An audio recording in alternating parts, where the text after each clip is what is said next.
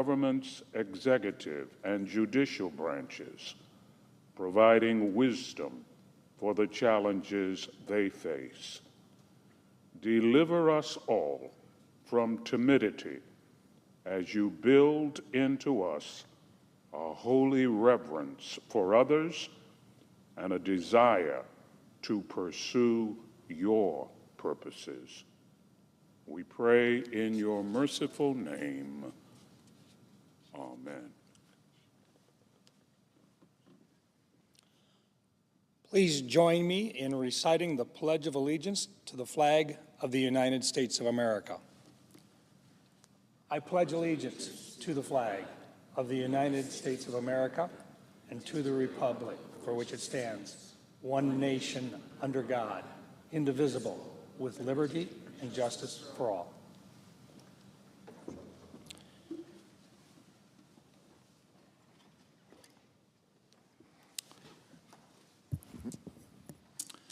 The clerk will read a communication to the Senate. Washington, D.C., April 4, 2025, to the Senate. Under the provisions of Rule 1, Paragraph 3 of the Standing Rules of the Senate, I hereby appoint the Honorable Mike Rounds, a senator from the state of South Dakota, to perform the duties of the chair. Signed, Chuck Grassley, President pro tempore. Under the previous order, the leadership time is reserved. Morning business is closed. Under the previous order, the Senate will resume consideration of H. Conres 14, which the clerk will report. Calendar number 38, H. Conres 14, establishing the congressional budget for the United States government, and so forth.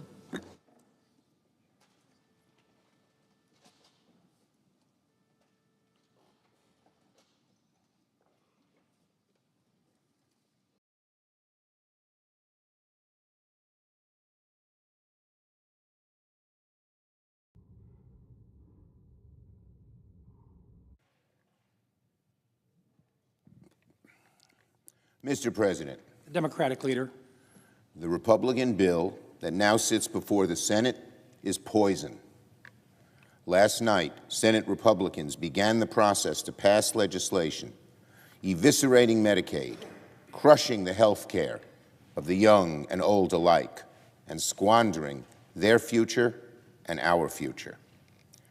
First thing this morning, we will talk about why they are doing this, so they can achieve tax cuts for the ultra-rich.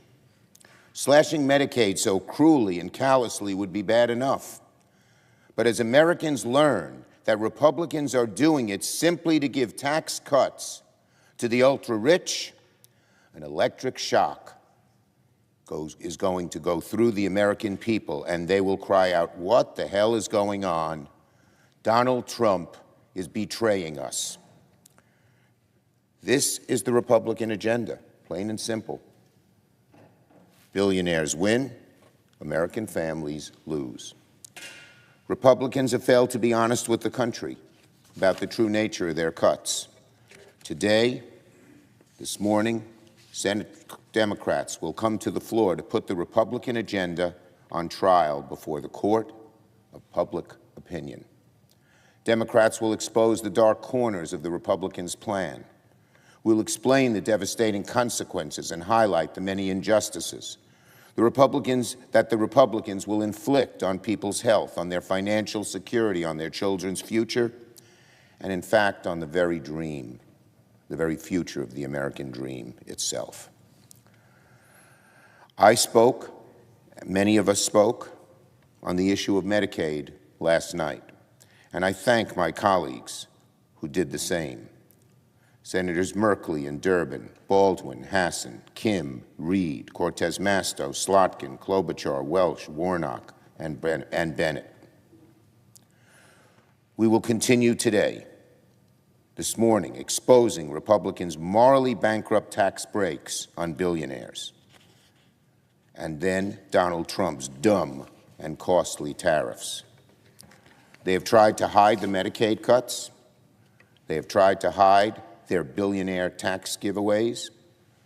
If Republicans won't be straight with the American people about their agenda, Democrats are glad to do it for them. Today, Senate Democrats will come to the floor to put the Republican agenda on trial before the court of public opinion, as I said before. So we continue today, first by exposing Republicans' morally bankrupt tax breaks for billionaires, then Donald Trump's dumb, costly tariffs. We'll proceed to then talk about the need to stand up for our veterans and national security, that Donald Trump has made even the more conservative Republican veterans organizations angry. We will then talk about the unprecedented corruption and self-dealing that Donald Trump has unleashed in our government. He and Musk seem to want to make themselves richer, using their government position, and their families as well, to gain even more wealth. And finally, on the existential fight to protect Social Security from the chainsaw of Elon Musk. We'll speak on all of these issues as the day goes on. Democrats will expose the dark corners of the Republican plan. We will explain the devastating consequences and highlight the many injustices the Republicans will inflict on people's health care and financial security and on their children's future. This is a fight the American people need to see, because people's lives and livelihood are at stake. The health care that protects our kids is in danger. The benefits that keep our seniors whole are at risk. The investments that unlock America's future are hanging by a thread, and Republicans are about to cut it. Why? Why do they do all this? What's the purpose of all this nastiness? It cannot be said enough. Republicans are trying to give the ultra-rich another tax break. Another tax break. They got plenty of money. Taking away someone's Social Security, cutting their Medicaid, telling veterans they don't get health care, all to give tax cuts for the wealthy. What an awful scheme. Why are they doing this? Frankly, they're in a billionaire's bubble. It's a small group of billionaires that run the whole Republican Party. A lot of them have been plotting to do this for over a decade with their think tanks and their right-wing media voices, and they're taking over other media and social media. But they've been trying to do it for a long time, these super rich, super greedy billionaires. And with Donald Trump, they've succeeded. These billionaires are running the show, plain and simple. These billionaires, who don't have any understanding of what the average family goes through when they sit at the dinner table and say, how are we going to buy the new car? How are we going to go on that little vacation to visit grandma? How are we going to give our kids the best school supplies and education they need? They have no understanding of this.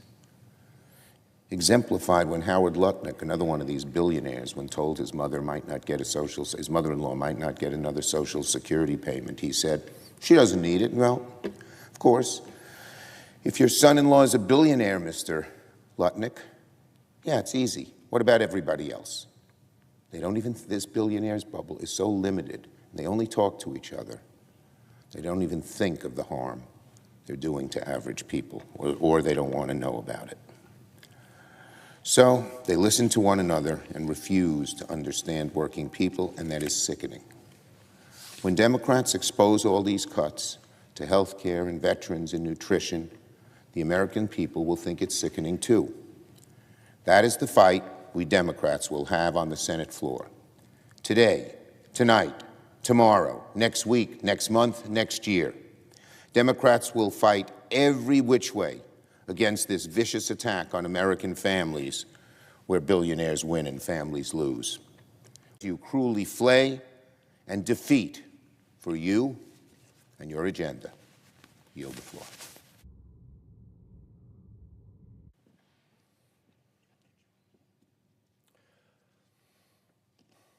Mr. President, The senator from Oregon. I ask unanimous consent to grant floor privileges to my interns for their shadow days on the following dates: Michael O'Rourke on April 8th, 2025, G. Reichel on April 9th, Laney Chi on April 10th, Langston Fan on April 29th, and Kaylee Lawson on May 1st. Without objection. And Mr. President, I ask unanimous consent to use a visual aid. Without objection. Thank you very much, Mr. President. Families lose, billionaires win. That's the Republican plan. Republican plan slashes $2 trillion from the programs families depend on to thrive in order to give more tax giveaways to the very richest Americans. Families lose $2 trillion in core programs slashed to deliver another $2 trillion to the richest Americans. That's a terrible plan. How about families thrive? How about billionaires pay their fair share? Now there's a good plan we ought to be all able to get behind. But there's even more that's wrong with this Republican plan. We found out yesterday a new estimate of the cost of their plan in new debt over the next 10 years, $7 trillion. That's trillion with a T. $1 trillion. Unpaid for tax cuts, with most of it going to the richest Americans. But there's even more bad news, because they want to extend that deficit debt-creating machine into the future, and CBO tells us that that will cost $37 trillion at a minimum in new debt. $37 trillion. Well, that's awfully hard to get your hands around. $37 trillion in new debt. But there's even more bad news. They want to tell the American public their plan produces no new debt. They have this new version of the world in which they simply wave away the debt and say, pretend it didn't exist. It's called magic math. And it works like this. You sign a lease for a house. You're going to rent a house for a year. It costs $2,000 a month. It costs $24,000 a year. And at the end of the lease, you decide to renew it, but you tell your spouse, hey, honey, it doesn't cost an additional dime. Well, that's what my Republican colleagues are doing. They are establishing not just new tax giveaways, but they are extending, creating law that renews the lease on old giveaways, which will cost that additional $37 trillion. And then saying, don't worry, honey, it won't cost a dime. Are the American people so out of touch that they can't detect the lie in that? I don't think so. And are my Republican colleagues so out of touch that they really want to try to deceive the American people in this manner? I don't think so. So colleagues across the aisle, let's have integrity in what this plan will do, and at least be honest about what we tell the American people. American people don't want the smoke and mirrors. They don't want the magic math gimmick. They want honesty about what this bill will do and what it will cost. Billionaires, they can take care of themselves. Just what they earn on their existing investments is enough to float a family on a yacht for the rest of eternity. Why are we doing a bill that takes away from core health care, housing, and education programs for families to add more wealth to the billionaires? With this one bill alone, Republicans are giving $22 trillion to the wealthiest 10% of Americans, while the bottom 10% get enough to buy a cup of coffee. Here's a cup of coffee. Well, no coffee in it. But think of this as a cup of coffee. Now, does the Republican plan for that bottom 40%, does it pay for a cup of coffee a day? No. A cup of coffee a week? No. A cup of coffee a month? No. You get 1 cup of coffee for the entire year, $6. That's the estimate of what the bottom 40% get with the Republican plan. 1 cup of coffee for the entire year. So to the 40% of Americans who are striving to get on their feet, this is what the Republican proposal is for you, while they're giving the top 0.1% over $300,000 a year a person, they're giving you 1 cup of coffee. Don't drink it all in one place. Take a little sip each day of the year, because that's all you get. Our plan is different. Democrats are fighting for families. We're fighting for health care, for Medicaid. We're fighting for health care because it is a foundation on which families thrive. We're fighting for education because it's a foundation on which families thrive. We're fighting for housing, affordable housing, because it's a foundation for families to thrive. That's the plan. Families thrive, and billionaires pay their fair share in taxes. How did we get to this point? Let's turn the clock back to 1974. Let's go through a little time machine back to 1974. At that point, Democrats and Republicans came together and established a new budget process called the Budget Impoundment Control Act because they were so concerned about deficits and concerned about President Nixon impounding funds. So they said we have to rectify these soaring deficits. And so they said 3 things, 3 pillars. Well, first we'll create a fast track, a filibuster-free pathway to reduce deficits. And even Robert Byrd of West Virginia, the national defender of the filibuster, agreed. All 100 senators voted for this bill. One purpose, decrease deficits. And that plan had these 3 pillars. First, deficit reduction in the first 10 years. That was the core goal. Second of all, no increase, no provision can create an increase in a deficit in any given year after the first 10 years. And third, we're going to use honest numbers. No more smoke and mirrors, no more gimmicks, no more trying to deceive the public saying we have a responsible plan when it's creating massive additional debt. Well, that plan, that 1974 plan, that worked for 22 years. And then along comes 1996. And in 1996, my Republican colleagues wanted to do a tax plan that involved huge giveaways to the wealthiest Americans. And they said, but we can't get 60 votes. We need Democratic help. We can't get that to the floor. And they said, okay, let's do a nuclear option. Let's reinterpret that first pillar, must reduce deficits in the first 10 years, and say it can increase deficits. This very chamber, right here, it happened.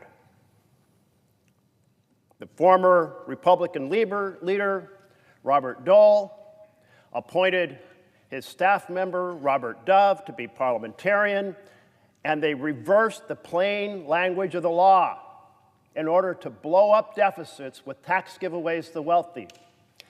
Now, it turned out this year they didn't end up using that nuclear provision because they struck a different deal with President Clinton. But they did use it in 2001 and 2003. They did use it in 2017, all for massive tax cuts, the majority going to the richest Americans. So this plan, this Republican plan, it isn't new. This plan has been the core strategy since 1996. Run up debt and give massive amounts of money to the richest Americans.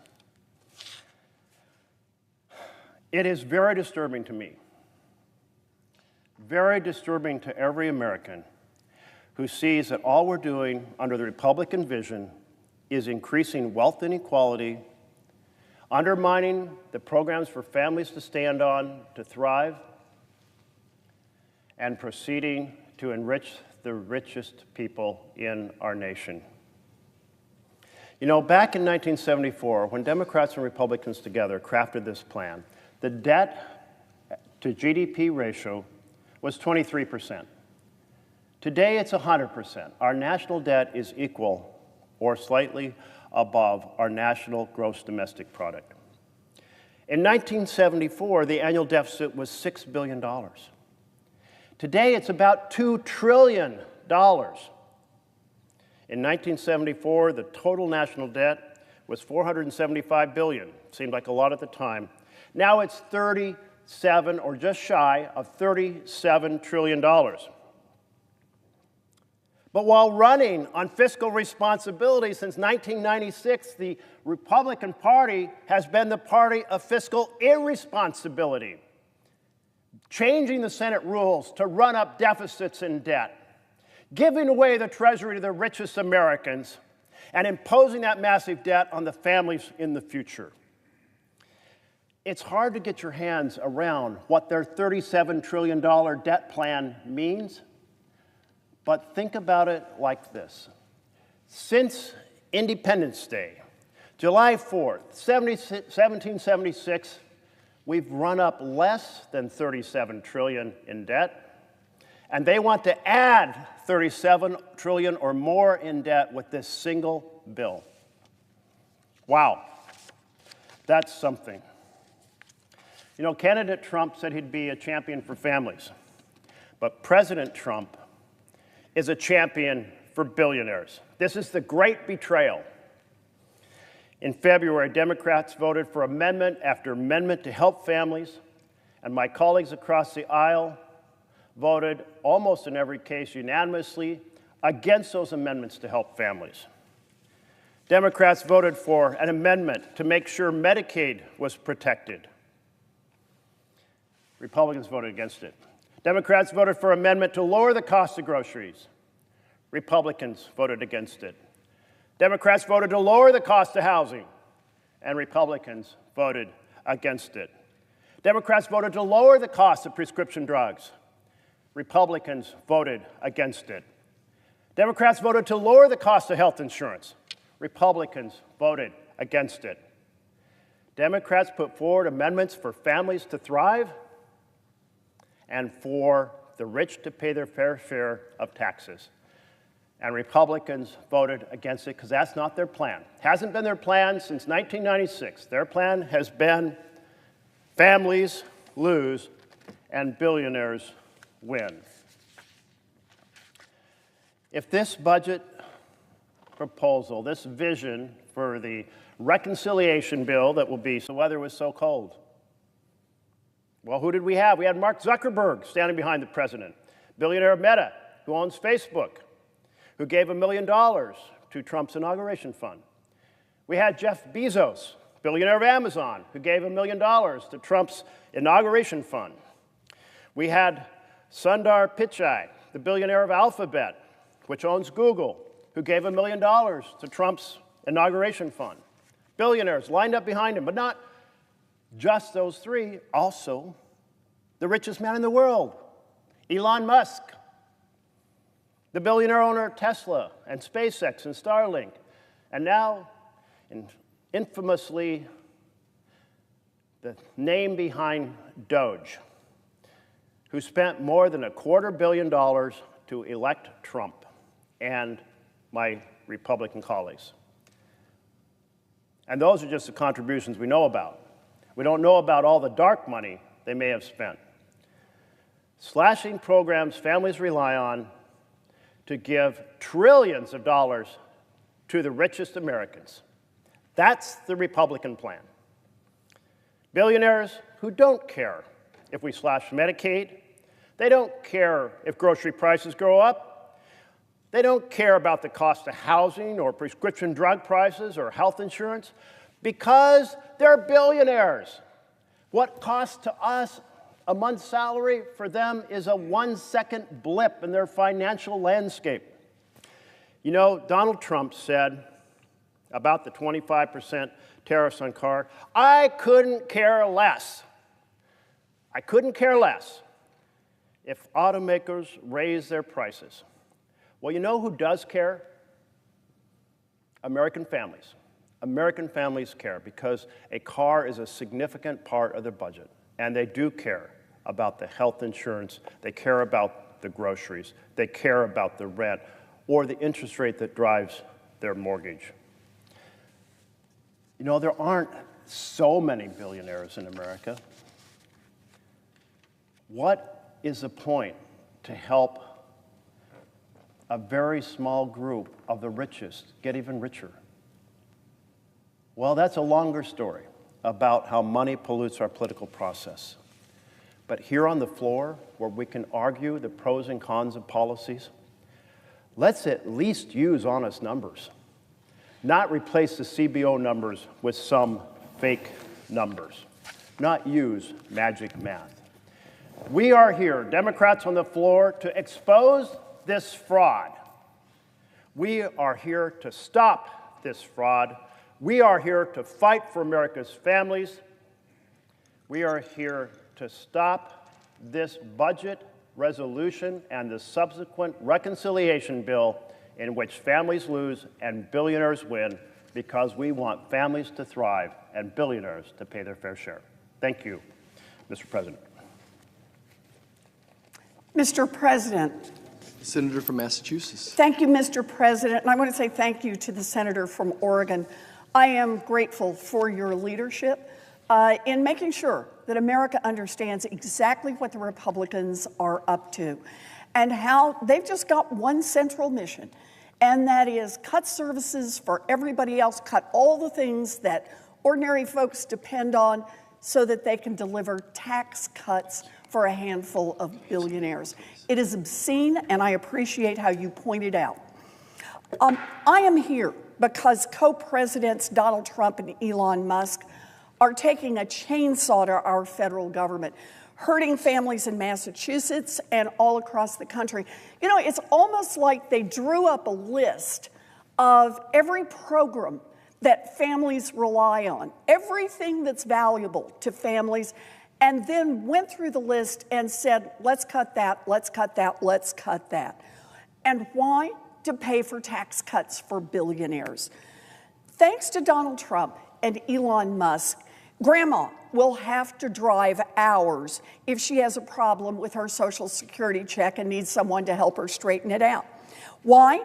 Because Trump and Musk are closing the Social Security office in her neighborhood. And while they're at it, make it even harder by shutting down the phone lines.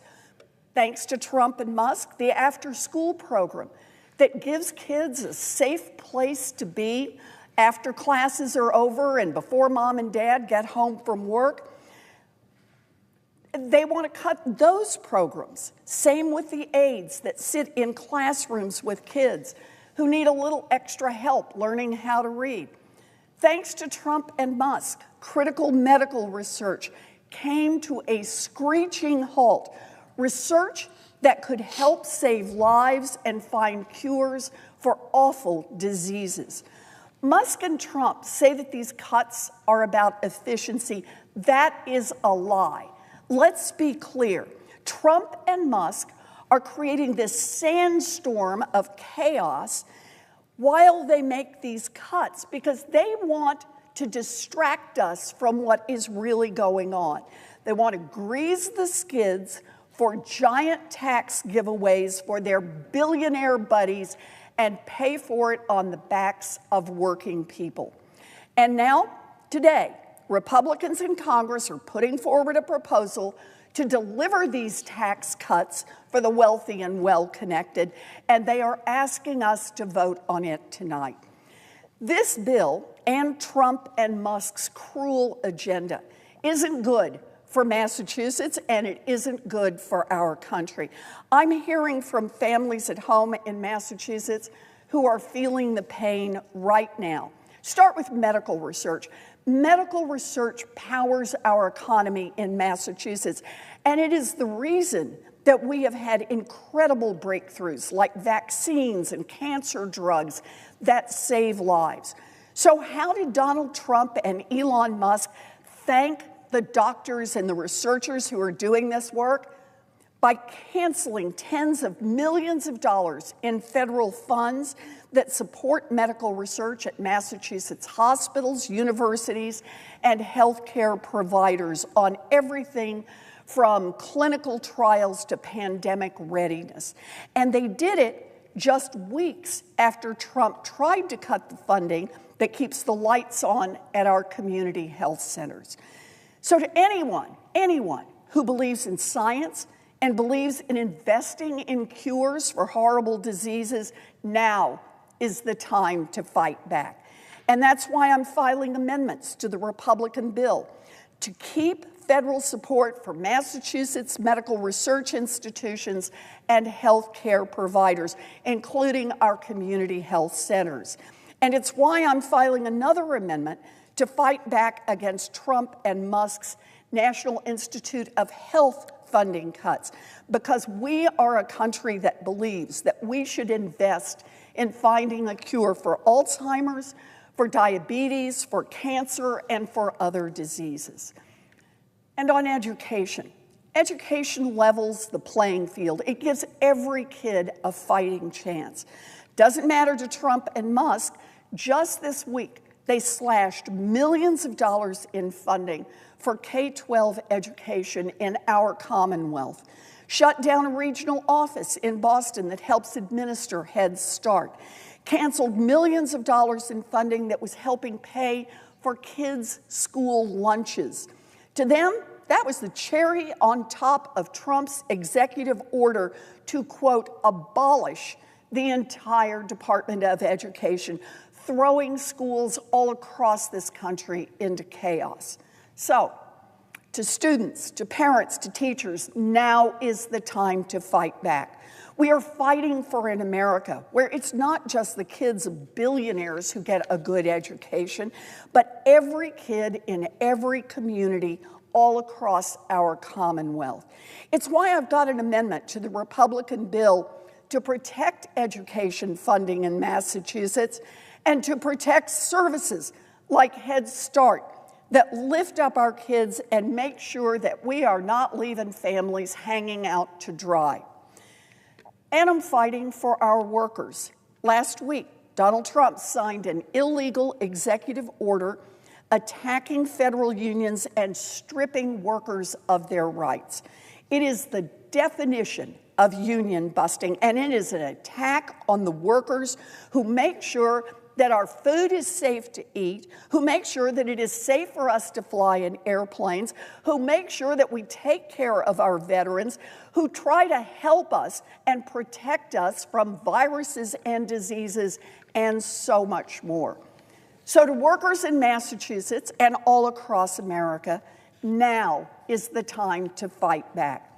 We need to amend this Republican tax cut bill to affirm federal workers' right to unionize and to collectively bargain, because the labor movement is bigger than Donald Trump and his unelected billionaire co-president.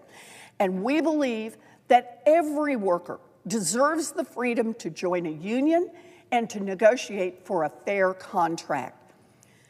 Donald Trump and Elon Musk are sawing through the programs that help working families breathe a little easier every day. And they're doing it so that their billionaire buddies and giant corporations get trillions of dollars in tax giveaways paid for on the backs of everyone else. So here's the big question. Are we going to hand our country over to co-presidents Donald Trump and Elon Musk and a handful of other billionaires and make everyone else pay for it? Or are we going to be a country that says, no, we want to make these investments so that everyone in this country gets an opportunity? Everybody's at least got a chance to build something for themselves. That is the fight in front of us, and that is the fight I am fighting every single day for people in Massachusetts and all across this country. Our public schools are the foundation of our future, but Donald Trump and Elon Musk are trying to end public education as we know it. Trump fired 1 out of every 2 federal education workers. And then the next day, the application for federal financial aid for millions of students went down. Then he signed an executive order to abolish the Department of Education. So he fires the workers at the Department of Education. The federal financial aid for millions of students goes down, and then he just tries to end the entire Department of Education. States are already ringing the alarm bell that funding for little kids' school lunches is at risk. Kids with disabilities could lose their classroom aid. High schoolers who are already panicked enough about college are now even less sure about what their future looks like. My very first job was as a public school teacher for kids with special needs. I've seen with my own eyes what the Department of Education does for families. So this week, I launched a campaign to save our schools and to bring everyone into the fight for our public schools. One of the best ways to fight back on behalf of our schools is to share stories about what matters to us in this country. We know the power of telling stories and the power of organizing people and bringing them into this fight. So I asked people all across this country to share a story about a public school teacher who made a real difference in their lives. In the first 24 hours after I put out that call, we got a flood of messages from people in communities all across this country who just wanted a chance to tell a story about a teacher who made a difference in their lives. So I want to read some of those into the congressional record here. Quote, I am visually impaired. My high school teacher consultant defended my rights in the classroom. I was able to graduate and am now on my way to a Master of Public Policy at Georgetown because of him. That's how teachers make a difference. Another, Mrs. Butler, 4th grade, Bourne, Massachusetts, 1996, had us bring in newspaper stories, taught us chess. She spoke to us like we were little adults and treated us with respect. Someone who remembers that many, many years later. Mrs. J. I went to high school in Wisconsin, and she was my AP psychology teacher. She made me feel special, and I found out later I wasn't the only one. I bumped into her years later, and she inspired me to go on to grad school. I didn't even know a master's in higher ed was a thing without her. Teachers making a difference, not just in the classroom, but years and years later. School was better than home. A teacher made sure I applied for college. I went, I graduated. Again, changing lives. My daughter was born with disabilities. She was told she was powerful. She has an MBA. Pretty impressive. I was a struggling student.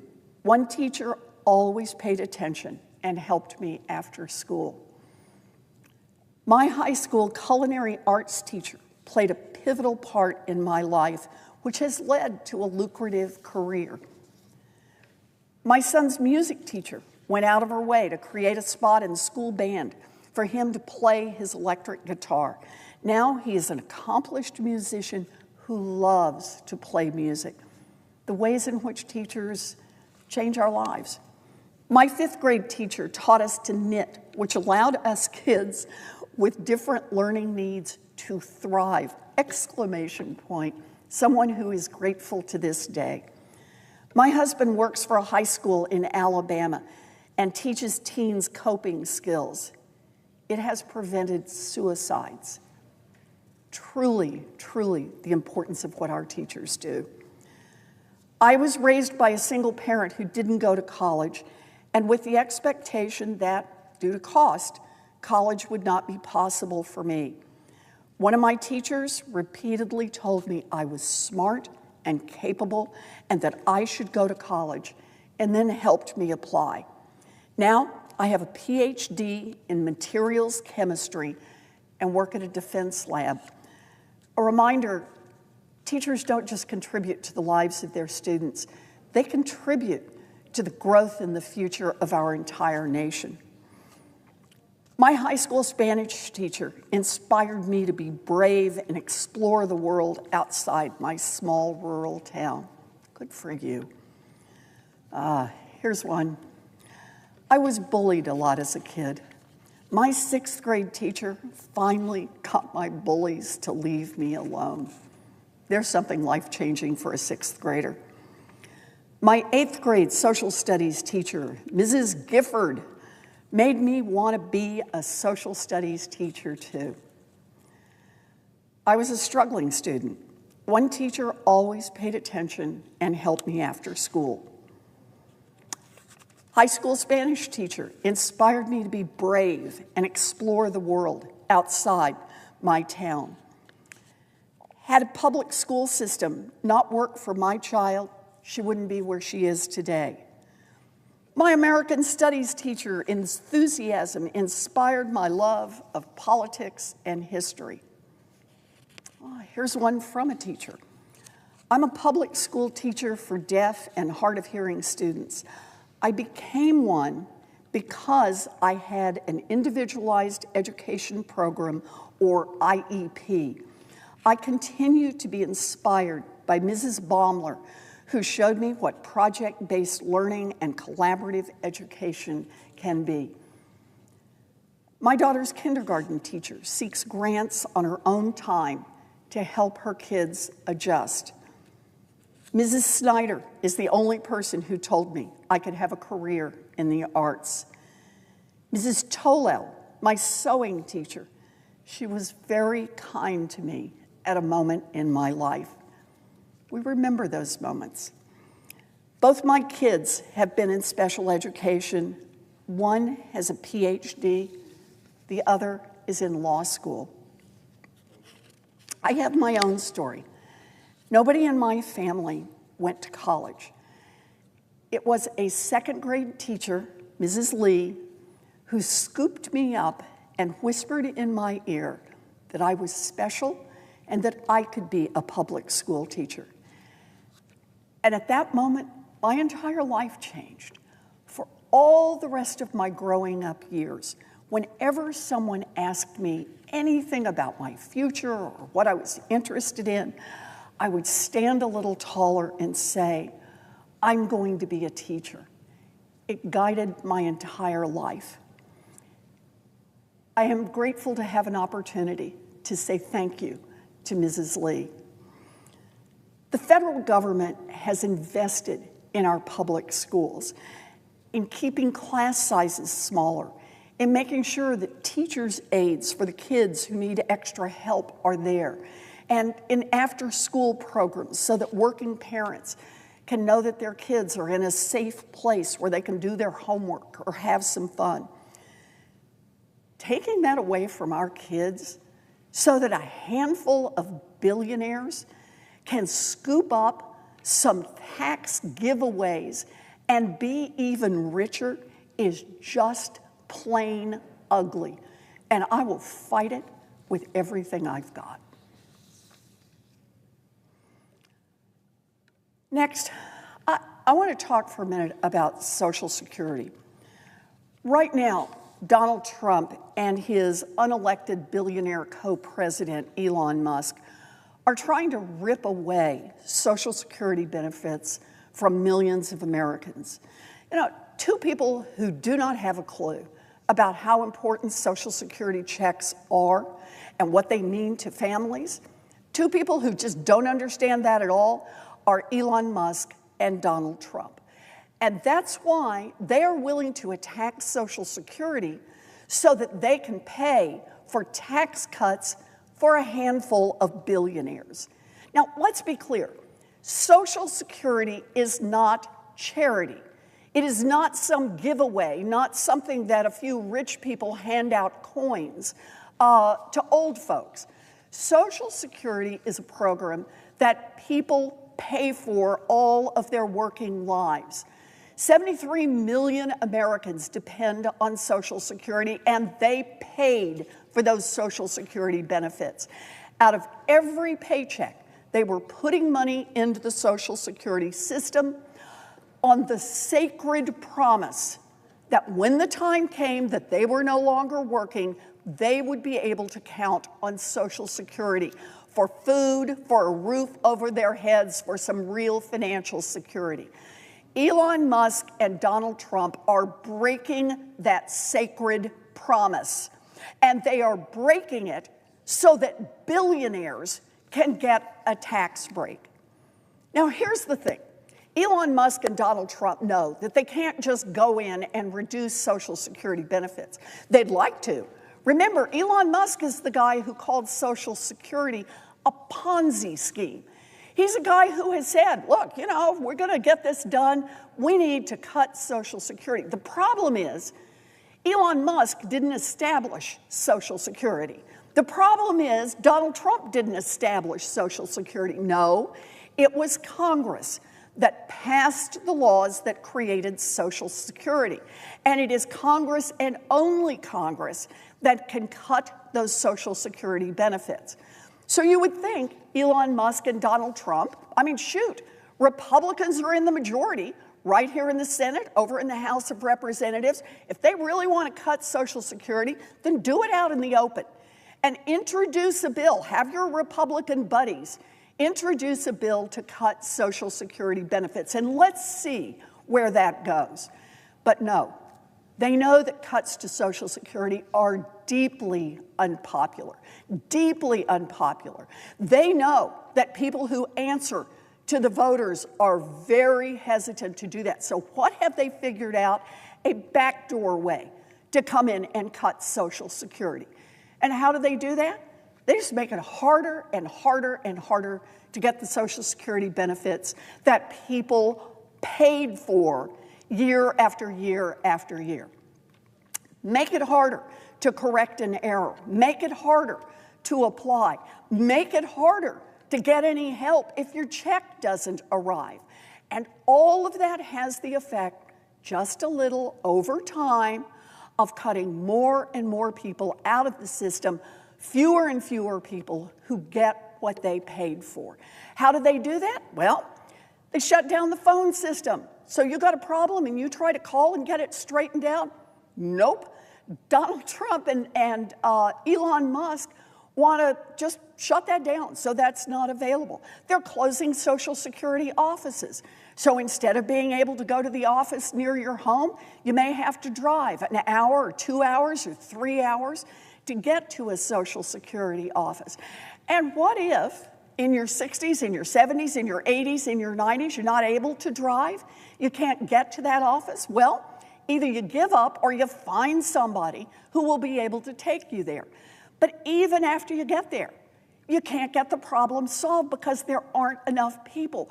We're already hearing about lines that are 50 people long, that it takes 4 and 5 hours to make your way through a line, which is a pretty tough burden on many of our seniors. If the Social Security office closes before you can actually get to the front of the line, too bad. See if you can get a ride and come back another day. So what will that mean? Some people won't start their benefits when they're legally entitled to do it. Some people won't get problems corrected. Some will just give up without getting what they are legally entitled to. Another way to cut Social Security benefits and cut them and cut them. And again, why do that? Why impose that kind of misery on people around this country? Only so that Elon Musk and Donald Trump can pay for tax giveaways to a handful of billionaires and billionaire corporations. This is fundamentally wrong. We need to get our priorities straight. We need to honor our sacred promises under Social Security, and we need to tell those billionaires and billionaire corporations they can pay their fair share to make this country work. That's the fight that we are having on the floor of the Senate today, and that is the fight between Republicans and Democrats right now in Washington. I know which side I stand on, and I see which side the Republicans stand on. This is ultimately what our entire debate is about right now, and that is, who does this government work for? Donald Trump, Elon Musk, and their Republican enablers here in the United States Senate are making that clear through their budget. You want to understand somebody's values? Take a look at their budget. And that is true for the budget of the United States of America. Because Republicans are in the majority, they're the ones who put the budget forward. And that's what we're debating today. It is a budget that is about tax cuts for the wealthiest Americans. And the price tag for these tax cuts keeps going up. Because instead of being embarrassed about the cuts to Social Security, instead of being embarrassed about the cuts to medical research, instead of being embarrassed about the cuts to public education, Republicans are in the business now of doubling down and doubling down again. The first version of this budget that they put out would have given away about $4.7 trillion, an amazing amount of money that would have been soaked up mostly by millionaires, billionaires, and giant corporations. And then, next round, the price went to $5 trillion. As of this morning, the best independent estimates of the costs of the Republican plan is $7 trillion in giveaways, paid for by our public school kids, paid for by our seniors who need health care, paid for by people who rely on Social Security, paid for by cutting medical research, paid for by our Veterans Administration, paid for out of the backs of the work that is done for families all across this country. This is a moment in American history when it's put in front of us in the starkest terms, who do you think government should work for? And the Republicans, with their budget, have made clear they think government should work even better for a handful of billionaires and billionaire corporations. And when they worry about the costs, they say, we know how we can fix the cost problem. We'll just cut the funding that goes to public education. We'll just cut the funding that goes to medical research. We'll just cut the funding that goes to the Veterans Administration that helps our vets. We'll cut the funding that Americans rely on all across this country. That's where we are right now. And Democrats are fighting back. Look, we don't have the votes. I get that. Democrats only have 47 in the Senate, Democrats plus independents. Republicans have the majority of votes. But what we have is people across this country who are saying, that's not what I want. That's not what I voted for. I don't want to see our country do giant tax giveaways for billionaires. I want to see our country continue to support public education.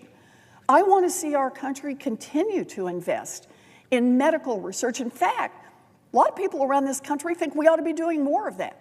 Let's put more investments in. Alzheimer's, for example. We're getting closer and closer to a cure, or at least a treatment. If we don't find that treatment, we're going to be spending billions more down the line to take care of people who have fallen prey to the ravages of Alzheimer's. Let's invest in research now. It saves families a lot of heartache and frankly saves us a lot of money, but not Donald Trump and Elon Musk and the Republicans. They say, nope, let's just cut that research, those research dollars in half. And if that means ending clinical trial programs, they don't care. Not their problem. They're doing just fine. Cut those programs. It is bad for our families and it is bad for our economy. But Trump, Musk, and the Republicans basically just don't care. Same kind of problem on public education. You know, I love Save Our Schools that we launched just a little over a day ago.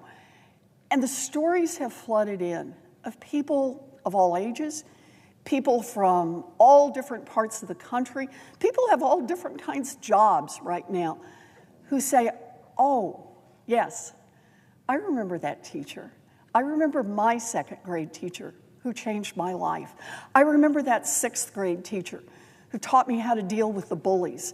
I remember the high school teacher, the public school teacher, who stepped up and helped move them forward. We focus on the teachers here, but it's the whole group that has committed their lives to our public education system. It's the bus drivers, it's the folks who work in the cafeteria, it's the people who order the supplies to keep it all going. And they all do it because they believe in investing in our future. They believe in an America that we build, an America that gives every kid a fighting chance. Now, I started out as a public school teacher with kids who had special needs.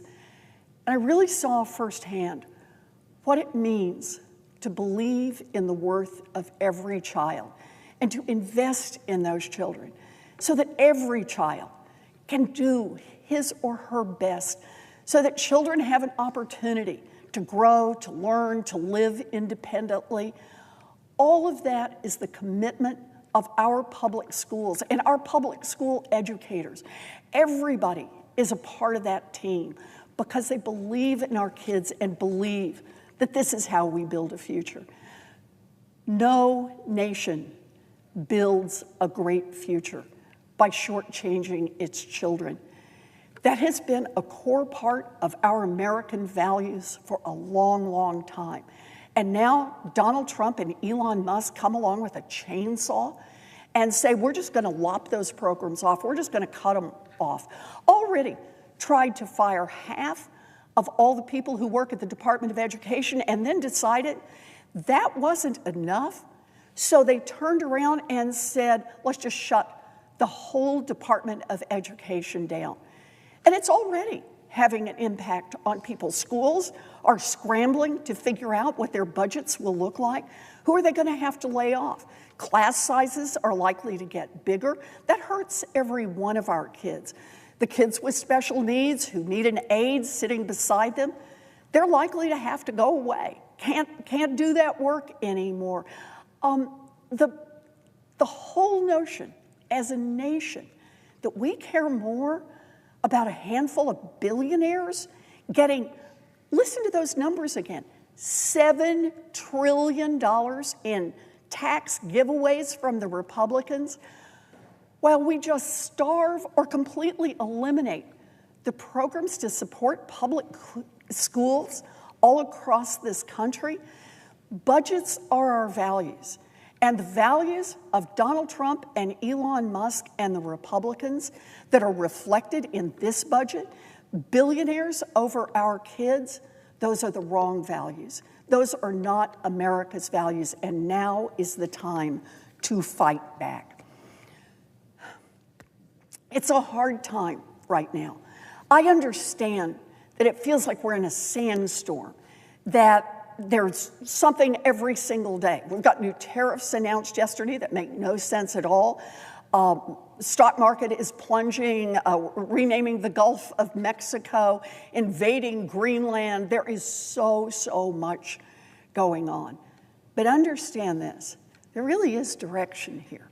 And that's what's happening right now between Elon Musk, Donald Trump, and Republicans in the United States Senate.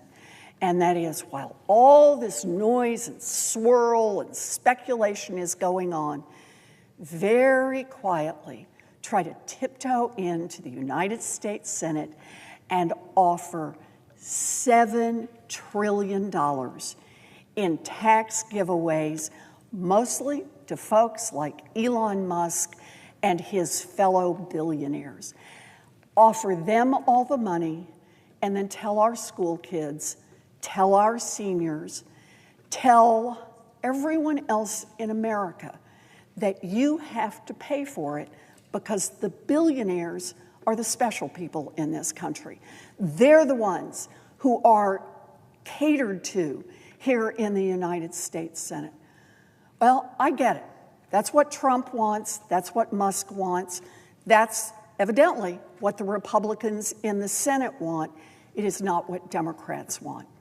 We are fighting back. We believe that billionaires and billionaire corporations ought to pay their fair share. They ought to pay taxes, and we ought to use some of that money to invest in medical research, to invest in our public schools, to invest in expanding Social Security, to invest in the Department of Veterans Affairs so that we are honoring our promises to our vets. This is about who the government works for. Trump, Musk, and the Republicans want a government that works even better for billionaires. Democrats are fighting for a government that works better for everyone else. Mr. President, I yield the floor.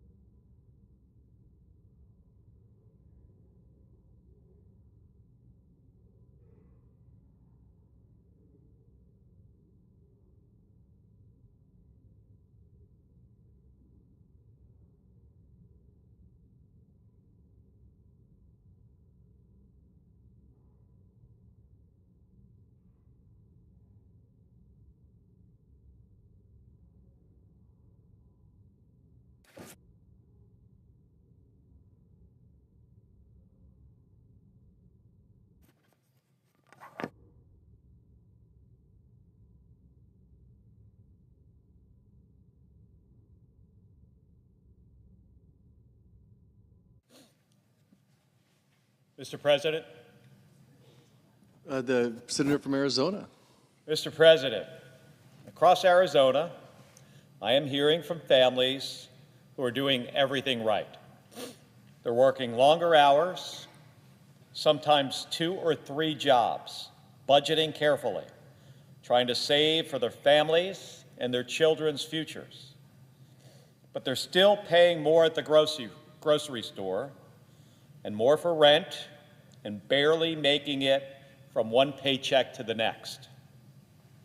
One emergency, whether it's a car repair or a medical bill, could throw the entire monthly budget out of whack.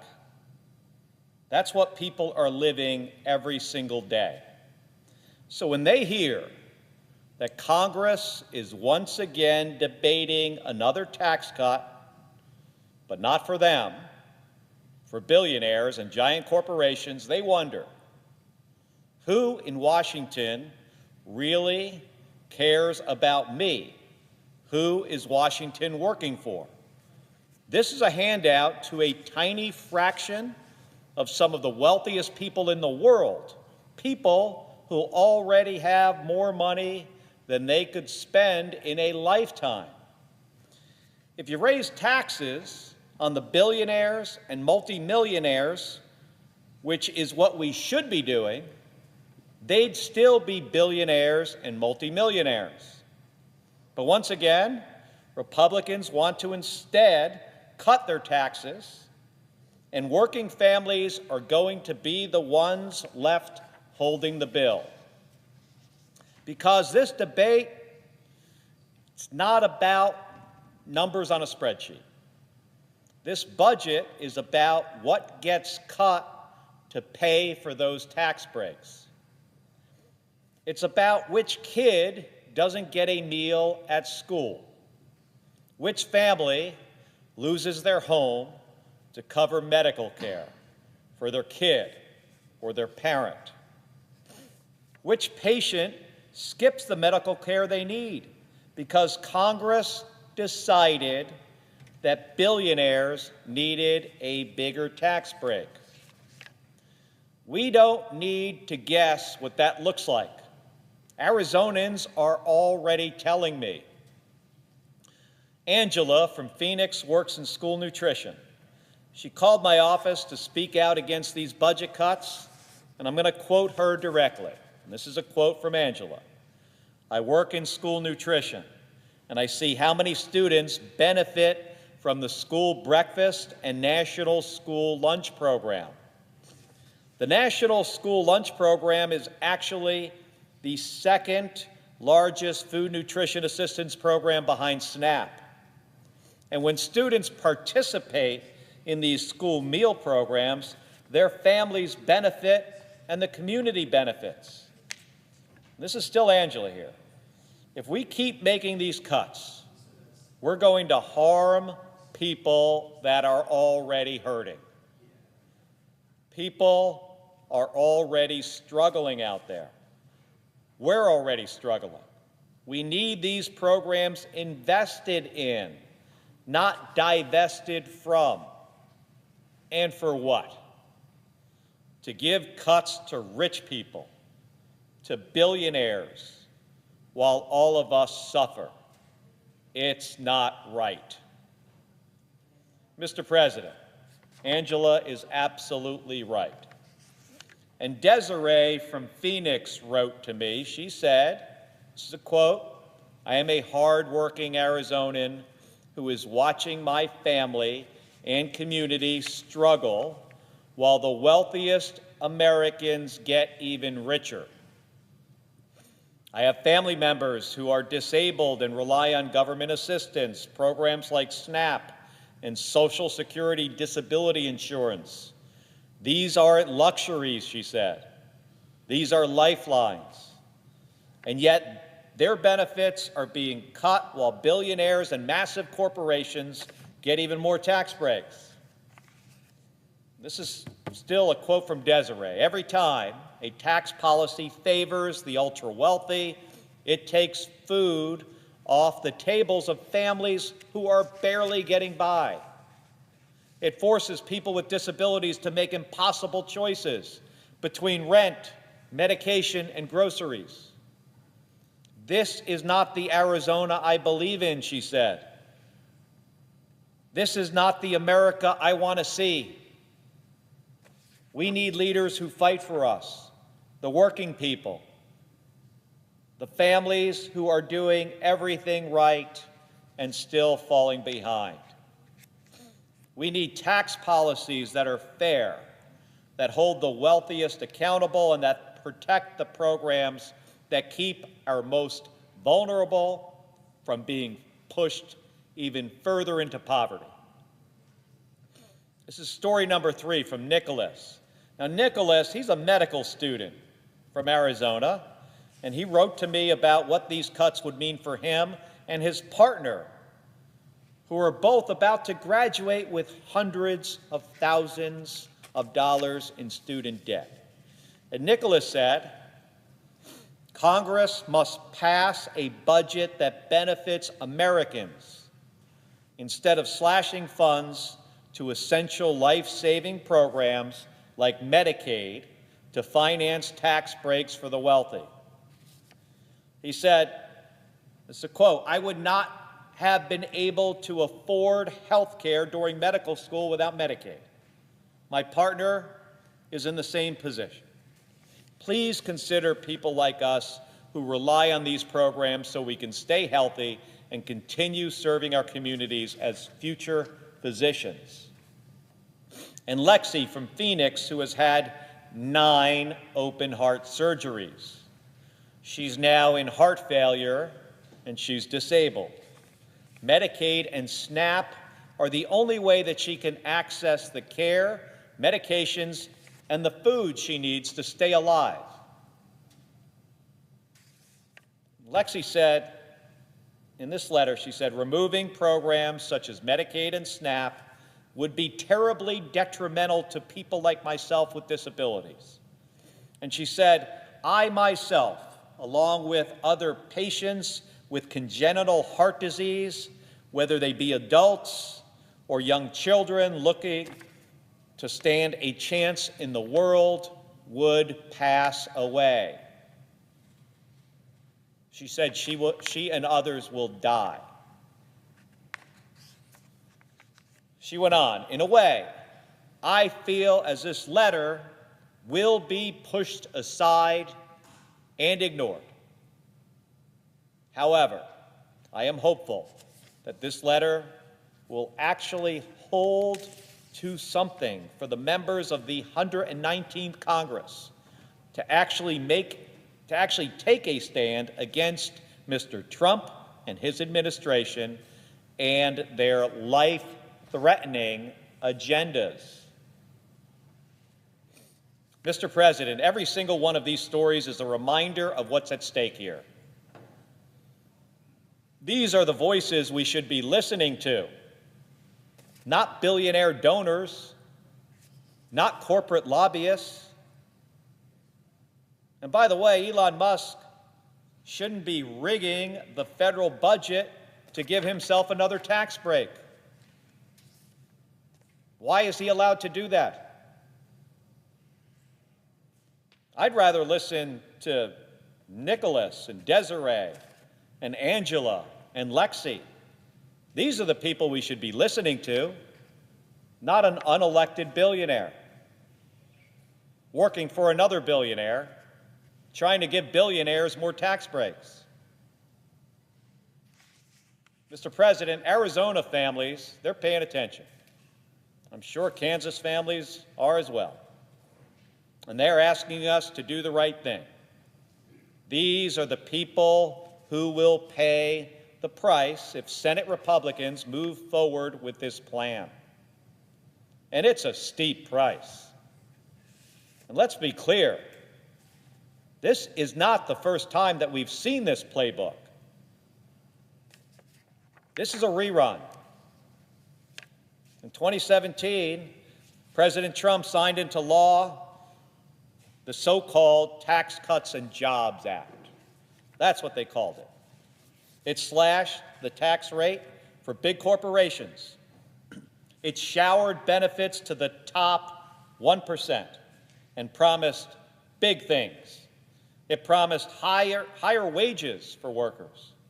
It promised a manufacturing boom and stronger economic growth. Now, you want to know what really happened? Workers didn't get big raises. There was no manufacturing boom. Instead, corporations used the money to buy back stock and enrich their executives and their shareholders. Big surprise. According to the Center on Budget and Policy Priorities, the top 5% of earners received nearly half of the tax benefits. Think about that. The top 5%, they got half. A family making $30,000 a year, you know how much they got? $130. But those in the top 0.1%, the ones making more than $5 million, they got a $278,000 tax break. The rich got richer. Everybody else got screwed. And now, some of my colleagues, they want to do it again. They want to extend those tax breaks permanently. And they're trying to hide the true cost of this using a gimmick called the, get this, the current policy baseline. This is a pretend way to make these tax breaks look like they don't cost anything. But, Mr. President, we know better. And I think the American people know better. And according to the Committee for a Responsible Federal Budget, extending these tax cuts like they're planning to do would add over $4.5 trillion to the debt in the next 10 years, and that would add up to about, over the next 30 years, it's $37 trillion. That means doubling our current national debt, doubling it, just to give a tax cut to rich people. And the Congressional Budget Office, who is the gold standard for this stuff, says that would push our national debt to 214% of GDP by 2054. 214%. That is an economic disaster for our country. And all of this for what? So someone with more money than they can spend in a lifetime gets even more money? Let me put this into perspective here, Mr. President. The median household income in this country is about $80,000 per year. It would take 1,245 years, about 15 lifetimes, for someone making that much to earn $100 million, over 1,200 years. And yet, some of my colleagues think that those are the people who need a tax cut. And this isn't just about tax policy. It's about the kind of country we want to be. Do we want to be a country that hands billionaires another break while a kid goes without lunch in school? Where a retired veteran living on Social Security is told there's no money left for him. But there's plenty for the wealthiest Americans. That's the choice in front of us. Because this budget doesn't just fail working families, it punishes them. It says, if you're doing everything right, if you're working hard, if you're raising your kids, if you're paying your taxes, you're on your own. That's not just bad policy, Mr. President, that's wrong. And let's be clear, this Republican math is not fair. And Arizonans, my constituents, are seeing through this. I guess they probably are in Oklahoma as well. Everyone in this chamber should think about their priorities and the priorities of the people they came here to represent. So let's stop wrecking the finances of working families just to hand out more tax breaks for billionaires. Let's build an economy that actually works for the people who make the economy run, instead of imposing tariffs that are actually just tax increases on everyday goods families depend on. Let's bring back manufacturing and support union jobs. That's what will make Americans better off. And Arizonans didn't send me here to be a rubber stamp on a bad deal. They sent me here to fight for them and to stand up for them. And I'm going to keep doing that. Mr. President, I yield the floor.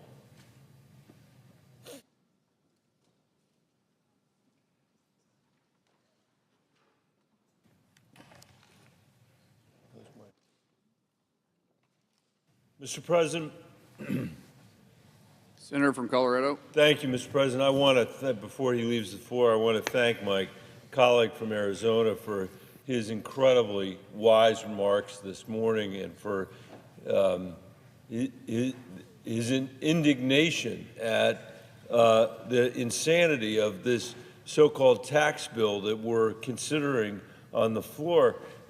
Just what he was saying was about the benefits of this bill and how they're all going to go to the wealthiest people in America. I sat here wondering, why?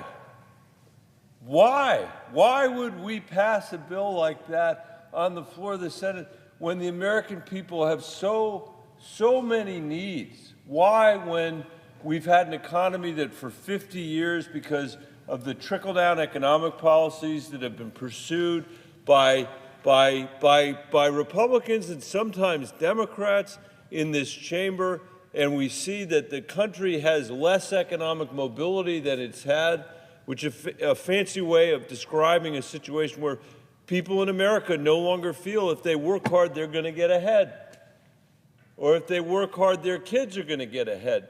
That's the American dream, Mr. President, is to know that your kids are going to do better than you did.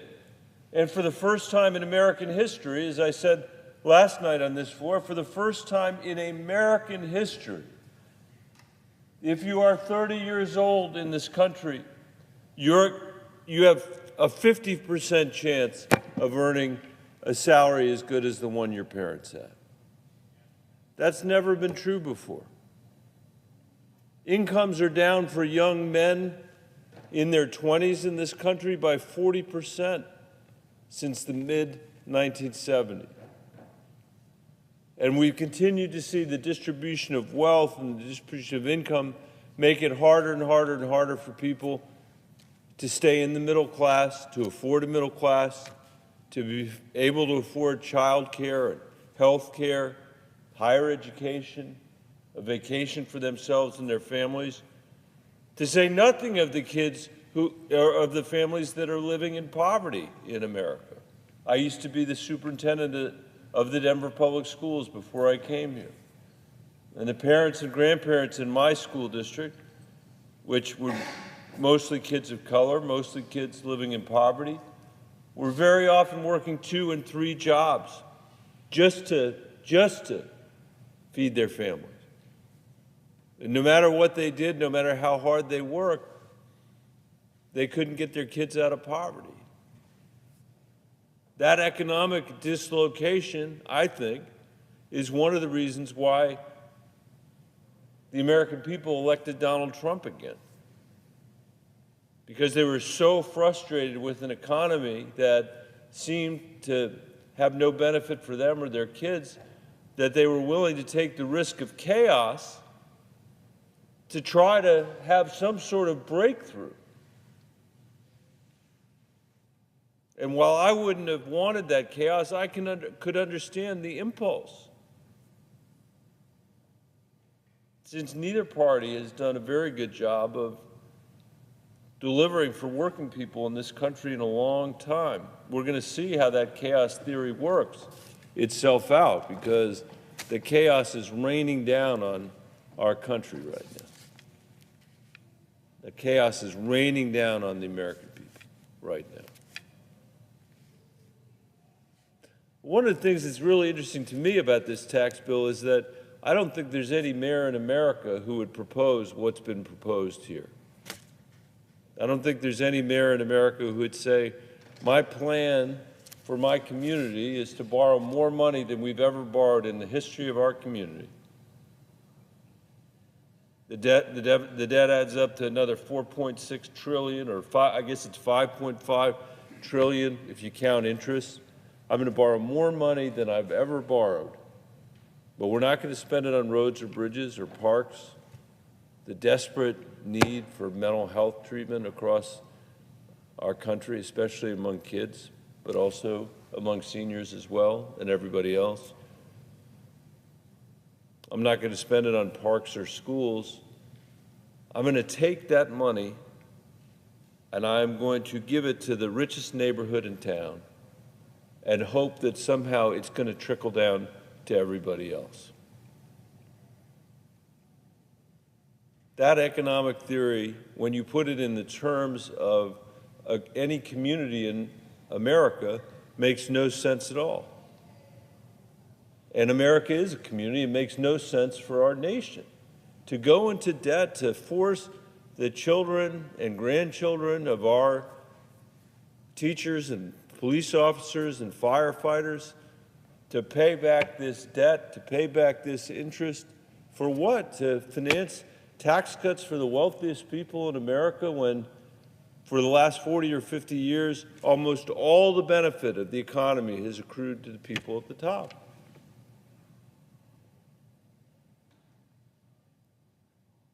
We need an economy in this country, Mr. President, that when it grows for everybody, not just the people at the top. That's what we need to do to save our democracy. You can't run a democracy successfully if people feel like their kids aren't going to live a better life than they live. You can't make a case that the rule of law is important or that our checks and balances are important. Our exercise in self-government is important if people feel like their kids aren't going to do better than they did. Show me a time in history when that's been true, in human history when that's been true. It would be unreasonable to expect that that's going to be the case here. And you can feel the strains of that. You can feel the strains of that. Every day I go home to Colorado and I see people in every single county who are worried that their kids are not going to be able to afford to live in Colorado. That are worried that their kids are never going to be able to afford the housing that they've been able to afford. I could imagine a set of tax policies that made a lot of sense to America. I have fought for years and years and years to expand the child tax credit in this country. In fact, we did it during the Biden administration for 1 year. We were able to expand the child tax credit. Over 90% of families in Colorado benefited, 90% of kids benefited. We cut the child poverty rate in America in half.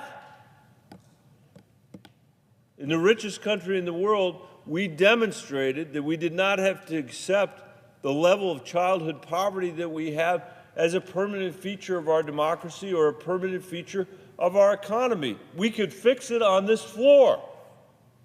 We could pull a lever that actually mattered to the American people. And it did matter. That was a tough time during COVID. That was a tough time for family. Not only that, we were able to take that tax credit and pay it out monthly. There were a lot of people in this city who said that would be impossible, that the IRS could never do that. Well, they did it. And families had a little bit of an extra benefit at the end of the month to pay for school books or after-school programs or clothes to go back to school at the beginning of the year. That's the time of year it was. And you could feel the compression literally lifting off the chests of working people that I represented, who could, for a moment, feel like they could make the rent and also buy a few extra hours of childcare so they could stay at work, so they could make more money to support their children. That's a glimmer of what it would look like to have an economy that when it grew, it actually grew for everybody, not just the people at the very top. Where people felt like they can work hard and get into the middle class. They can work hard and get out of poverty, get their kids out of poverty, most importantly, and get into the middle class. We could expand the earned income tax credit, it's called, which rewards working people again. That also would be a tax cut for the middle class. In fact, if you take those two tax cuts together, which we did during the Biden administration, but now has gone away, those were the largest tax cuts for middle class people, for working people, I think, in the country's history, certainly in modern history. It was the biggest reduction in childhood poverty in modern American history, and probably in American history. I actually think we should end childhood poverty in this country. That's what I believe. I think the richest country in the world should see as it being in our interest to end childhood poverty and and reduce all of the ancillary problems that occur in our society because kids are living in poverty for no fault of their own. Everybody knows that. Better investment in early childhood education. Better investment in kids to get them out of poverty, that's put them on the right path. We're going to pay for it one way or another. And I'd rather pay for it with productive citizens as a benefit of a tax code that's actually investing in the American people. But here we are finding ourselves in a place where what we're being told is we're going to pass a tax bill that blows a massive hole in our deficit that's about the size of all the money that we've borrowed to get here to begin with. And for what? To give tax cuts to the wealthiest people in our country, to the wealthiest neighborhoods in America, and expect that somehow that's going to trickle down to everybody else. Why would we do something that irrational when the needs in America are so great, when we have the lack of economic mobility that I was talking about? I can think a lot of reasons for it, but one of the ones that I keep coming back to are the campaign promises that some people seem to make around here as a result of the distorted campaign finance system that we have. Over the last couple of weeks, there's been an article day after day after day, reports on television about the $20 million that Elon Musk spent in Wisconsin to try to elect one Supreme Court justice there. He was unsuccessful. The people in Wisconsin rejected Elon Musk's three-ring circus that he brought to Wisconsin. They rejected his $20 million. But one of the things that's so amazing to me is how cavalierly we accepted the idea that he was spending $20 million to begin with. He's proud of that. He's proud of that. He spent roughly $290 million on Donald Trump's campaign. I think it's inarguable that he might have made the difference in Pennsylvania, for example, where he was practically handing money out. I mean, it's like a portrait of the Senate in the Gilded Age, where the Senate was dominated by special interests with cartoons of dollar bills falling out of their pockets.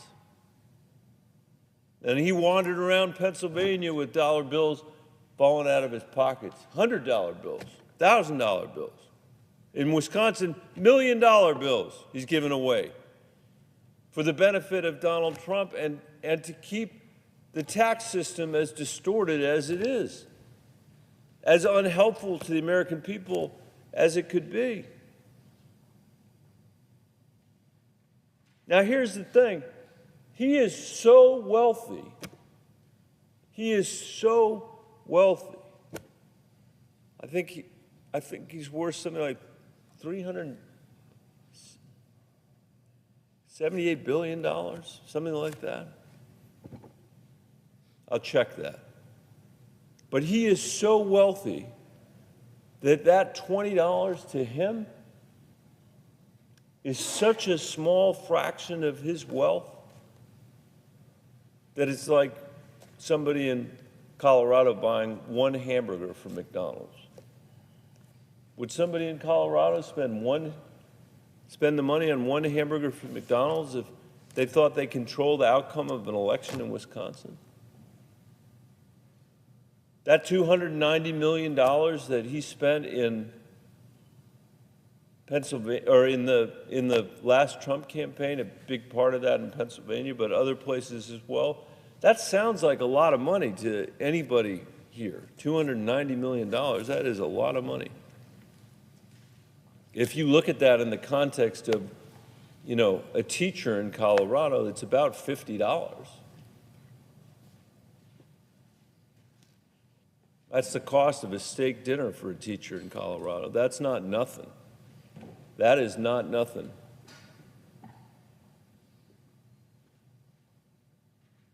But if you knew you could control the outcome of America's future by spending the equivalent of what a steak dinner costs, even if you were a teacher in my old school district where I was the superintendent, you might do it. Which is a reminder about why we have to change the campaign finance laws in this country. We cannot accept Citizens United as a permanent state of affairs, as a permanent feature of our democracy. And sometimes people say, well, what are you going to do about it? The Supreme Court made a constitutional ruling about it. There's nothing you can do to fix it. There are plenty of generations of Americans that have confronted problems with a constitutional ruling like the Supreme Court, and they've done something about it. They've amended the Constitution in their time. There are probably a number of things we should do to make our democracy work better. But one of those would be to make sure that the wealthiest people in the country can't buy elections and can't do it with dark money either. So we can understand what's actually going on here, and we can explain why we've got such a preposterous proposal in front of us right now that cuts taxes for the wealthiest people and threatens health care for the most vulnerable people in our country. I'll close just by saying there are some crazy things in our tax law. Crazy. Crazy. There's this thing called step-up basis, where people like Elon Musk and Mark Zuckerberg, the wealthiest people in our country, and I don't begrudge them their success, but the wealthiest people in our country are evading all taxes on the money that they've made, because what they do is they hold their shares, the stock in their company, they never sell. They borrow against that, which allows them to finance their lifestyles. But for their entire lifetime, no tax is ever paid on their stocks, on their shares. And then they die, and those stocks go to their very, very, very fortunate Nepo babies who get to inherit it at the original price that the stock was valued decades ago and pay no tax as a result of that. No one else in America gets that treatment. No one else in America gets that tax treatment.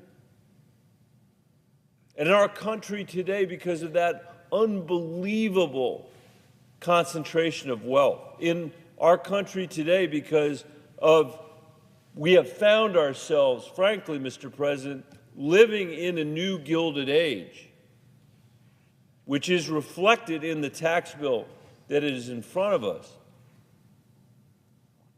These guys are willing to spend a tiny fraction of their net worth to make sure that the tax code continues to serve them and not the rest of the American people. That's why we have a tax bill, even putting aside stepped-up basis, where 50% of the benefit goes to the top 5%. And 10% of the benefit goes to the top 0.1%. That's when we live at a time in American history when the bottom 50% of Americans own 2% of the wealth of our country. At a time when young men in their 20s have seen their pay cut by 40% since 1976. At a time when half the 30-year-olds in America are going to earn less money for the first time in American history than their parents did. We have a job to do here. We have a job to do in this nation. We have to create an economy that when it grows for everybody again. And not just on the coast, but throughout the entire country. That's what we should be focused on today. That's what the American people need. They should have a tax bill that reflects the interests of their kids, a tax bill that reflects the interests of the American middle class, the most significant invention of our democracy in modern times. That needs to be reinforced. It needs to be strengthened. We got to drag our economy into the 21st century in a way that will produce those sorts of outcomes for everyone in our economy, not just the people at the top. And we need a campaign finance system that reflects the values and the principles of a majority of Americans to make sure that our democracy can continue to function as well. Mr. President, I see my friend from California. With that, I will yield the floor, and I look forward to the opportunity of hearing his speech. Thank you, Mr. President. I yield the floor.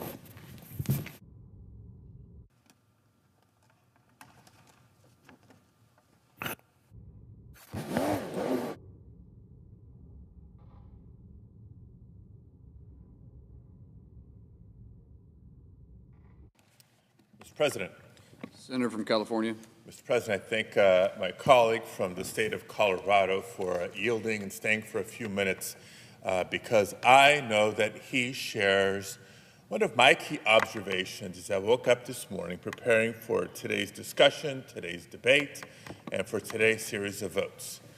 And that is the American people can be forgiven if they're tuning in today to this discussion and wondering, haven't I seen this before? This sounds awful familiar. It was a little over 7 years ago, in December of 2017, that Republicans passed the single biggest priority of the first Trump administration. No, it wasn't record investment in our nation's infrastructure. That was promised almost on a weekly basis. Never happened under the first Trump administration. And despite their best efforts, it was not repealing the Affordable Care Act, as they pledged to do time and time again. What Republicans were successful in doing was passing a historic tax break for the wealthiest Americans. It added nearly $2 trillion to our nation's debt. Deficit hawks, are you listening? $2 trillion that could have gone to improve public schools, could have gone to address the housing supply challenges in our nation, could have gone to helping lift children and families out of poverty. But no, a tax break for the wealthiest Americans and some of the largest corporations on the planet. Yes, in their actions in 2017, it included a permanent cut to the corporate tax rate by 14%. So it begs the question, what was the impact of these tax breaks? It's been a pretty good few years for some people.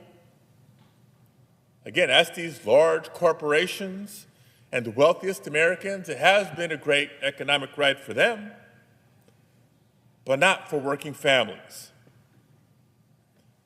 Most Americans have since increasingly struggled with the cost of groceries, the cost of putting gas in the car, struggling to pay the mortgage or the rent. And we could flash forward from 7 years ago to just this last November. We know the election results. I'm not an election denier. I know who won. And I know one of the big takeaways that people on both sides of the aisle learned from the results was that Americans were voting for lower prices, or so they thought. And so I want to ask a question and follow it up with an explanation to my Republican colleagues. When is enough enough? Because since the day Donald Trump took office for a second term, we continue to see prices going up, not down. Yes, the president that promised to lower prices on day one through his statements, through his rhetoric, through his policies and actions has led to price increases across the board. The richest president in American history has appointed a cabinet, but who does he have by his side day in, day out? It's the richest man in the world to help guide these decisions. Decisions like imposing universal tariffs, which actually raises the cost of goods that Americans buy, from clothes to groceries to electronics and everything in between. It is a tax, folks. It may not be called a tax, but we know how it works. American companies have to pay more to import goods. They pass those increased costs on to the consumer, so consumers are paying more. It's like a tax increase. Some argue that, well, by paying more, it's more money into the U.S. Treasury. Well, where's that money going to go? Is it going to public education? Donald Trump and Republicans are trying to eliminate the Department of Education. Is it going into infrastructure projects? No. The administration's been moving to freeze funding, lay off workers, claw back critical funding that Congress has previously approved, a lot of it on a bipartisan basis. So where's the money going? This is the deja vu part. Their efforts to once again cut taxes for large corporations and the wealthiest in America, the billionaire class, if you will. I mean, you kind of connect those dots together, and what it is this administration with Republicans in Congress robbing working families to give to the rich. So I ask the question again, when is enough enough? Over 70 million Americans rely on Medicaid, for example, one of the larger items in our federal budget. That includes 15 million Californians. Californians like the families I met at Rady Children's Hospital in San Diego a couple of weeks ago, who were sharing their stories. And I'll get to that in a minute here, but one of the big takeaways I had from that discussion was both the experiences of the families, their fear about not being able to afford the necessary health care that their children need, but also important business and policy lessons from the hospital administrators, their CEO, explaining to the public and to the press that the programs that they offer, not just his hospital, all hospitals, programs that they offer isn't just for Medicaid patients. A lot of their patients help use Medicaid to help afford the cost of services, but the programs are there for everybody. So if they're forced to cut the programs because of cuts to Medicaid, then those programs are gone for everybody, not just Medicaid patients, even patients and families that aren't on Medicaid. But the program's gone. The service is gone. It's impacting people's health, these proposed cuts. But Republicans say that, we've got to balance the budget. We've got to reduce costs. When we bring up specific examples like Medicaid, Republicans will insist, oh, no, that's not on the chopping block. We heard it from the president himself. It's not on the chopping block. But they continue to pursue their agenda of relief, tax breaks for the wealthiest Americans because they need some extra spending money at the expense of the health of children and families. When is enough enough? Medicaid isn't the only area of the budget that we know is on the chopping block. Republicans are looking to take aim at nutrition assistance programs for seniors, Meals on Wheels, you've heard of it, programs for low-income children. So let me get this straight. In 2017, Republicans, through their actions, through their votes, through their words, said, oh, we could afford hundreds of billions of dollars in permanent tax cuts for corporations.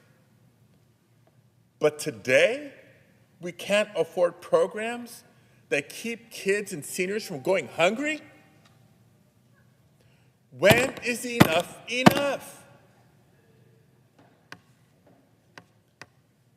I just pray that when Americans look back on this moment in history, that the distinction of who stood where is crystal clear in their minds. The facts will be clear. But let's pray that the misinformation and disinformation machine on the other side doesn't cloud the truth.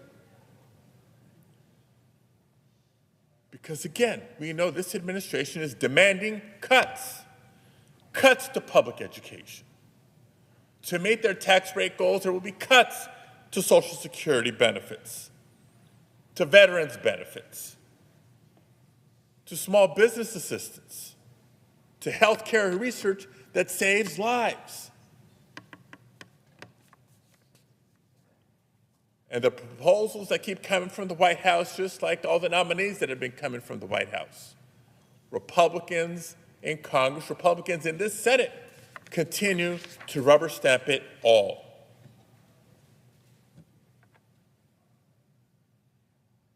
That's why, at least on the House side, when members are going back to their districts and those with the courage to face their constituents' questions at a town hall are sensing the anger that's out there.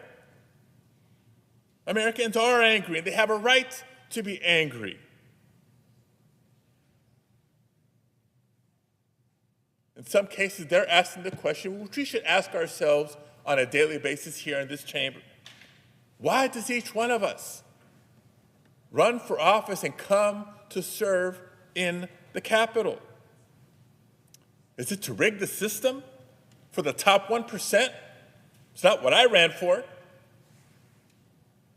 Is it to make life harder for working families? Is that what you ran for?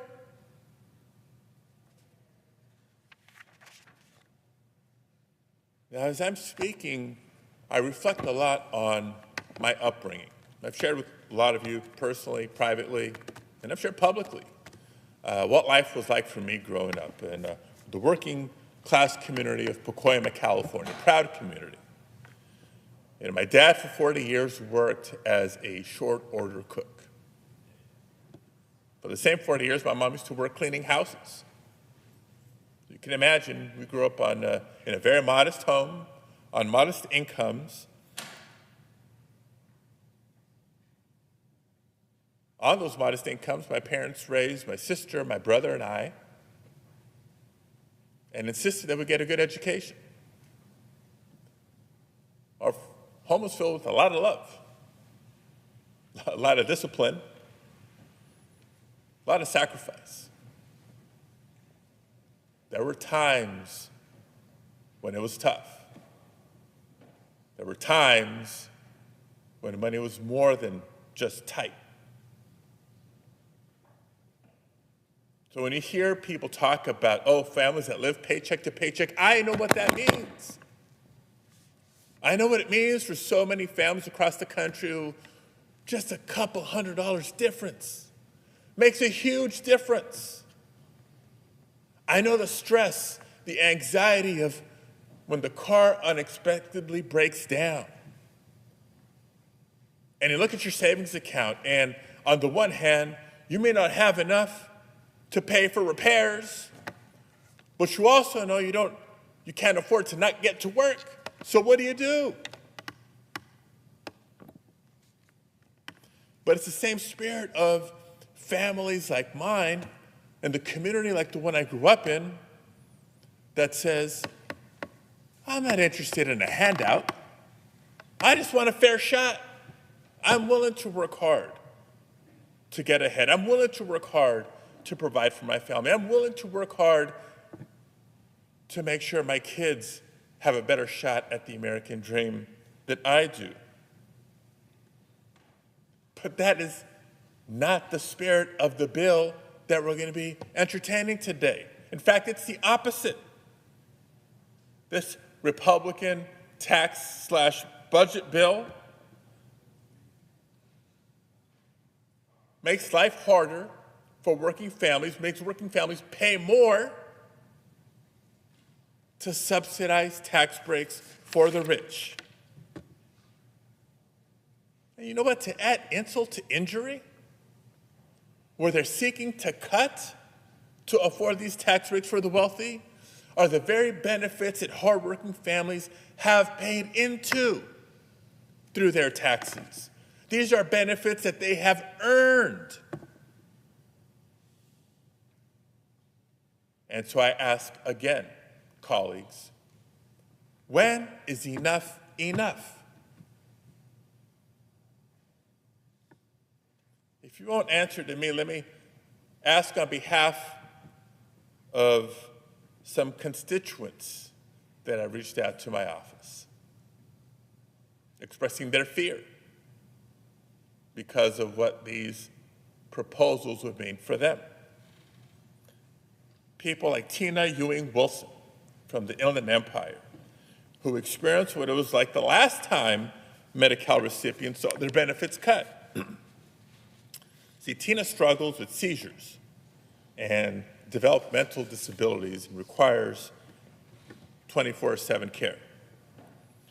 But when the Great Recession hit a few years ago and Medicaid cuts followed, Tina knew she could only pay for her care by offering room and board to caregivers. Caregivers who went on to abuse drugs and alcohol and take advantage of her financially. She survived it. She's traumatized by it. And she's wondering what will happen if Republicans cut Medicaid again. There's a story of Sasha Bittner, who was born with cerebral palsy and who lives as a quadriplegic with speech and vision challenges. But with the help of services through Medicaid, Sasha went on to graduate from the University of California at Berkeley. That's very impressive. And she serves on the California State Council of Developmental Disabilities.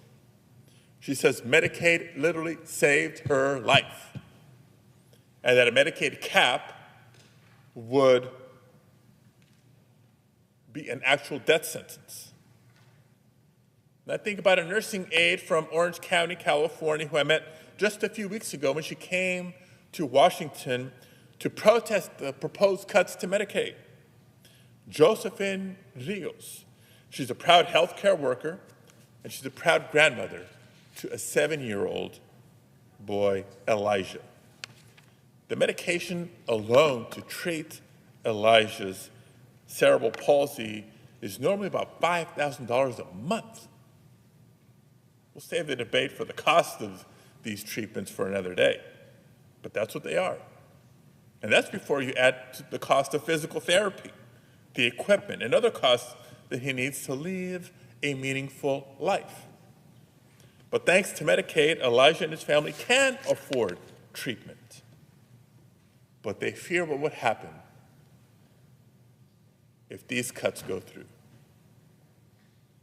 I share this, colleagues, because we're all hearing from our constituents, all of us, blue states, red states, purple states, all of us are hearing these fears, these real-world impacts of the proposed cuts.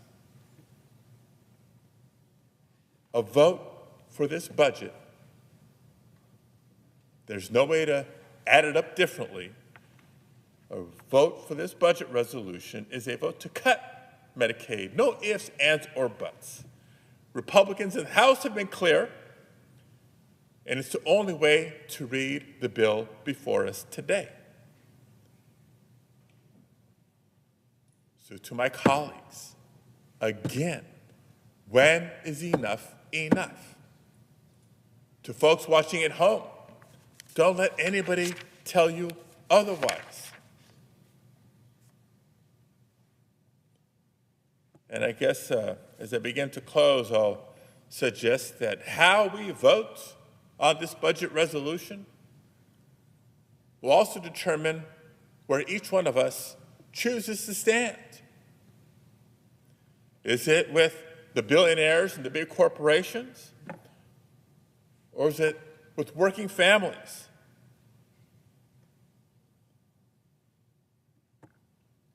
And from here on out, for every round of tax breaks for billionaires that Republicans would ask us to consider and act on, we're all going to be on the record. Let the history show, do you stand with the wealthy or do you stand with the working class? I choose to stand with the hardworking families across the country that work hard. Majority Whip. Thank you, Mr. President. For 4 years, America has watched as Joe Biden and the Democrats ran our country and our economy into the ground. That's what we've seen the last 4 years. Every measure shows it. 10 million illegal immigrants, $5 trillion in wasted Washington spending, the worst inflation in 40 years, energy prices rising over 30%. A weak and failed foreign policy. That's what the American people saw over the last 4 years. In November, Americans chose a new path. Senate Republicans promised to get America back on track, and we're delivering. I was at the Rose Garden on Wednesday, heard President Trump talk about our budget. He gave it his complete and total endorsement. So today, Senate budget is the building block for our bold Republican agenda. It fulfills our promises to secure the border, to rebuild our economy, and to restore peace through strength. Most importantly, it represents in every way a 180-degree turn from the deadly, destructive liberal failures of the past 4 years. First, Republicans' budget, what does it do? It gets rid of the waste that's out there. Not Medicare, not Social Security, not Medicaid. We want to protect those vital programs. We want to preserve them. We need to preserve them for the people who they were intended to serve and who need them the most. 72% of Americans and even 55% of Democrats will say they support cutting the waste and the fraud and the abuse because they've seen lists of dollars that have gone out from this last administration. They say, this seems like a waste, this seems like fraud, this is an abuse of taxpayer dollars. We have a government that is too big and it spends too much. Yet for some reason, Senate Democrats continue to come to the floor. They seem to be most upset that the waste that they support is being exposed for the massive amount of waste that it is. Last time we voted on the budget, Senator Sullivan from Alaska offered an amendment to preserve and protect Medicaid and Medicare. Not a single Democrat voted to support that piece of legislation. Question now is, will Democrats continue to protect the schemers and the scammers who continue to weaken these vital programs? Because they're out there. Second, the Republican budget moves toward locking down the border with $175 billion in additional funding. It puts us on the path to finish the wall. It allows us to hire more immigration and customs enforcement officers and border patrol agents. And it allows us to extend our detention capacity. Look, illegal immigrants that are criminals are going to be deported from our country, not released into our communities. This is the opposite of what happened the last 4 years under the previous administration. It's exactly what Americans need after 4 years of wave them through Joe's approach, which was an open border. Illegal crossings have dropped 94% since President Trump took office. Democrats said it couldn't be done without a new law. No, we didn't need a new law. We needed a new president, and the American people voted for that president. Let's take a look at March of 2024. That's last year. That was Joe Biden's last year in the White House, compared to March of 2025, which was Donald Trump's first year in the White House. March of 2024, Joe Biden's last year in the White House, 137,000 illegal crossings at our southern border. 137,000. This March under President Trump, 7,000. From 137,000 to 7,000, no new law, a new president. Now we need to deport the illegal immigrants with criminal records, and there are hundreds of thousands of them. They are already in the country. This budget ensures law enforcement will get the resources they need to make our communities safer.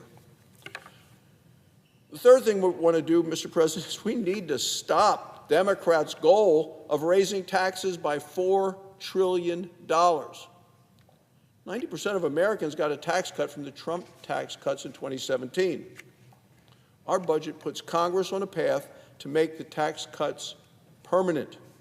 Permanency means certainty and stability for families, for workers, and of course, for those that create jobs.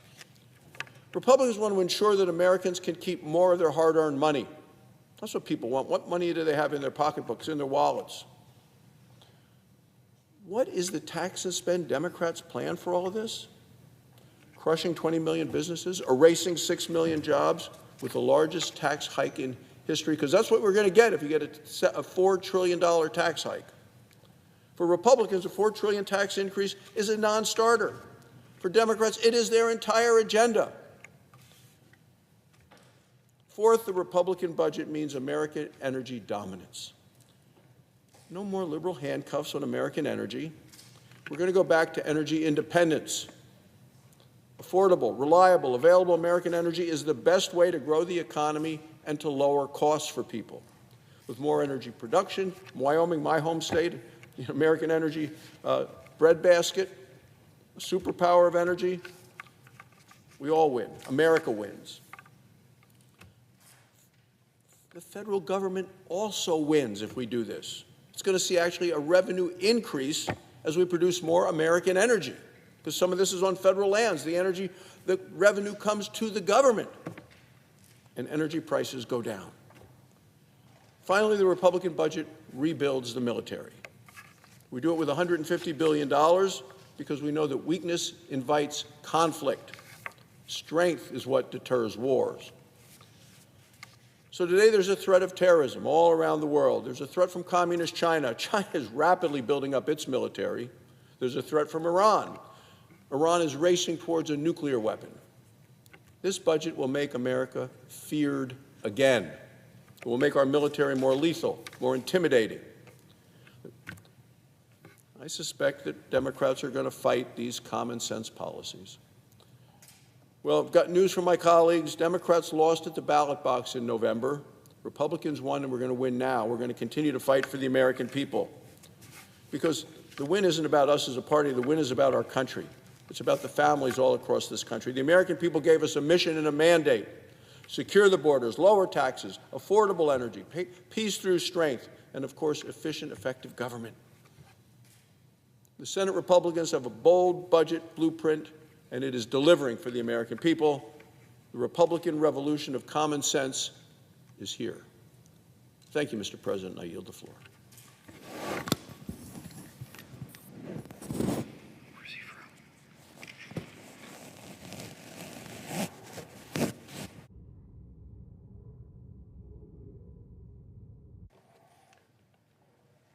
Mr. President.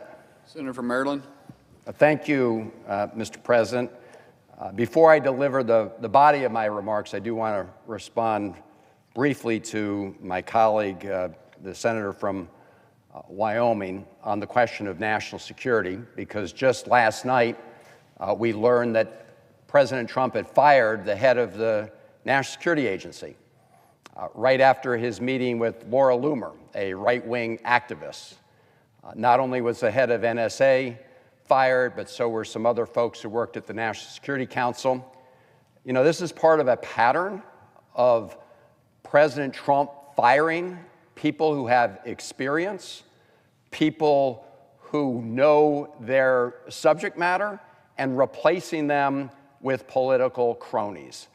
We already saw the results of that sort of amateurism and amateur hour when it came to Signalgate, which is a big violation, of course, of classified information that very much well could have put our troops at risk. And so I think when we talk about national security, it's important to recognize what is happening in this administration that's undermining our national security. I want to focus, Mr. President, on the great betrayal. You know, when he was a candidate going all over the country, Donald Trump said that he was going to look out for the forgotten Americans, that he was going to focus on kitchen table issues. He was going to bring down prices. Day one, he was going to bring down prices. And yet, what we're witnessing right now is just the opposite. We're witnessing the rigging of the American government to gut services for working families. We all saw Elon Musk proudly brandishing a chainsaw not that many weeks ago at a CPAC conference in the state of Maryland. Well, they're cutting away at services that benefit every American family. And for what purpose? To help the billionaires. And the centerpiece of the great betrayal is arriving on the Senate floor today. That will be the kickoff for the next phase of that great betrayal, because Republicans are going to be taking the next step toward implementing a giant tax giveaway to the very, very wealthy, the already powerful, and big corporations. And they're going to pay in part for it at the expense of the rest of America rates, where they are talking about cutting in places like Medicaid. And we'll talk more about the very, very harmful impact that will have on the American people. The President's talking about offsetting the costs of the tax cuts for the very rich with revenues from tariffs, which amount to nothing more than a huge national sales tax. And we'll talk a little bit about that as well. And then, of course, Elon Musk is claiming to find all these savings in the federal government. He's not making the government more efficient. He is actually rigging the government to help the very powerful, like trying to get rid of things like the Consumer Financial Protection Bureau, which has returned billions of dollars to American consumers who were cheated by fraudsters. Some people don't like that. CFPB made some powerful enemies, and so they want to get rid of that. Just one example of how this is not about efficiency, but actually putting the government to work for billionaires and powerful people at the expense of the rest of the country. You know, Donald Trump has called this budget resolution that we're going to be debating on the floor as the first step to what is going to be the big, beautiful bill. Well, it is going to be a beautiful bill if you're a billionaire tech titan, or if you're a billionaire in the big oil industry or in big pharma. It's going to be great news for all of you. But for the rest of America, it will be the great betrayal. And Mr. President, we know this because we've seen this movie before, although this time we're going to see it on steroids. But back in 2017, during the first Trump tax cut for the wealthy, a lot of promises were made. And so we now have the reality of what happened to compare to the promises that were made at that time. So let's look at those promises. So Donald Trump promised that giving tax cuts to wealthy people and big corporations would generate so much additional economic activity by trickling down to everybody else and somehow lifting everybody up. He claimed that that would generate so much dynamic activity that it would generate additional revenue, and the additional revenue would be enough to offset the revenue lost because of tax cuts to rich people. Not even close to being true. In fact, what it did was added $2 trillion to the deficit. Just check with the nonpartisan Congressional Budget Office. And I've actually asked this question in repeated hearings in the Senate Budget Committee. I serve on that committee. And I ask it of Republican witnesses, Democratic witnesses, witnesses that are just called for their expertise. Not a single person has tried to claim that the tax cuts from 2017 actually paid for themselves. Not even close. So that didn't happen. We also heard the claim from Donald Trump back then that corporations that got these tax cuts would use some of their additional revenue to quickly boost wages by $4,000 on average to their workers, to their employees. That didn't happen either. What did happen was that some of those savings went to much bigger CEO bonuses. So that didn't happen for regular workers. It was really good for the CEOs. Another thing that Donald Trump and our Republican colleagues claimed back then was that when corporations got these big tax cuts, they would take those additional monies and invest them in plant and equipment, and therefore help the overall enterprise and grow it. That didn't happen either. What did the corporations use that extra savings for? Well, they used it for stock buybacks. So they used it to jack up the price for the stockholders, but they did not use it to help expand plant equipment that helped the overall economy. And by the way, about 30 to 40% of those stockholders are actually foreigners. They don't live in the United States. They're not Americans. So that big tax cut for the rich here, when it was used in the form of stock buybacks, was a great bonanza for a lot of very wealthy people overseas.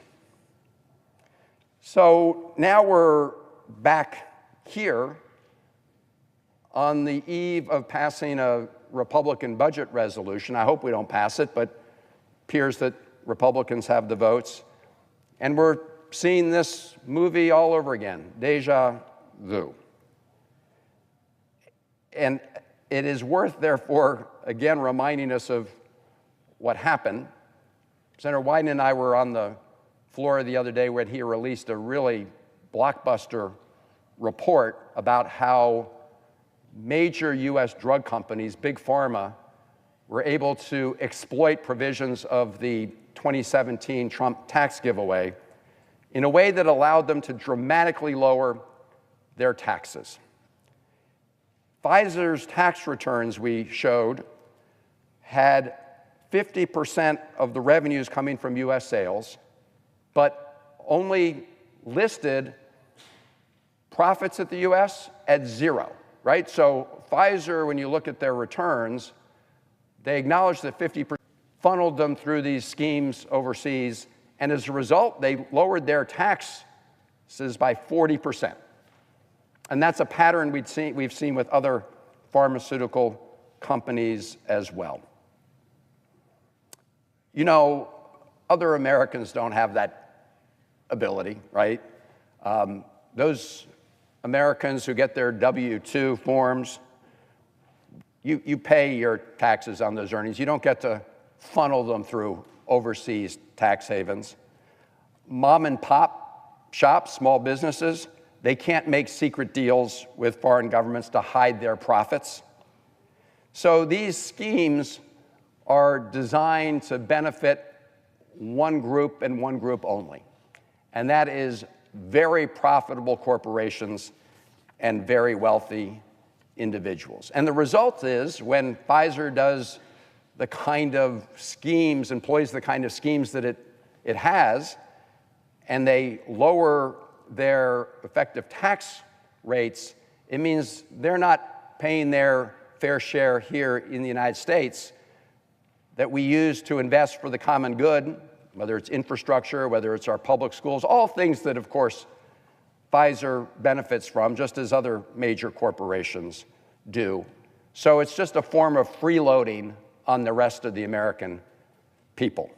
And that's what the Trump tax cuts for the wealthy are all about.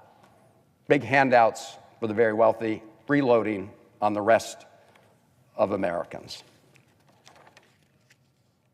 And if you look at the folks who are cheering on Donald Trump at the swearing in at the inaugural, they were the folks that are going to be benefiting the most. Elon Musk was right behind him. Of course, Elon Musk spent $280 million to help elect Donald Trump. He's sort of getting more than his money's worth these days. Other billionaire tech titans, other billionaire members of the Trump cabinet, most billionaires by far of any cabinet in American history, those are the people who are going to benefit from the tax giveaway to the very wealthy. Everybody else is going to pay for it in one way or another. And I want to talk about some of the ways they're going to pay for it, the rest of America. One way is it's going to send our deficits and debts skyrocketing again. As I said earlier, back in 2017, they claimed that, it would all pay for itself. Well, it increased our deficits and debt by $2 trillion. This time, it's an even bigger whopping increase on the deficits and debt, $6 trillion over 10 years, and $37 trillion increase in the debt over the next 30 years. According to the Congressional Budget Office, these are the nonpartisan green eye shades guys, just the facts. That's the consequence of the Republican tax giveaway to the rich. Huge deficits in debt. As I said, 3 times higher than the last one, which was bad enough. And we're not incurring this additional debt because we're fighting a war. We're not incurring this debt to fight a pandemic or a recession. We're incurring all this additional debt just to give the big corporations and the wealthy another round of tax cuts. So maybe it's not surprising that we're already seeing an effort to hide what's happening. So how do you hide $6 trillion deficit and debt? Well, there are a lot of accounting gimmicks that are being employed. One of them is to say, well, let's just use the current policy baseline. Now, bear with me for a moment because this does get a little technical, but it is important and it also reveals the scheme that's being employed by Republican senators to try to cover up the costs of their tax cut for the very wealthy. You know, normally we use what's called a current law baseline.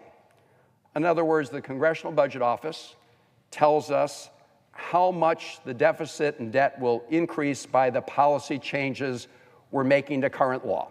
That makes sense because current law is what exists until we change it. So current law tells us what our deficits would be now under the framework we currently have.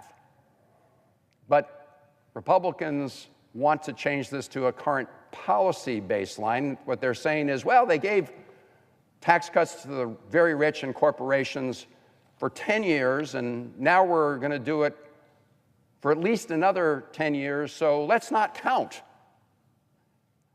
the additional costs of that when we compute the deficits and debt. Well, it doesn't really work that way in the real world. I mean, if you were let's take a wealthy person and you went through your family budget and last year you bought 600 Rolexes, put a lot of strain on the budget, and then you're sitting around the kitchen table this year to draw up the budget for the upcoming year, and you say, well, you know, hi dear, you know, it really won't make our budget this year any worse if we buy another 600 Rolexes because we bought them last year. Now, that doesn't make any sense, and Americans know that. But that is exactly what Republican senators are trying to do with their budget gimmicks. They're going to try to pretend away $6 trillion in new debt. Now, if you look at the budget resolution, it does anticipate that kind of additional to the deficit and debt, but they say, well, we're also going to offset some of that by cutting $2 trillion. Now, when I do the math, if you claim you're cutting $2 trillion, and we'll talk a little bit about how they plan to do that, but you're increasing the deficit and debt by $6 trillion, even if you cut the $2 trillion, you're ending up with a whopping net deficit debt increase. That's going to drive up interest rates to every American and make it harder for all other Americans to pay for things like cars and houses, mortgages, interest payments on cars, and all this again in service of a tax cut for billionaires and big corporations. Now, what's another way that President Trump says he's going to pay for this tax cut to the rich and big corporations? Well, he says we're going to have all this additional revenue coming into the government through tariffs. He called it Liberation Day. We saw how the country responded. We saw how the markets responded. They went way, way down. Economists of all political stripes are predicting a much higher risk of recession. Some say it's much more likely than not at this point because of those tariffs. The president has unleashed a tariff war, and let's talk about what they are, because in effect, this is a national sales tax. This is pretty simple math. When you put a tax on goods coming in the United States, it is the importer, the American importer, that pays that. And if you have to pay that extra amount, and you have tight margins already, tight profit margins, you're going to have to pass that cost on to who? American consumers. That's why economists estimate that the Trump national sales tax is going to cost the average American household up to $4,200 a year. That's what the president is doing. That will come in many forms. The National Association of Home Builders predicts it will cost up to $10,000 more to build a home because we import lumber and gypsum from other countries. We have lumber and gypsum here in the United States, but in order to accommodate the demand for new homes, we also import it. And that will jack up the price, according to the National Association of Home Builders, up to $10,000. Others are predicting even more. A researcher at Cornell University estimates that new cars could cost as much as $20,000 more because of how many times certain car parts cross boundaries and will face tariffs. You may send a part to the United States. There's some business in the United States that works on enhancing that part. It goes back to another business overseas. They do something more. Then it comes back and is then used in an American car. if every time it crosses a border you're facing a big tariff, the cost of those cars are going to go up. In the case of the US-Canada border, sometimes auto parts cross them as many as 6 times before final assembly. So whether it's buying a car, buying a house, these are things families work hard to purchase, to save up for. The Trump tariffs are going to put them farther out of reach. This is a Trump tax increase on the American dream. And again, for what purpose? All to provide tax cuts and a big tax windfall to the very wealthy and the biggest corporations. But the harm from this national sales tax is not only the additional prices that Americans will pay here at home. It's also the losses to businesses in the United States that produce products here and export them overseas.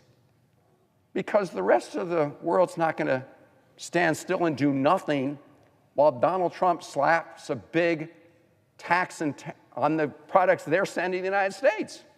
They're not going to do that. In fact, China's already responded. They just imposed a 34% tariff on American products. They've also taken other measures to make it harder for American businesses that produce goods here and export them to China, make it harder for them to export those to China.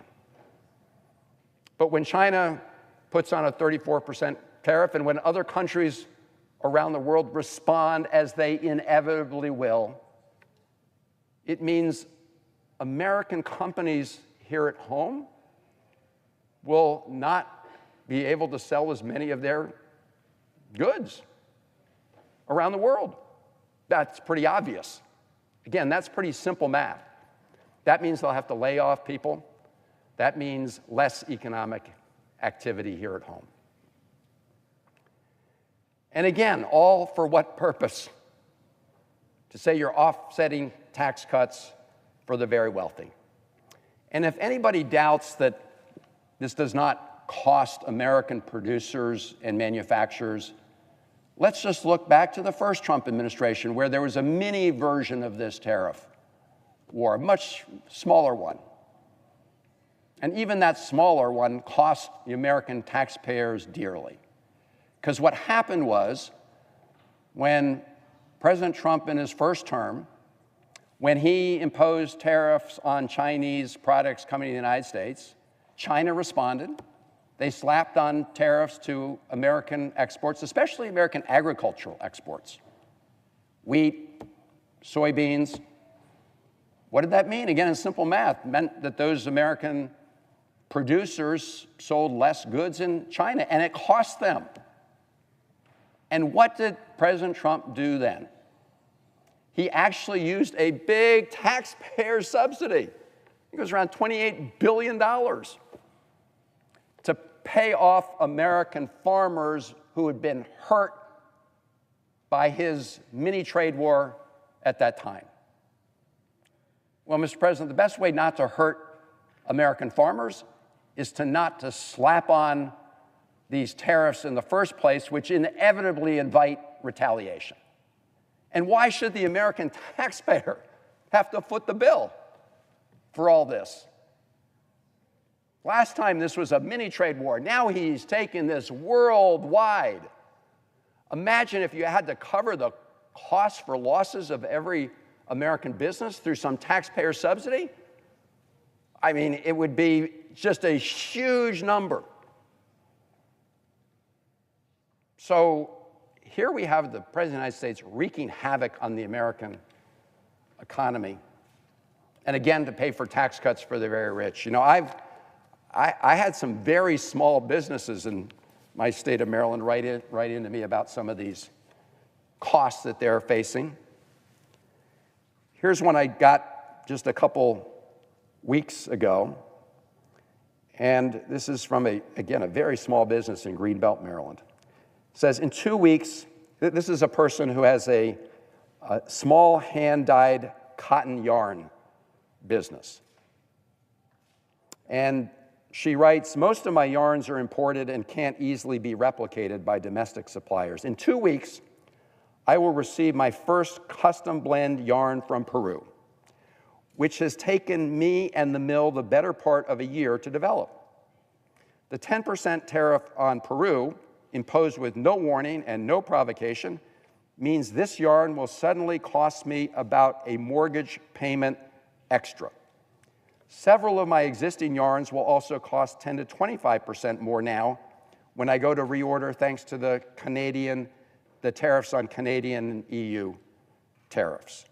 This cuts severely into my already tight margins. Again, this woman is talking about cutting losses, cutting her income and missing a mortgage payment. This is a very small business.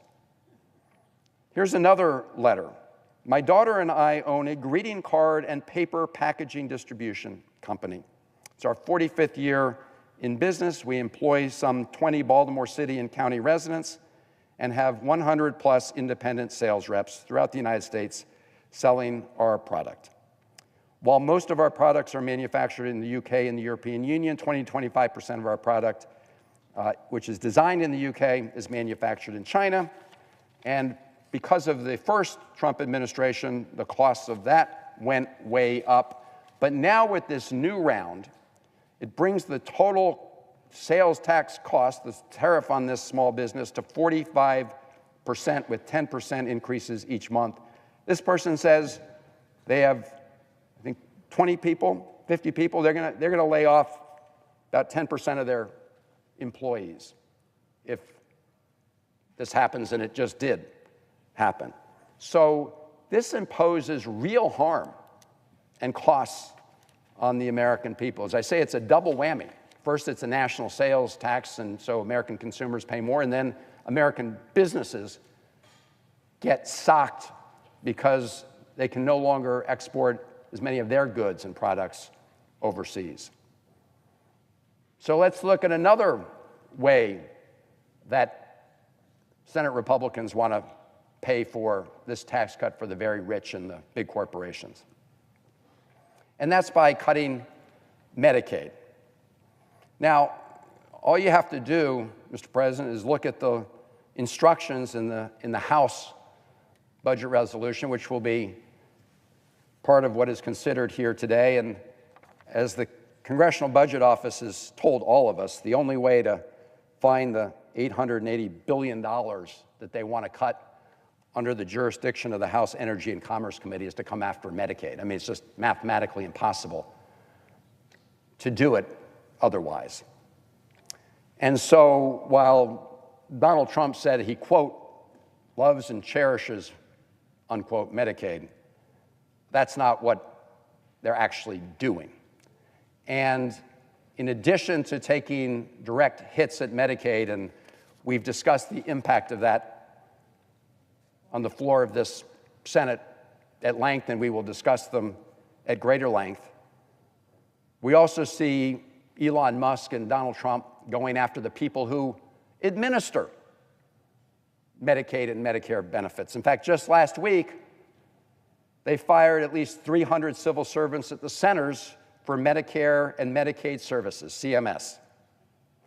They provide and deliver those health care benefits to 160 million Americans across our country.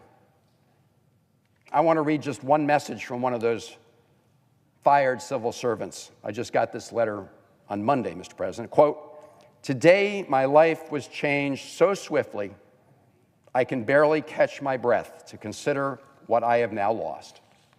Just wanted to share my story. After 44 years of public service, 30 in the military, and 14 in the federal government, I was proudly serving the Centers for Medicare and Medicaid, and I got a letter today ending my public service. Cold, hard. It said, and she quoted, 'Thanks for your service. We basically don't need you anymore.' And this is to a disabled veteran who loves her country and has been serving, as she writes, since I was 18 years old.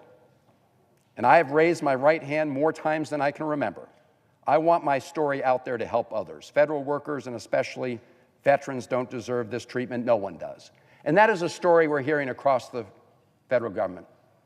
People fired indiscriminately based on a big lie. Many of these people, just to add insult to injury, got letters saying they were being fired for poor performance, only to find out that they'd actually received glowing performance reviews, and in many cases had been recently promoted based on their merit.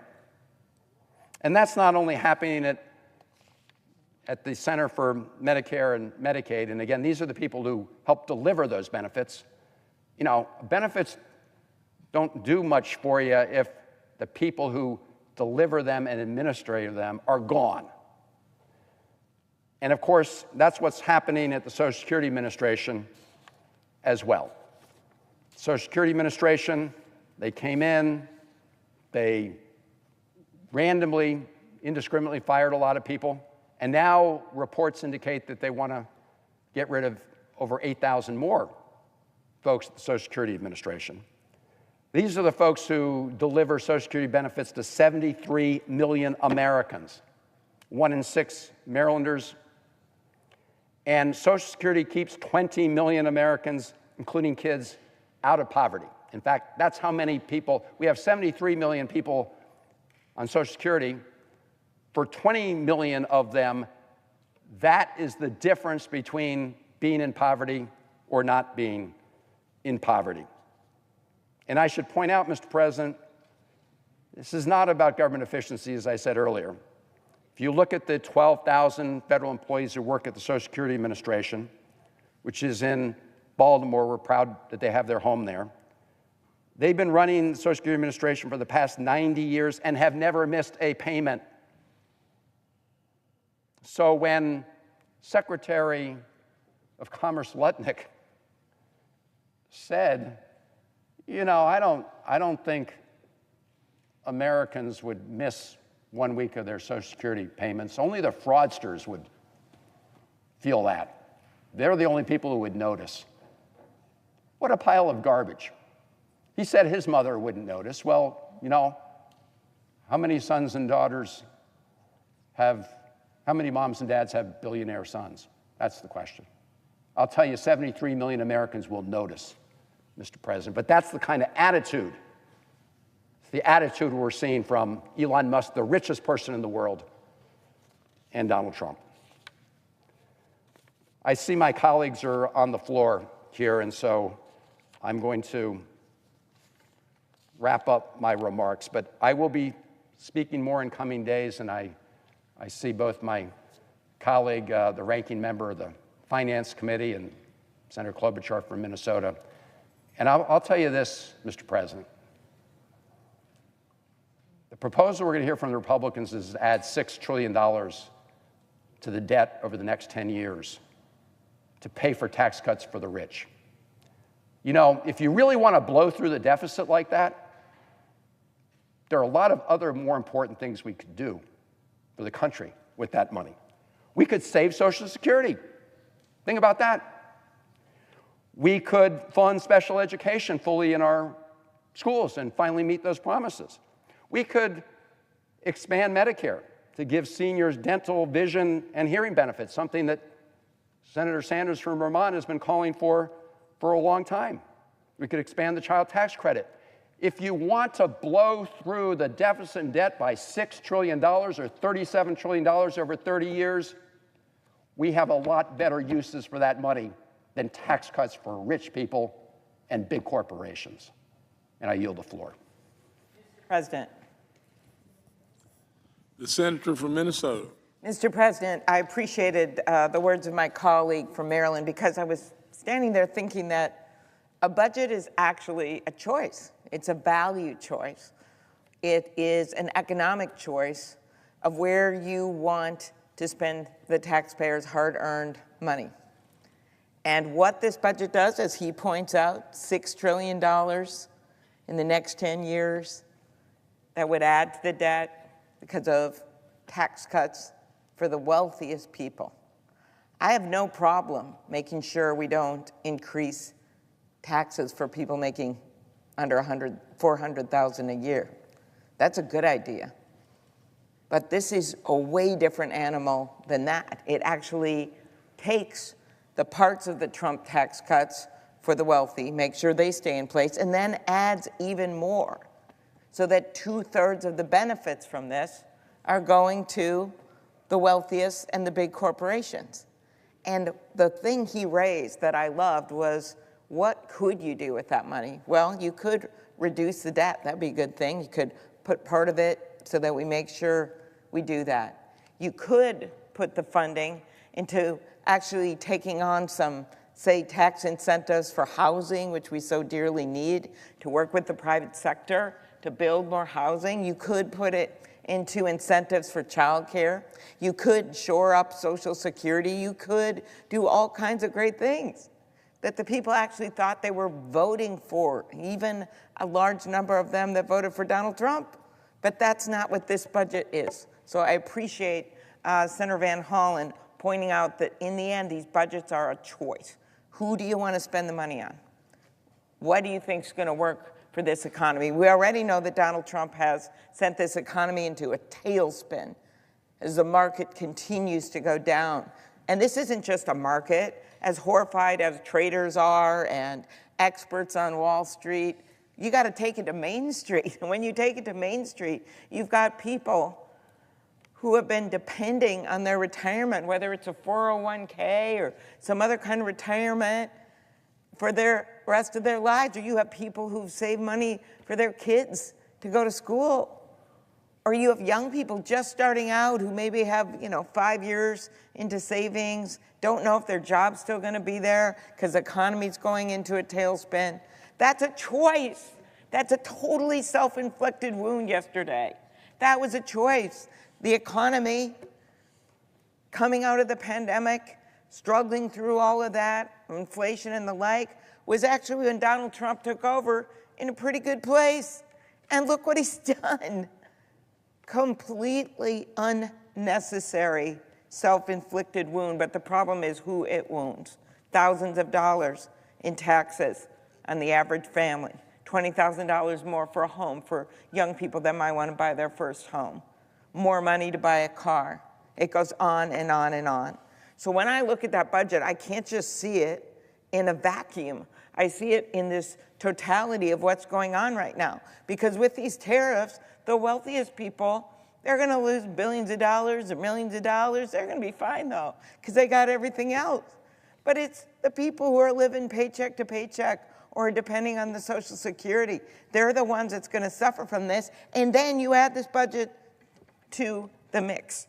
This budget would give massive tax cuts to the ultra-wealthy and pay for it by raising costs, taking away health care, threatening the economic security of tens of millions of Americans. It is a major handout to the wealthy. If you don't know what the numbers are, here's a great one to remember. It would give Elon Musk a $50 million tax break over the next 10 years. Do we really think he needs that? Does he need $10 million more? He does not. You could literally structure this budget so that you are not reducing taxes or giving special deals to people making over $400,000 a year. You could do that. But that's not what this is. It went the opposite. It gives the wealthiest 0.1% an average tax cut of $180,000 a year. In total, over the next 30 years, it would spend $25 trillion on tax cuts for the wealthy and the big corporations. Meanwhile, what's happening to people's grocery prices? What's happening to their health care prices? What's happening to their housing prices? This isn't speculation. Look at what happened the last time the Republicans ran this playbook in 2017. They told us back then those tax cuts would trickle down, that wages would go up, that jobs would come back. What actually happened? Big companies spent nearly $1 trillion on stock buybacks to enrich their executives and their wealthy shareholders. Wages for working people barely moved. Manufacturing jobs didn't boom. But the first year after that passed, corporate America spent over $800 billion buying back its own stock, at more than 50% higher than the year before. And this year, those buybacks are projected to top $1 trillion for the first time ever. That helps Wall Street, not Main Street. So here we are again. Same trickle-down theory, just repackaged with even more debt and even fewer benefits for the middle class. As noted, the debt, this budget, the Congressional Budget Office estimates it would add $37 trillion to the debt over the next 30 years. $37 trillion on the backs of our kids, grandkids. That's right. We're leaving the next generation to foot a $37 trillion bill so we can give billionaires a tax cut today. That is the choice. And it's all wrapped up in very complex language, so it doesn't sound like they're doing it, but check actual news sources. Look at this to verify what the actual numbers are. $25 trillion of it is tax cuts for the wealthy and big corporations over the next 30 years. The kicker, they're trying to hide that massive debt. What even their own members, these are Republican elected members of Congress, have called a budget gimmick, intellectual fraud, and my favorite one, fairy dust. Instead of leveling with the American people, they're using an accounting trick to pretend that these new tax cuts cost nothing. I believe that the American people know better. I believe they know better when they woke up this morning to see where the stock market was and thought about all their hard-earned money and what they were doing with it. I believe they know better when they look at any kind of simple description of what this budget is. They promised to lower the deficit, but this budget adds trillions to the debt. They promised to bring down costs, but you don't even need to check the news. Just go down the grocery aisle and see if that has really happened. And they promised to put everyday Americans first. But this budget, it puts the wealthiest first, or they wouldn't be getting the lion's share of the benefit. Under this plan, health care for nearly $80 million of Americans is at risk, including 2/3 of nursing home residents, 2 in 5 kids, and 1 in 3 Americans living in rural areas. That's because, why do I say that? I'm just making that up. So no, that's because the budget plan includes instructions to cut $880 billion from the House Energy and Commerce Committee. That's the one the House sent over, which oversees Medicaid. The Congressional Budget Office, nonpartisan, said it plainly. It is mathematically impossible to meet that target without cutting Medicaid. This is a plan to cut Medicaid. That's why we have a different vision. You could do a budget, and I see Ron Wyden is here, the highest-ranking Democrat on the Finance Committee. He knows what we could do if they would work with us. We could do a budget that would lower costs, not raise them. And how does this raise costs for people? You already see it right now, and they're not doing anything about it. You see the tariffs are going to make it worse, and then you also see what's going on with this budget with Social Security, Medicaid, and the like. We could strengthen Medicare, Medicaid, and Social Security. Instead of giving a $300,000 tax cut to someone in the top 0.1%, we could invest in child care, affordable housing, education, and yeah, affordable energy. And at the same time, we could put some aside to bring down the debt. That's how we support working families. That's how we make sure our seniors retire with dignity. So we are standing up all day today to expose this budget for what it really is. It is benefits for the wealthy and the big guys at the expense of everyone else, and that means you. Thank you, Mr. President. I yield the floor. Mr. President, before she leaves the floor, let me thank Senator Klobuchar for outstanding remarks. She and Senator Van Hollen have really made the case that we want a tax bill that gives everybody in America the chance to get ahead, not just the people at the top, and I want to commend her for it. Mr. President, around the country this morning, Americans turned on the news and they saw panic. Americans are wincing this morning as they look at their retirement accounts. Their savings are down.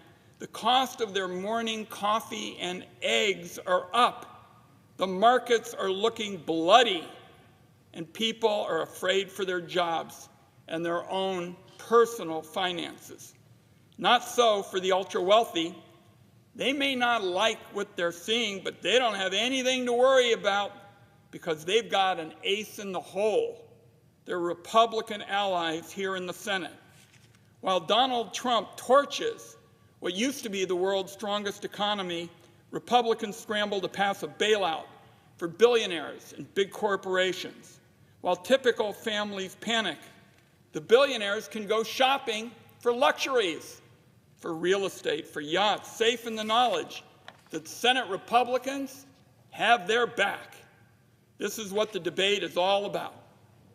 Donald Trump is taking the United States back to economic policy that predates the light bulb.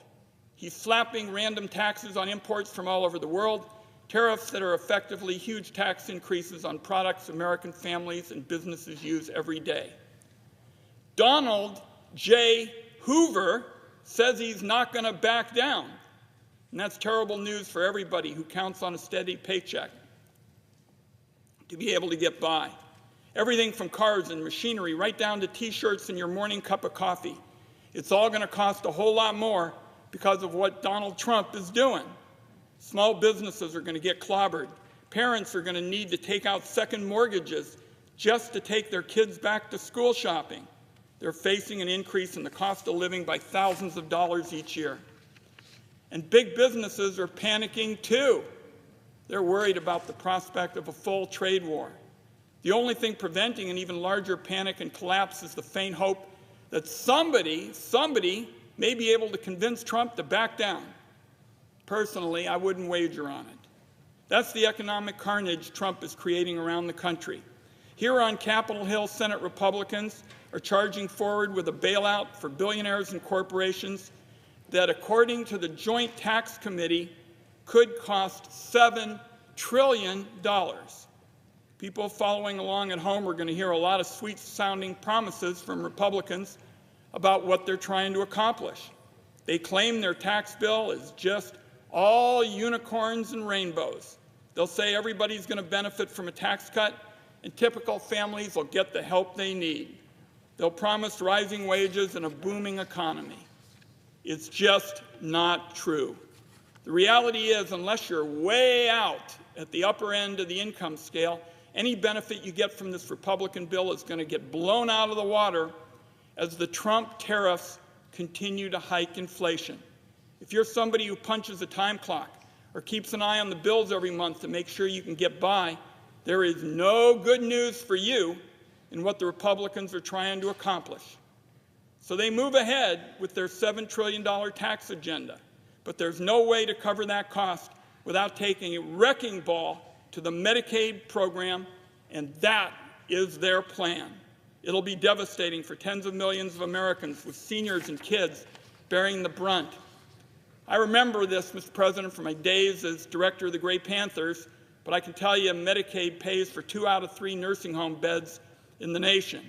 If Republicans move forward with their nearly $1 trillion in cuts to Medicaid, countless families will have to make impossible choices between keeping an aging parent or a grandparent in a nursing home they can barely afford, or bringing them home to try and care for them on their own. Medicaid covers nearly 38 million kids in America.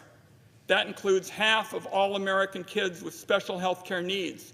These cuts to Medicaid will set those kids back for the rest of their lives. Millions of parents will be left wondering how they'll pay for the home-based care their children rely on to go to school every morning. And let's be clear, these cuts may be partisan in Congress, but their consequences will transcend party lines. Medicaid cuts are going to hit red and rural parts of America the hardest. Hospitals, nursing homes, and other providers in rural communities all over the country right now are barely hanging on. They depend on Medicaid.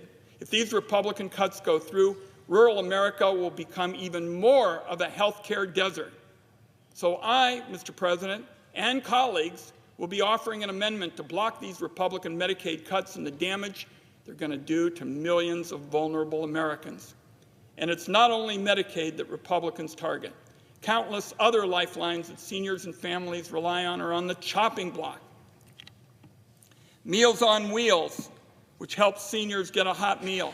Head Start, which helps seniors get set up for Head Start, which helps kids get set up for success in the future with early learning and development.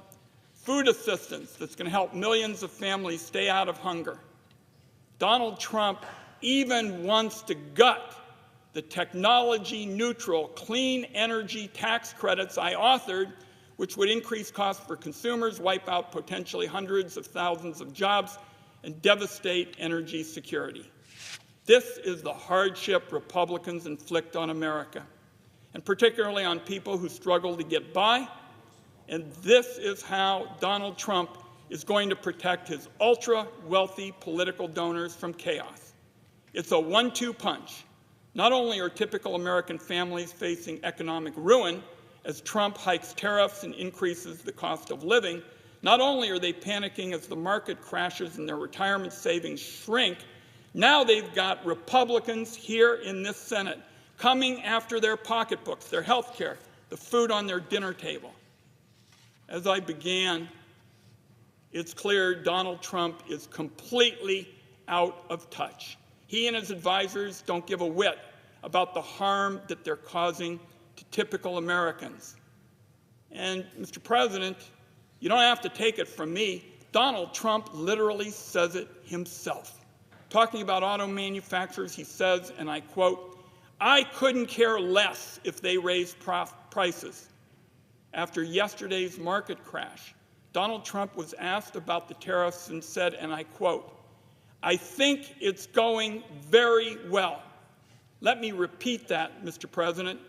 Yesterday, after the crash, Donald Trump was asked about the tariffs that this morning is hitting so many working people. And Donald Trump said, "I think it's going very well." The Secretary of Treasury is on his own All Is Well media tour. Recently he said, and I quote, "Access to cheap goods is not the essence of the American dream." I don't know about this billionaire's interpretation, but I'll tell you what's not part of the American dream: getting charged $10 for a cup of black coffee because the Trump administration is too incompetent to figure out a smart approach to tariffs. A few days ago, with concerns bubbling up over what tariffs would do, the Secretary of Treasury said, and I quote, "The reason stocks are a safe and great investment is because you're looking over the long term." The long-term spin is as dismissive as it gets. Try telling that to a 65-year-old who scrimped and saved and was planning on retiring this month, only to see their 401k deflate like an old balloon. Nothing can illustrate how out of touch these guys are more clearly than what Trump said this week during his rambling press conference announcing his tariffs. Listen to this, Mr. President. Talking about shopping for food, Donald Trump actually said it's an old-fashioned term that we use, quote, "groceries." I used it on the campaign. It's such an old-fashioned term, but a beautiful term, groceries. It says a bag with different things in it, end quote. So in closing, Mr. President, it is obvious that Donald Trump has not got the first clue of how the vast majority of Americans live or the hardship they face in the months and years ahead as he wrecks the economy. What's he doing now? He's hobnobbing down in Florida at his private country club resort where the Saudi government is helping financially with a splashy golf tournament.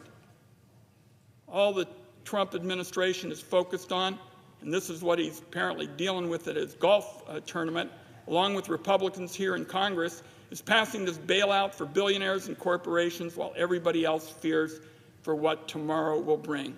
As the debate goes forward, Democrats are going to offer a whole host of amendments to put what I believe is a morally bankrupt bargain on full display for the American people. It's going to be a long debate, but it's an important one. Mr. President, I yield the floor.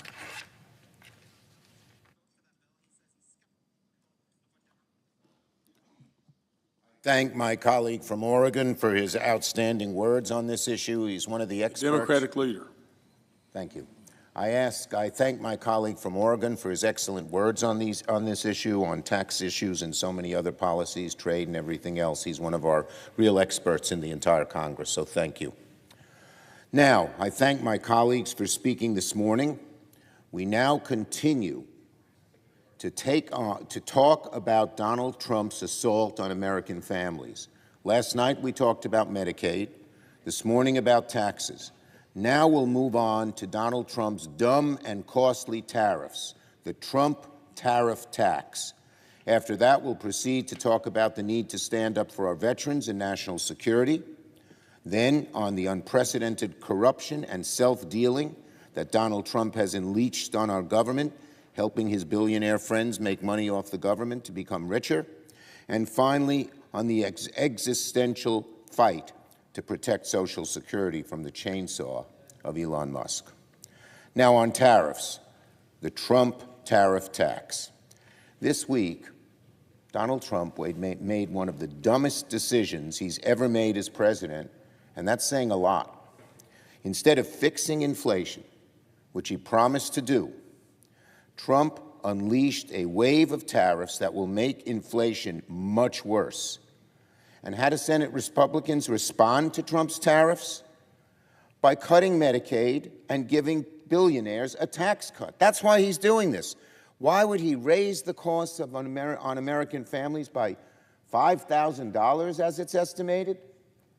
Simply because his very wealthy billionaire friends want a greater tax break. Here's what Chairman Powell just said about the Trump tariff tax. Powell said it would increase inflation and slow growth.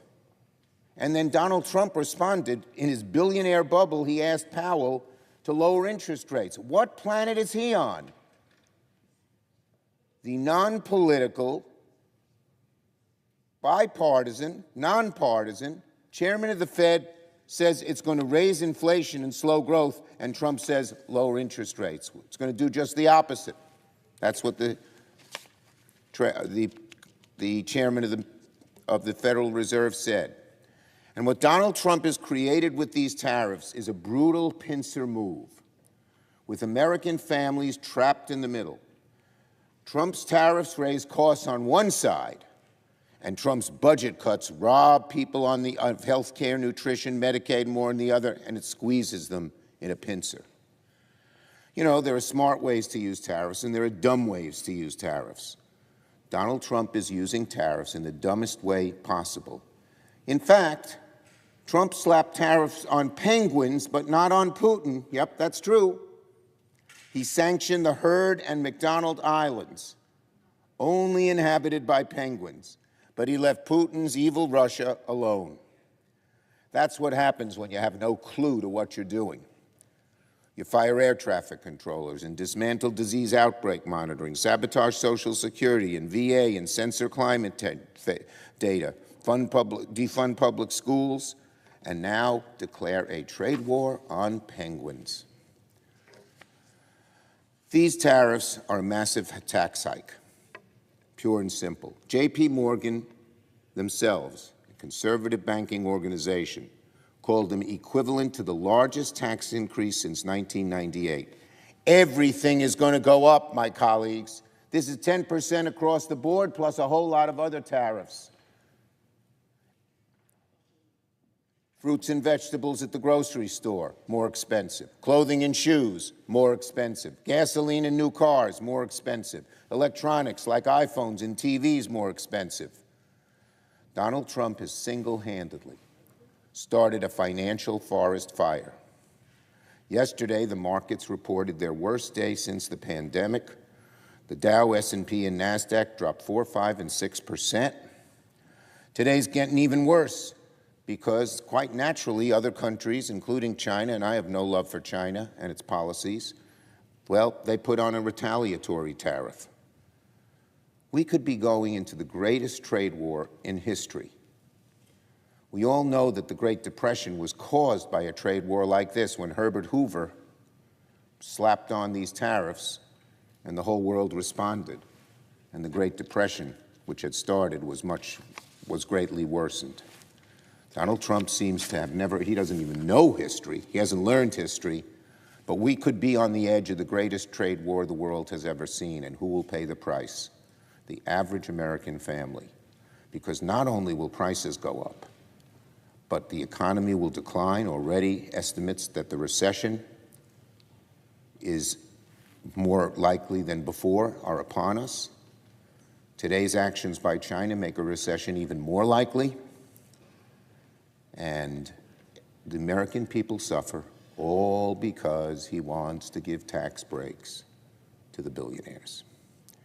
What bubble do these billionaires, including Donald Trump, live in? How could they not understand how this affects American families? He's imposing these tariffs, raising the cost of American families an average of about $5,000. The number's probably going to go up after what China did today, all to give tax breaks to billionaires. The American people are learning this. They're realizing he's not on their side. They're realizing that Donald Trump is not keeping any of his campaign promises, such as prices go down on day one. They realize Donald Trump is betraying the working class, all for his billionaire friends. I yield the floor.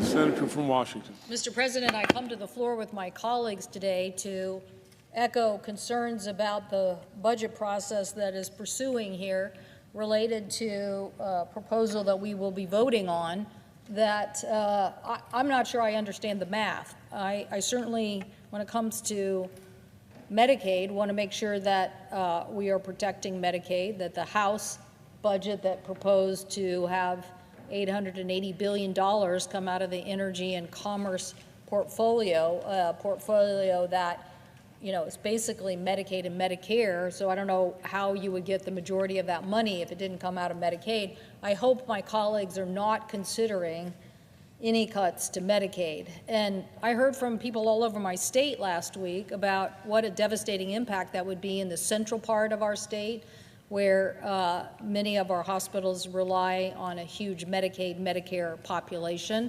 Hospitals wouldn't be able to deliver services or stay open. So I want to see a promise that we are not going to touch Medicaid, no sleight of hand, no gimmickry, no budget, you know, where all of a sudden now somebody's going to go in a dark room after we pass this and then say, oh, but I got a great idea. Here's how I'm going to save X billions of dollars out of Medicaid. I'm just not for it. When we had this debate before, I heard from Republican county commissioners all over my state when people wanted to block grant Medicaid, and they were basically saying, how am I supposed to run this jail? How am I supposed to take care of these issues in my county if you're going to block grant Medicaid? So again, I hope my colleagues won't do that. I also hope my colleagues won't count revenue from the tariffs. I hope that they're not saying, okay, well, we got a brilliant plan how we're going to give a huge tax break to corporations and billionaires, but we're going to do it basically on the backs of American people who are paying higher tariffs costs today. We don't need that in America. We certainly don't need these tariff costs. And what we are now seeing this morning is that China is imposing reciprocal tariffs. We are seeing a counterpunch from our other allies. And Avaya has basically said, a tariff is a last resort, not a first step in a process. We need to have a rules-based trade regime where you're doing trade that is fair trade based on rules and not using a disruption of the market that ends up costing all of us trillions of dollars, could be, and certainly impacting us. So my state obviously wants to see a more alliance-based approach. We believe in building alliances with like-minded countries. It's very interesting how Europe successfully created a huge alliance. Europe, many years ago, said, you know, we're better off together. Let's create a European Union. And now they have something like a $20 trillion GDP because they work together in an alliance. Or if you look at the trade deals that we did as a nation in the Bush administration, we did a half a dozen or so trade deals that now represent a $47 billion surplus because we did those trade deals with those countries and we created an alliance. So I just see this worldview differently than what's being proposed today. I definitely think that building alliances, getting supply chains here in the United States, strengthening those alliances are the key to our success. I believe in betting on the American worker. If you bet on the American worker, they'll do the rest. And we do need to help upskill and train, and we should reward them for their upskilling. Right now, I think we need something like 500,000 electricians. That's what the AFL-CIO and Microsoft say. Hardly people that get up every day and get on the same page. But they're saying we need 500,000 electricians. I met a young man in my state who said, you know, you helped us get the workforce training, and he said, you brought me out of poverty. I said, how did we bring you out of poverty? He said, well, I had some health challenges, and literally I didn't even have tires for my car. But a stipend that went along with the program, basically I was able to then get tires, drive myself to another town, get the training for an electrician, to become an electrician. He said, I accomplished that, and now I'm going to buy a house. That's how you got me out of poverty. So that's what we need to focus on. We need to focus on skilling and training the American worker for the opportunities of tomorrow that are here today. And that's why I feel so strongly that we can't ask the American people to pay for a bill that gives away tax breaks to billionaires and corporations by taking money from tariffs that are costing us. I know in my state, because I'm already starting to hear this from people all over, that they are impacted from these tariffs. They could be the largest economic impact in the history of our country, the largest increase, and very regressive, burdensome to households. But here's what I'm hearing from my constituents. A retired woman told me that her stock portfolio, which along with Social Security, she relies on to pay for her living and health care expenses, lost $40,000 yesterday. That was yesterday. I don't even know what's happening today. But we have Americans who are, like this individual, counting on Social Security and that market income for her retirement, and it just got a big hole blown into it because of tariffs. So please do not put tariff revenue in this bill and say that you gave that revenue to corporations for a tax break. I heard from the owner of Fern Seed, a plant and flower shop in Tacoma. The owner said, quote, we work with the supplier of pretty much everyone and every vase that you will ever see in any plant or flower shop. She got she goes on to say, we got notification 2 weeks ago that there's just going to be a blanket 10% increase on prices. Increased costs for imported ceramics, going into cut into our margins that we are going to have to pass on to consumers, and with margins of just 6 to 8%, there's not enough breathing room. She continued to say, our employee review cycle is in April, and because of the uncertainty about tariffs, I have to give my employees a small incremental raise instead of a real raise. That puts me under the threat of losing those people that have been with me for 3 to 4 years, which is a lot in a very incredibly small business. And by the way, I don't expect to be paying myself either. That's what I'm hearing from my state. We know that small businesses are going to be hard hit by this. They're resilient, but this is asking a lot. I heard from the president of Distillers Guild and founder from Bravo Spirits.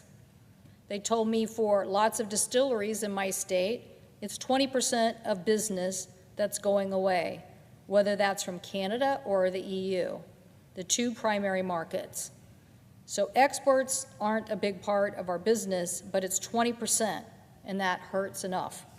I find this, Mr. President, very real for my constituents. Oh my gosh, I'm so proud to represent the state of Washington. They are a resilient group of people. But in our state, we evangelized becoming exporters a long time ago. We just told people, go do it. You can grow your market. Go take your product and get it sold overseas. And what we find is that a lot of these businesses, somewhere between 20 and 25% of their sales are in overseas markets. So it's a nice little boost to what just the domestic market is. We certainly grow more apples than can be eaten in the United States of America, and we sure as heck want them to be reached to international markets. And I would say the same thing for these distillers. It's one thing to look at the U.S. as a geographic market. It's another thing to look at the whole world as a market. It's amazing. It's an amazing market. And they want to have entry into that market instead of having some aspect of their business being attacked. So people are now holding back on spending. They're not going out as much. They're staying home, and they're going to start cutting back on everything. The opportunity has been taken off the table for export growth, and at the same time, we're getting hammered on day-to-day operation expenses.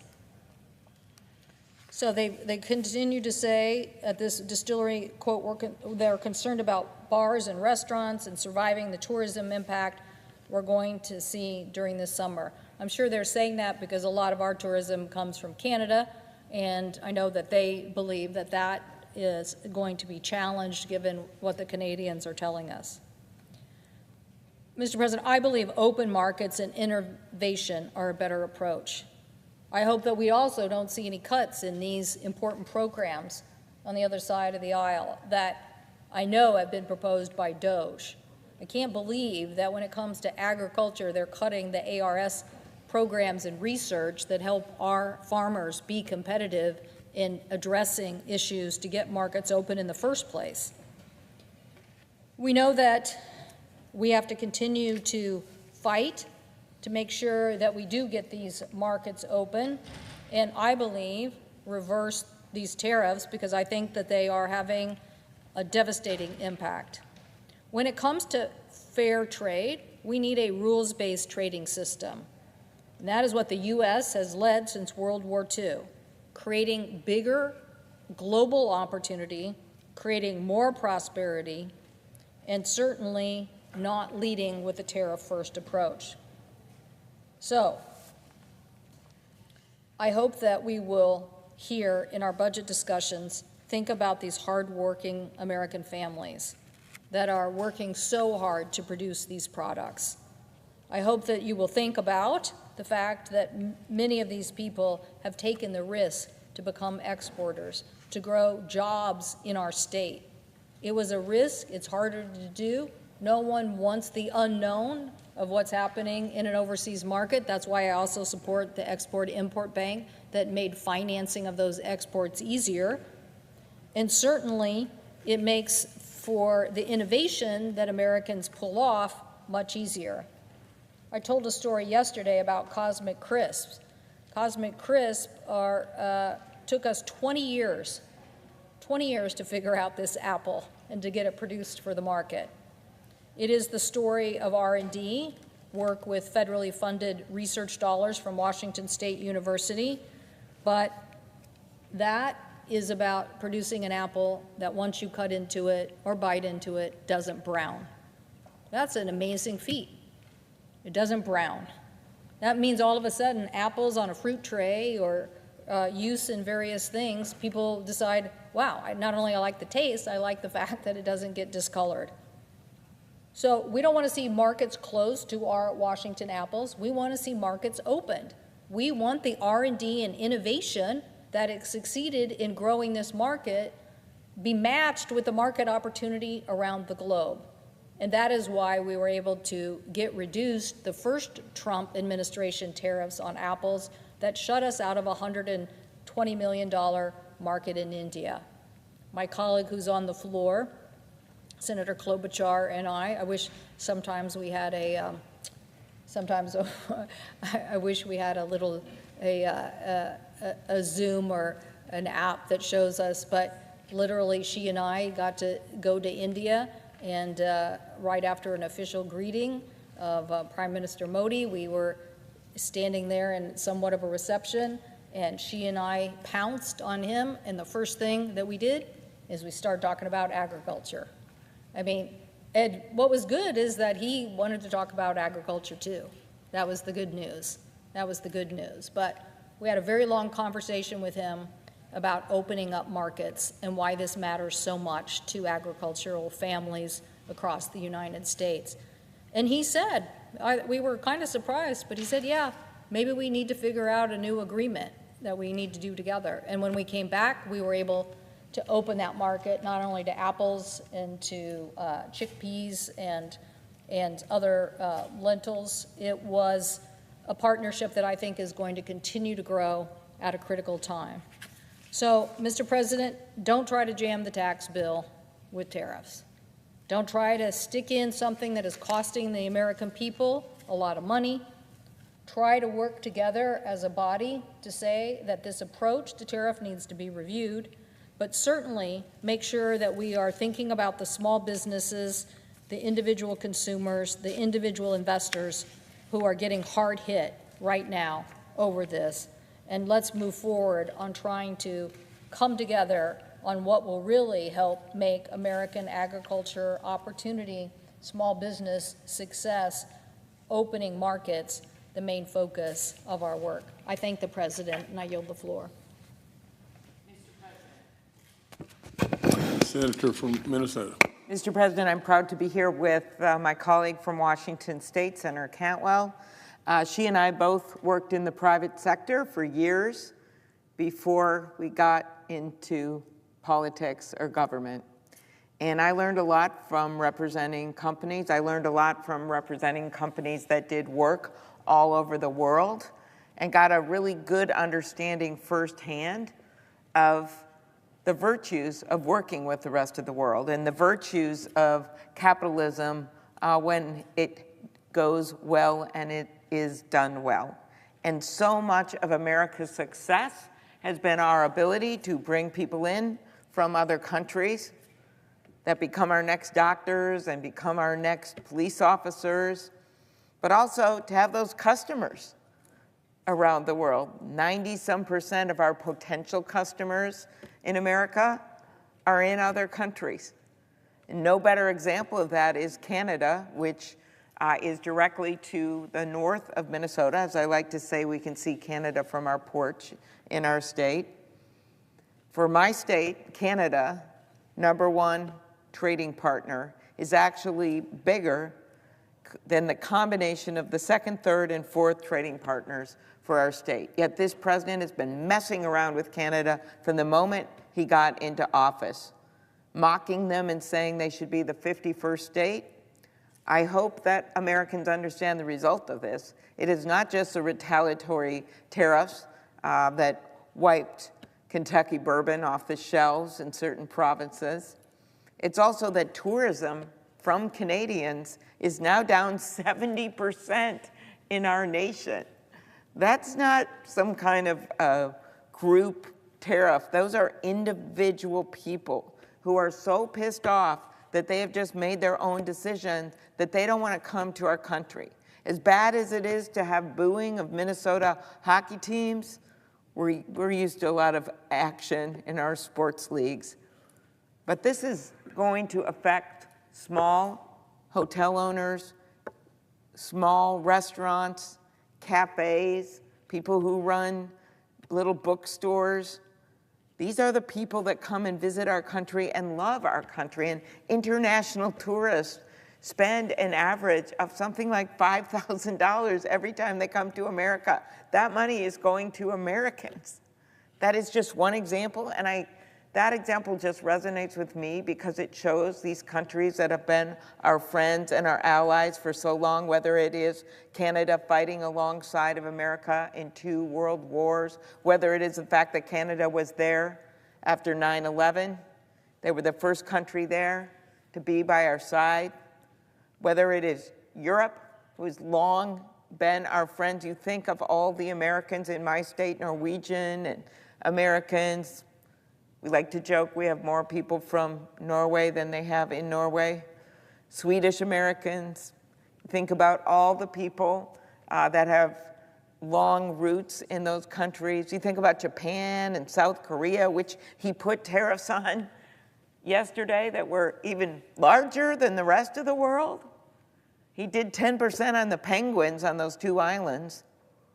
But Japan and South Korea, they get even double that at least. Why do that? There are ways to negotiate this. There are issues we have with dairy in Canada that I'm well aware of that could be negotiated, for instance, in the USMCA trade agreement that President Trump had actually negotiated himself in the first administration that I supported. But instead, we see total chaos. So what does this mean? I was on some programs last night, and I could not believe the vitriol from the traders on Wall Street who could not believe how the market ended that day yesterday, and now we see more of it today. And Cramer, who's so really well-known, Jim Cramer, for his views on the stock market and trading. It was really, really helpful to listen to all of that. But I then thought to myself, this isn't just about Wall Street. It's about Main Street. And what this amounts to, when you look at what happens with tariff, when you raise these tariffs, when so many of our goods have parts from other countries or are from other countries, what does this mean? Well, it's the biggest tax increase on working Americans since 1968. So I refuse to look at this budget that we're debating today just in a vacuum. Because as problematic and horrible as it is that all these benefits, 2/3 of the benefits are going to wealthiest Americans and big corporations, you've got that setting for that budget right at the same time as we see these tariffs. And as I noted about an hour ago, when I focused on this issue of the unfairness of this budget and the values choices that are being made in this budget that are not in favor of regular Americans, I also believe that anyone that looks at these tariffs realizes, you know what, Elon Musk is going to be fine with these tariffs. He's going to lose money. Everyone's going to lose money because of this. You're already seeing with the corporate value. But who's going to be able to afford that and who isn't? Well, the people who are not going to be able to afford it are the people who get by with their paychecks twice a month, the people who rely on their savings and their 401ks and maybe are about to retire or in the midst of retirement, the young people who want to buy their first house are now not certain, despite what has been a growing, strong economy with issues of inflation, we know. But now look where we are at. Complete self-inflicted wound.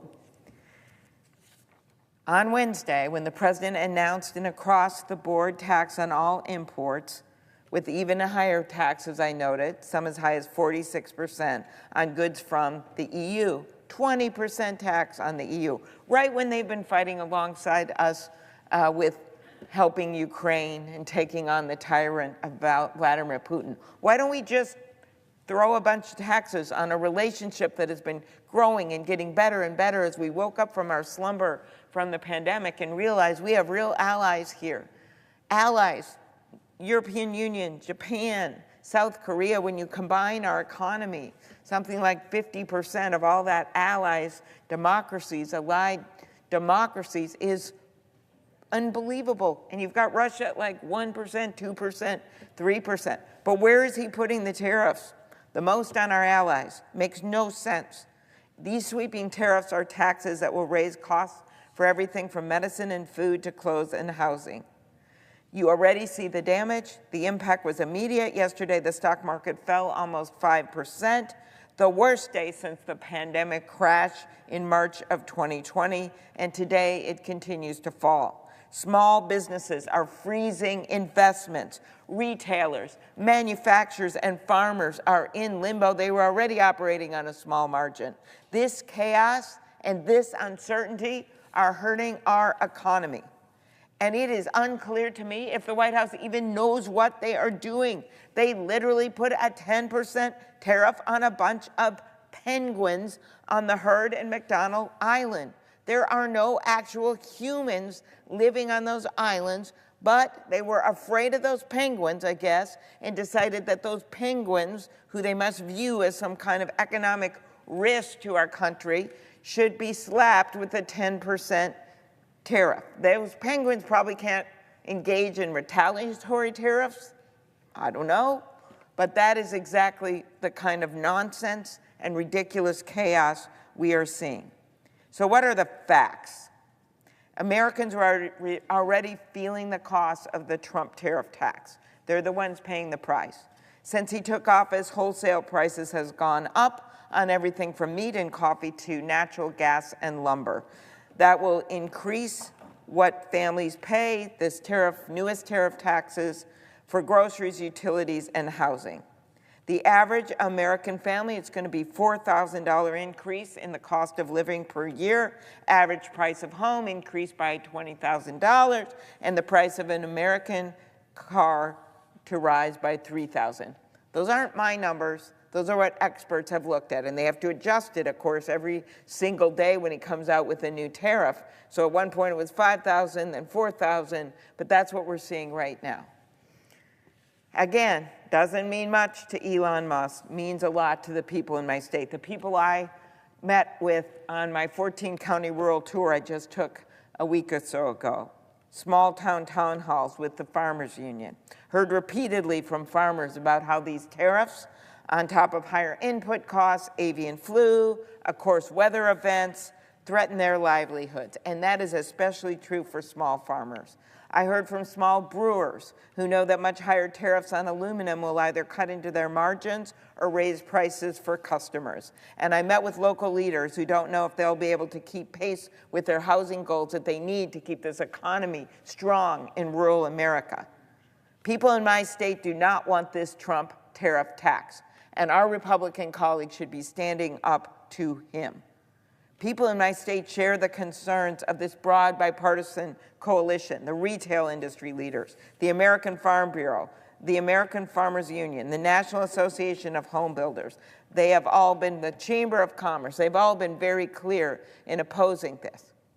And the chaos doesn't end with economics. President Trump is invoking emergency powers to bypass Congress and launch trade wars. Stand up, I say to our colleagues, stand up and assert your power. This is a dangerous abuse of authority that undermines the Constitution and threatens our system of checks and balances. That's why I co-sponsored the Bipartisan Trade Review Act to reassert Congress's constitutional role in trade policy. Our allies are stunned. After spending decades building strong trade relationships, in addition to long-standing security friendships, this Trump tariff tax is now blindsiding our closest allies and our trading partners. The damage, as I note, is going to extend way beyond farm products and manufacturing. It's also going to be about the vibe, the fact that no one will want to visit our country. They're already canceling their trips. This will have a devastating effect on our economy. And I see Senator Rosen is here, who's actually leading the effort, a very key piece of legislation to take on this and say, you can't do this if you're going to hurt tourism to this extent. As you know, Senator Kaine and Warner and I put forward our amendment that finally got 4 Republicans to stand up with us when it came to Canada. We said this is a false claim about the need to invoke emergency powers when it comes to Canada and the border. And 4 of our Republican colleagues agreed with every single Democrat, and we actually passed that bill. People do not want us to isolate ourselves from global supply chains, to forfeit foreign markets. They want to expand. We want to be a country that makes stuff, that invents things, that exports to the world, not a country that puts our heads in the sand and pretends the rest of the world doesn't exist, and then they all go out and do trade together, and we are here isolated. Our country is a strong country. Our country is a strong economy, and he is going to literally throw away all the gains we have made and these small businesses that have blossomed, all because, I don't know, he said he was going to do something like this, and now he tells us we're in the middle of a surgery and it's just going to be painful. Well, again, for the wealthy, they can get through those surgeries. They can get the special rooms with the nice views and the nice windows. The rest of us, the rest of the people in this country, people who live month to month, This is not the same for them. We can and we should stand up to unfair trade practices. I have been a long believer in targeted use of tariffs. It was helpful with some of our iron mines up north. But what he is doing here with these across-the-board tariffs is reckless. It's going to drive this economy over the cliff. And it is time our Republicans stand up in the United States Senate. We've already had 4 do it and say enough is enough. Let's do things that help the American people instead of just helping a bunch of billionaires. I yield the floor.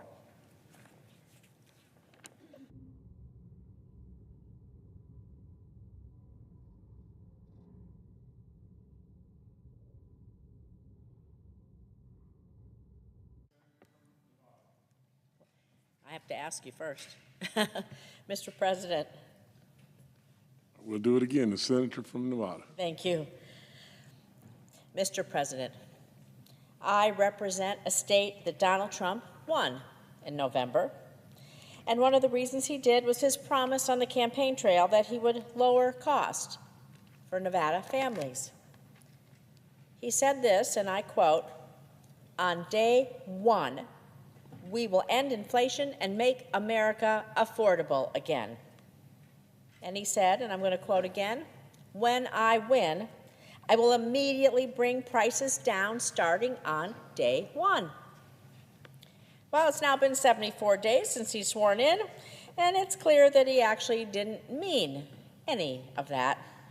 He betrayed the American people, and he lied to Nevada families. Instead of lowering costs, he's done the opposite and imposed policies that have actually raised the costs. 2 days ago, President Trump proclaimed April 2nd as Liberation Day, the day the administration announced the most sweeping tariff hike in almost a century.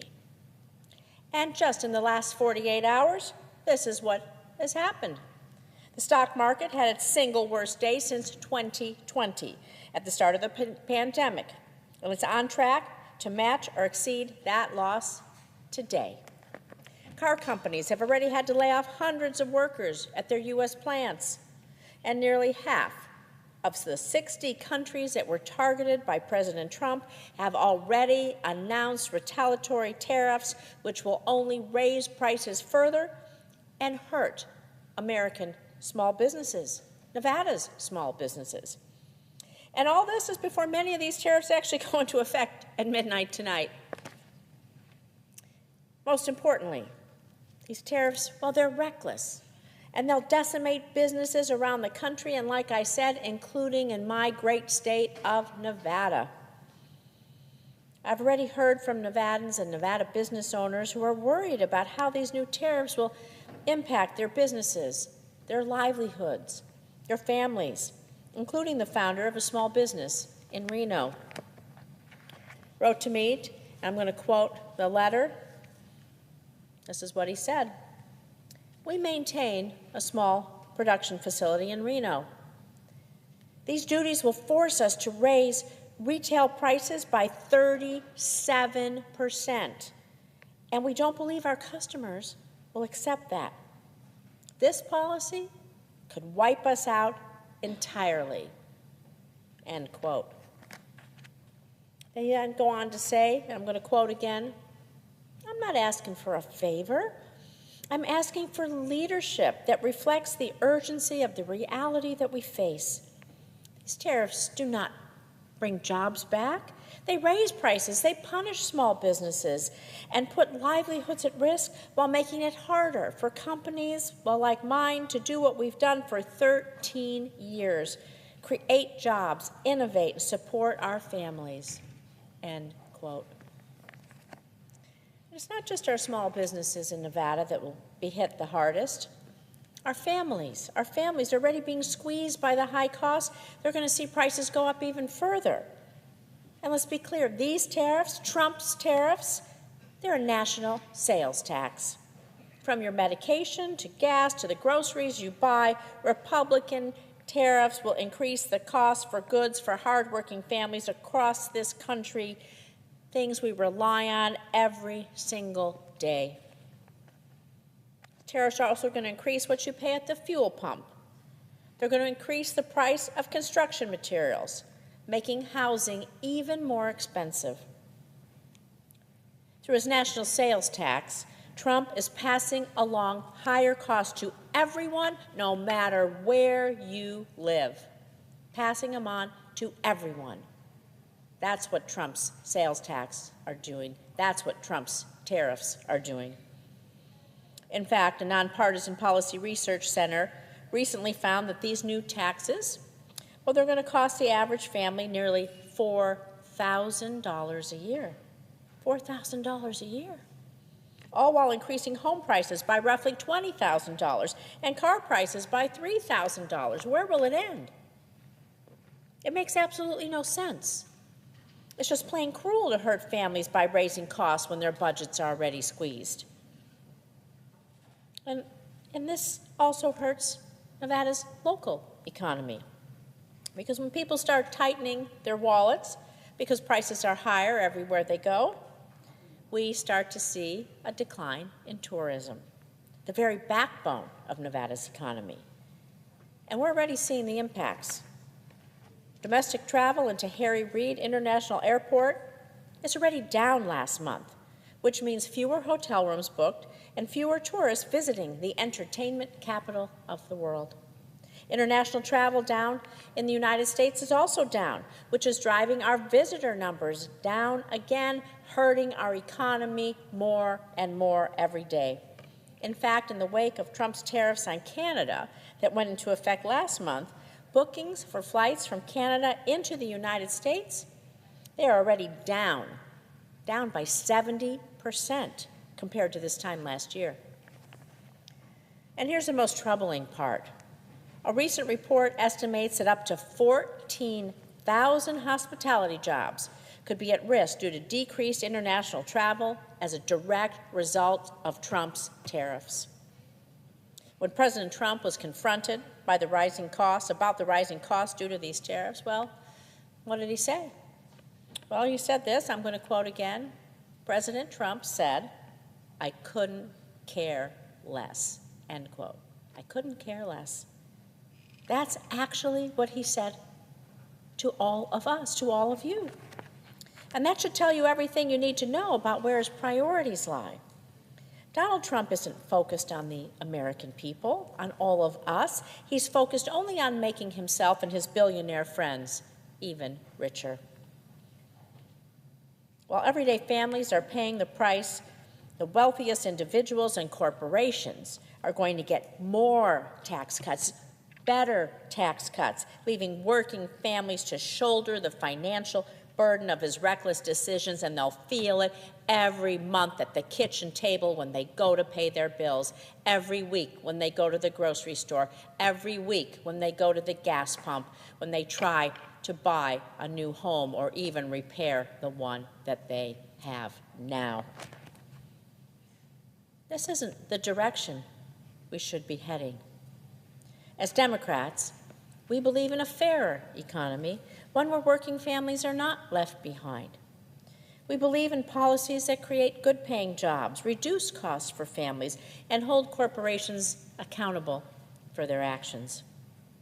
We believe in an economy that rewards hard work and makes it easier for the middle class to thrive. We owe it to our constituents, like the Nevada small business owner who wrote to me worried about how Trump's tariffs will hurt him. And that's why we're all here, because we have a responsibility to our constituents, to our family, to our friends, to our neighbors, to our communities, to support policies, well, that benefit them, and to stand up to policies that do not, policies that hurt them, like Trump's reckless tariffs, Trump's national sales tax. So it's time to put the needs of the American people first. It's time to deliver real relief to our workers, to our families, to our businesses that have been struggling for far too long. So I urge my colleagues across the aisle to stand up against Trump's reckless tariffs, to stop this extreme Republican budget, which will increase costs on all Americans, on all families, on everyone, no matter what zip code or state you live in. Thank you, Mr. President. I yield.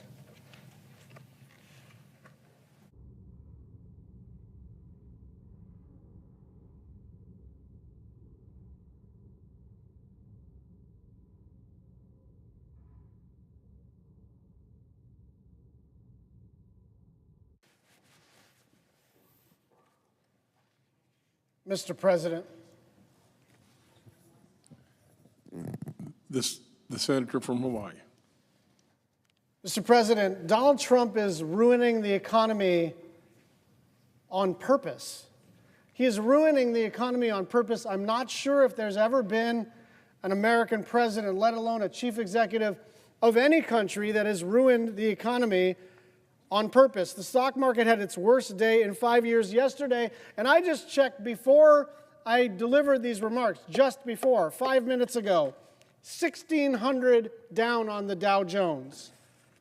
The S&P down 5%, NASDAQ 4%, the Russell 5%. What does that mean as a practical matter? It means if you spent all your life working and saving and investing, and you are on the edge of retirement, and let's say you've got $312,000 plus your Social Security income. You just lost 30 grand in 2 days because of Donald Trump. Because of Donald Trump, you lost 10% of what you earned over a lifetime. Now, for Howard Lutnick and Elon Musk and Donald Trump and everybody that surrounds him at Mar-a-Lago, they can ride this out. They can short it, they can buy crypto, they can do all kinds of wonderful things to make sure that they can ride this out. Regular people cannot ride this out. The dollar hit a 6-month low. Layoffs have already started. Consumers are cutting back on spending, and by the way, the data is there, but also just talk to anybody. Just talk to anybody about how they feel about spending right now. And the likelihood of a recession went up 20% in a day. JP Morgan now says it's more than 60% likely. So what is this even for? Why are people so freaked out? Why is the entire world, from friends and partners to adversaries and enemies, scrambling to retaliate against the United States, the indispensable nation? It's so that Donald Trump can raise trillions of dollars in revenue to pay for the biggest tax cuts for billionaires in the history of the planet. Starting tomorrow, we'll be paying more for everything: groceries, food, cars, homes, toys, electronics, everything that you buy. Estimates have home prices ballooning by almost $20,000 per unit.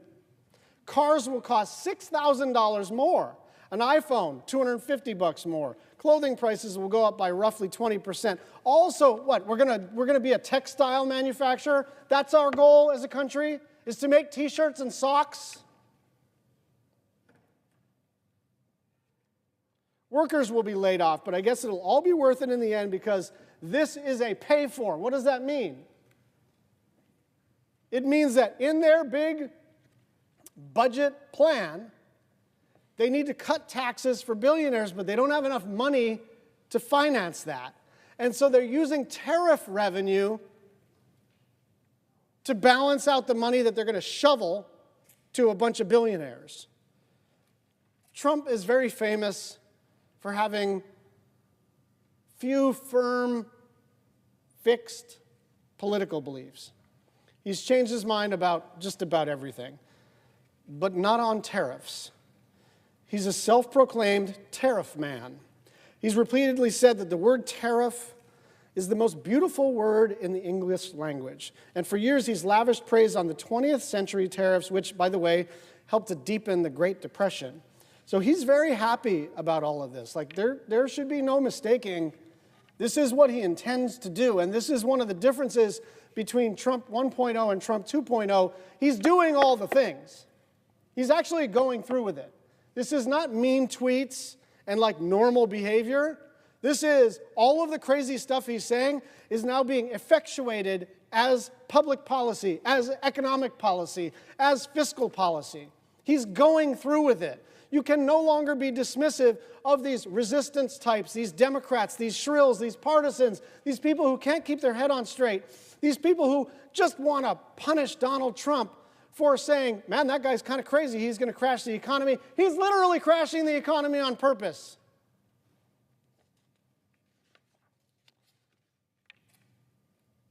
The idea that other countries will just graciously pay the tariffs is a fantasy, much like Trump's claim that Mexico would pay for the wall. In reality, it's American importers who pay the tariffs and then they pass it on to consumers, which is exactly what happened the last time Trump tried to do this. Economists who studied the tariffs that Trump imposed during the first term on certain goods from China found that it was consumers. It was consumers. It was you that paid the price. So here's roughly how it would work this time around. There's going to be math involved here. If these tariffs are expected to raise $6 trillion, as Trump says, that would mean collecting something like $600 billion every year over the next 10 years.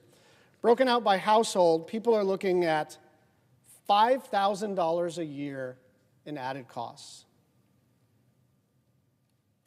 I bet you Donald Trump doesn't know anyone personally. Maybe he's met people, but like in terms of the people he hangs out with, that he spends time with, that he likes, that he works with, he probably doesn't know anyone for whom $5,000 is an unmanageable increased cost. But I know a lot of people like that. In fact, a lot of people in my home state are like that. They cannot absorb a $5,000 increase in the cost of everything. And that is before you consider the hundreds of thousands of lost jobs and the devastation of small businesses and farmers and others. One small business owner in Iowa put it this way, quote, Trump's calling it Liberation Day, maybe something like Liberation Day, liberated from reality.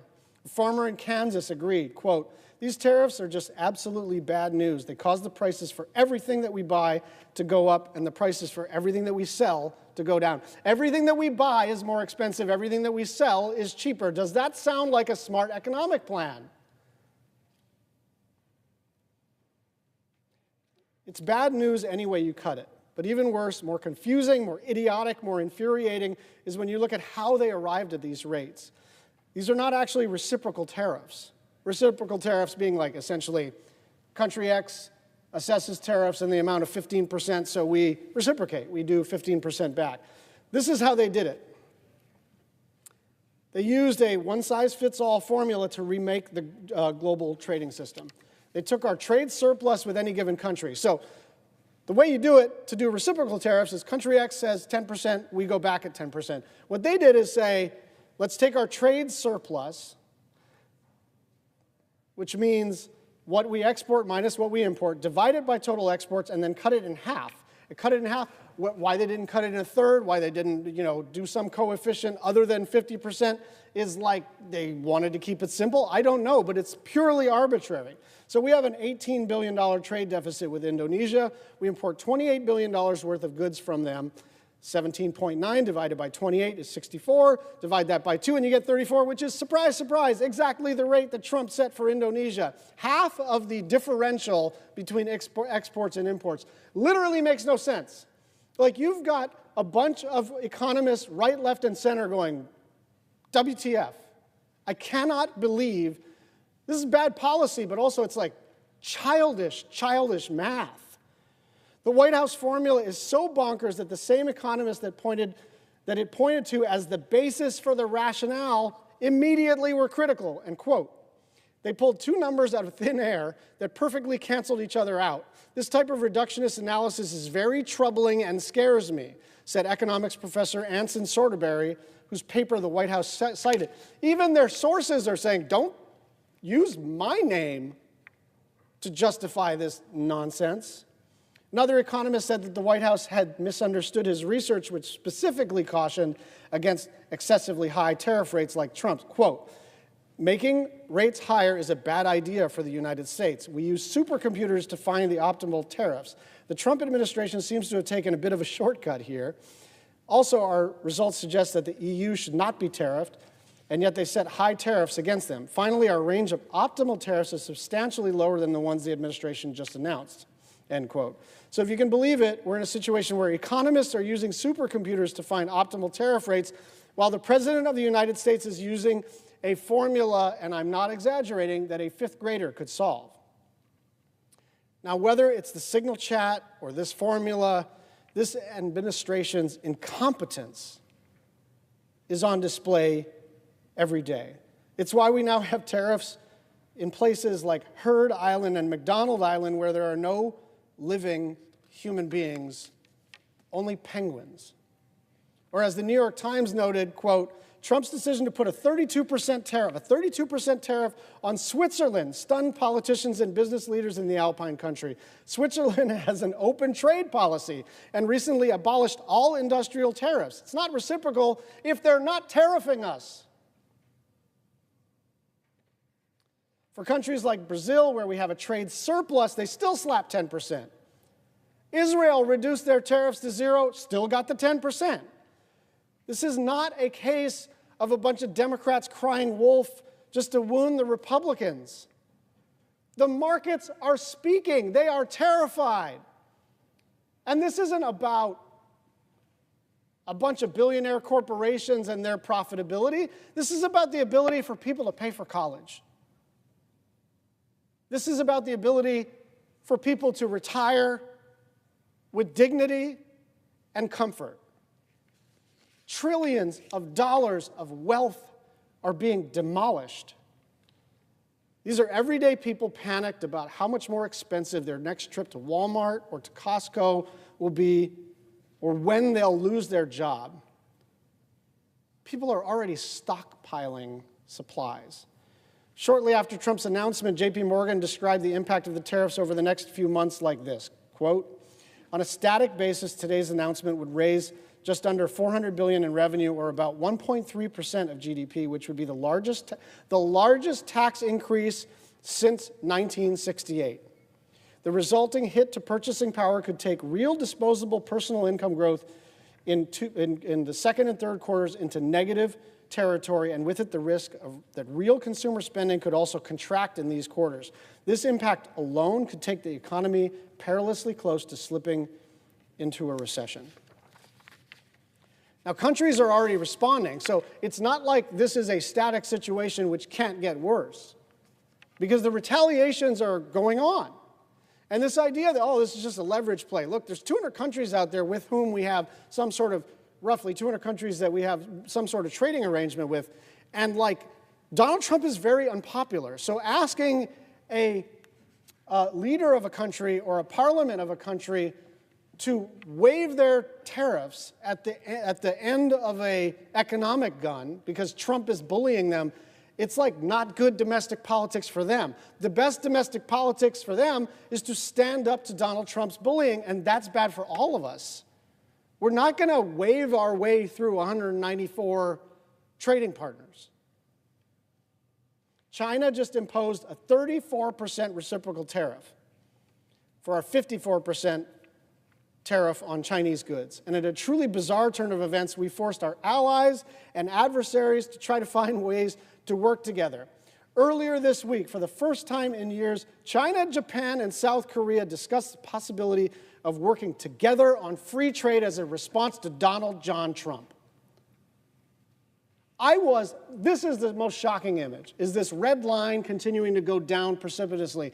But among the other most shocking images, there's a picture of high leaders from Korea. First of all, Korea and Japan are in a better place now, but they are, there have been some diplomatic challenges over the decades and the generations.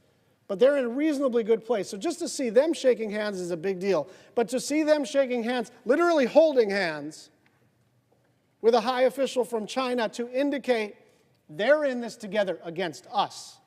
So it is true that Donald Trump is uniting the world. The problem is he's uniting the world against us. Look, there is a real objective here that we've been working on for the last 8 years. And whether it's chips or it's cars or it's clean energy. We've actually increased the amount of domestic manufacturing in the United States of America with good industrial policy and targeted trade policy. But this is mayhem. This is mayhem. John Kennedy, the current senator for Louisiana, said it exactly right. He said tariffs are like whiskey. A little bit can be refreshing, can be useful. Too much, I'm paraphrasing, and very bad things happen. Very bad things are happening. In the time I took to deliver these remarks, probably some number of tens of billions of dollars of additional wealth from working people was just wiped out. And I want to make one final point, and this is the most important point. Republicans can and should stop this. With an exception of maybe 3 or 4 members, almost every Republican senator hates tariffs. The question is whether they will stand up to Donald Trump, who has taken this decidedly protectionist, anti-market, super harmful direction. But all we need, Republicans are in charge of the Senate, is for them to exert their constitutionally given authority over the assessing of tariffs. There is bipartisan momentum in that space, but we are not there, because what I'm reading and what I'm hearing is they're willing to give this a couple of months. And let me give you a bunch of free advice to my Republican friends. If you're going to stand up to him in 2 months, do it now. Your people are suffering. People are being laid off. People are about, by the way, most of what is happening in terms of Trump's plummeting popularity is what they are seeing on their screens, but in the next week or so, it's not what they're seeing in their screens. It's what they're seeing when they try to buy something. It's what they're seeing amongst their friends who are being laid off. This is about to get very real, and I advise you, against my own political interests, but in the country's interest, if you're going to stand up to him in June, my God, do it now. I yield the floor.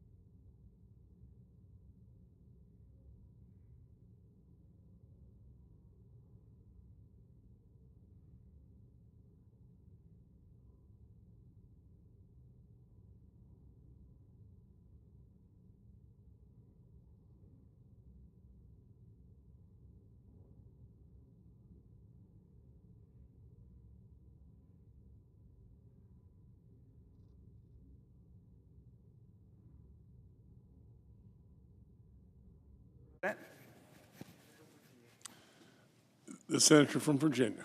Mr. President, thank you so much. I rise to join my colleagues.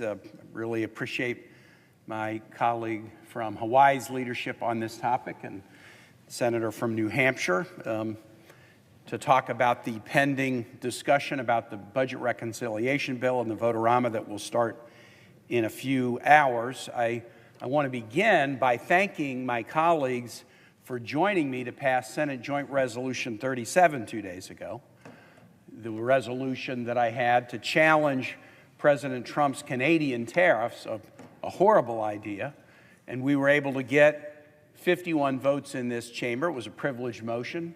Majority was sufficient to pass it, to turn off the Canadian tariffs because they hurt consumers, they hurt businesses, they hurt farmers, and they also hurt our national security by raising the price of aluminum and steel. 35% of the aluminum and steel that go into U.S. ships and subs comes from Canada, the other 65% from the United States.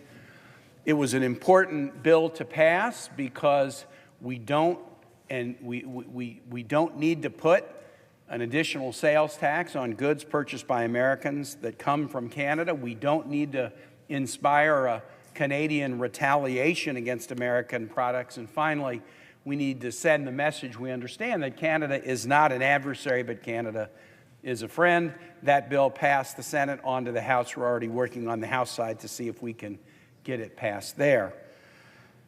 But today, what I want to do is address not the Canadian tariffs that were announced now months ago, but the new, quote, reciprocal tariffs that President Trump announced on Wednesday in the South Lawn at the very moment that we were voting to overturn the Canadian tariffs.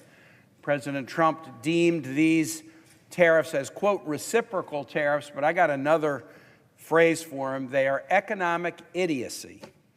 And I want to talk about why they are so bad, why the policy is bad, and when the policy is so bad and seemingly inexplicable, something else is going on, and I want to conclude by focusing on what that something else is. Mr. President, I went to the University of Missouri and I majored in economics, and I had some amazing professors, and I just want to give them a shout out. John Kuhlman, Whitney Hicks, Walter Johnson, Ron Roddy. I had some amazing professors at Mizzou. I graduated with an honors degree in economics in 1979, and if they were standing here with me, they would say, Tim Kaine, you are my student. I hope you remember what we talked about in these economic classes, and they would point out what I'm about to point out, why these tariffs announced broadly against virtually every nation in the world at the say-so of one person, a national sales tax falling on American consumers at the say-so of one person, why they are in fact economic idiocy. They will hurt our families, they will hurt our businesses, they will hurt our farmers, and all the economic signs suggest that President Trump is flipping the world's strongest economy toward recession. When we were kids, we all learned the fairy tale, I think it's a Grimm Brothers fairy tale of Rumpelstiltskin, the mysterious figure that turned straw into gold. What we are now seeing is Trumpelstiltskins turning gold into straw. President Trump started with the strongest economy in the world the day he was inaugurated. A strong stock market, strong consumer confidence, strong growth rates and growth projections, manufacturing up, infrastructure up, America building again. And in 2 months, his chaotic economic idiocy has turned it around where the American economy, just go turn on the TV right now and look what's happening in the markets. The American economy has nothing but red lights and question marks all over it because of the economic idiocy. Economic idiocy is a strong charge for me. I'm not one to do a lot of name calling, but that's exactly what this is. And let me focus on some examples from President Trump's Wednesday announcement that show how idiotic these tariffs are. Japan and South Korea, two great allies of the United States. We have been working very carefully to deepen the relationship they have with each other and with us, to check against the nation that we all in this chamber and President Trump also views as our chief adversary, China. President Trump, on his Wednesday announcement, imposes a 24% tariff on goods coming from South Korea and a 25% tariff on goods coming from Japan. This is no way to treat a friend. And guess what these friends are doing? They met with China to talk about a free trade agreement. They met with China to talk about how they need to band together to protect themselves from the economic policy of the United States. Japan and South Korea are two of the best allies we have in Asia or anywhere in the world.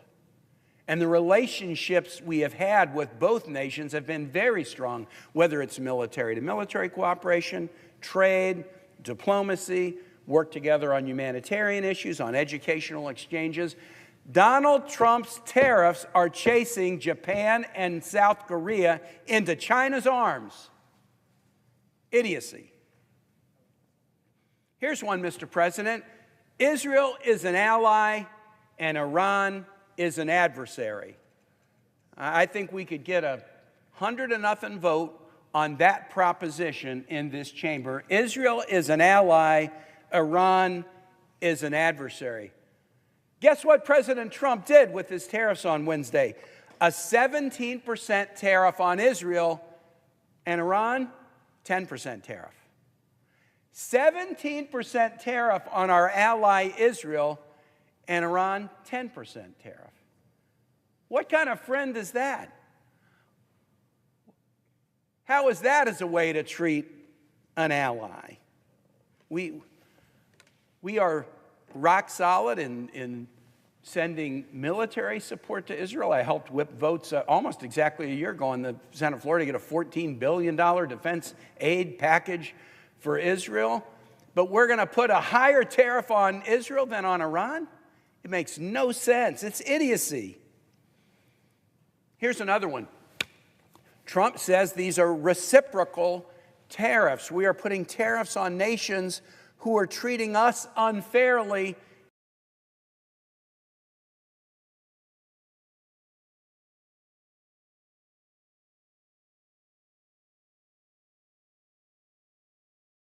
American companies that moved their supply chains out of China at your request just a few years ago. Some moved their supply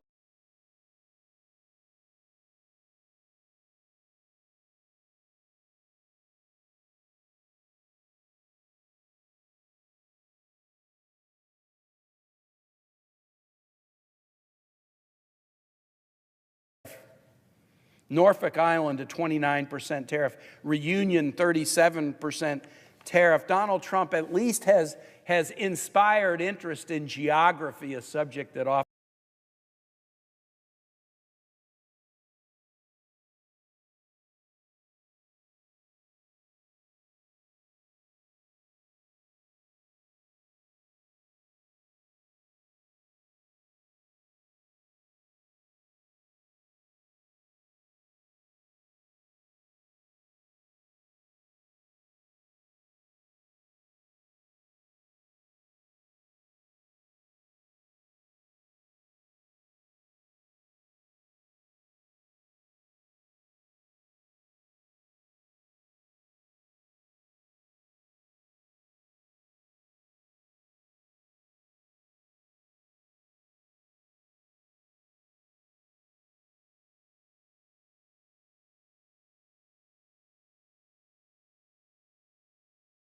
in 2017.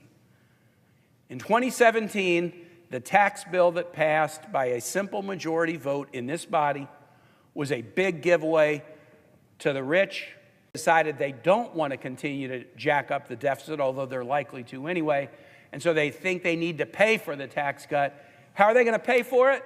By cutting programs that everyday Americans to fund a tax cut for Donald Trump and his friends. That's what we're going to fight against in this budget. And in the same way that we succeeded by getting Republicans to vote with us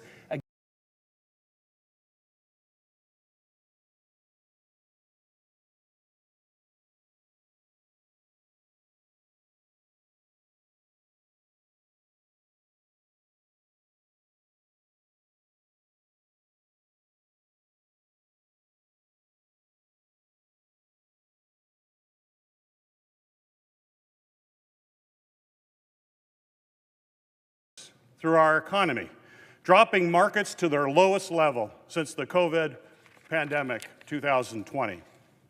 Just yesterday, the Dow Jones average dropped more than 16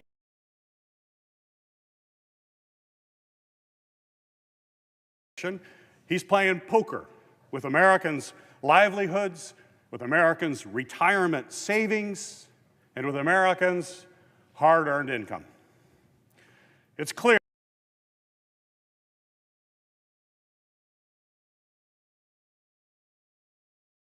because of Donald Trump, but you know, he didn't have to do this. In fact, some of you may know Jim Cramer, a leading voice in financial markets. In response to Trump's decision, he actually said, quote, I struggle for what the president's game plan is, because if you wanted to make the market crash, I think you would go with this plan. He said, it should not be in our country's interest to have the market crash. That's not a hot take. To me, that's just plain old common sense.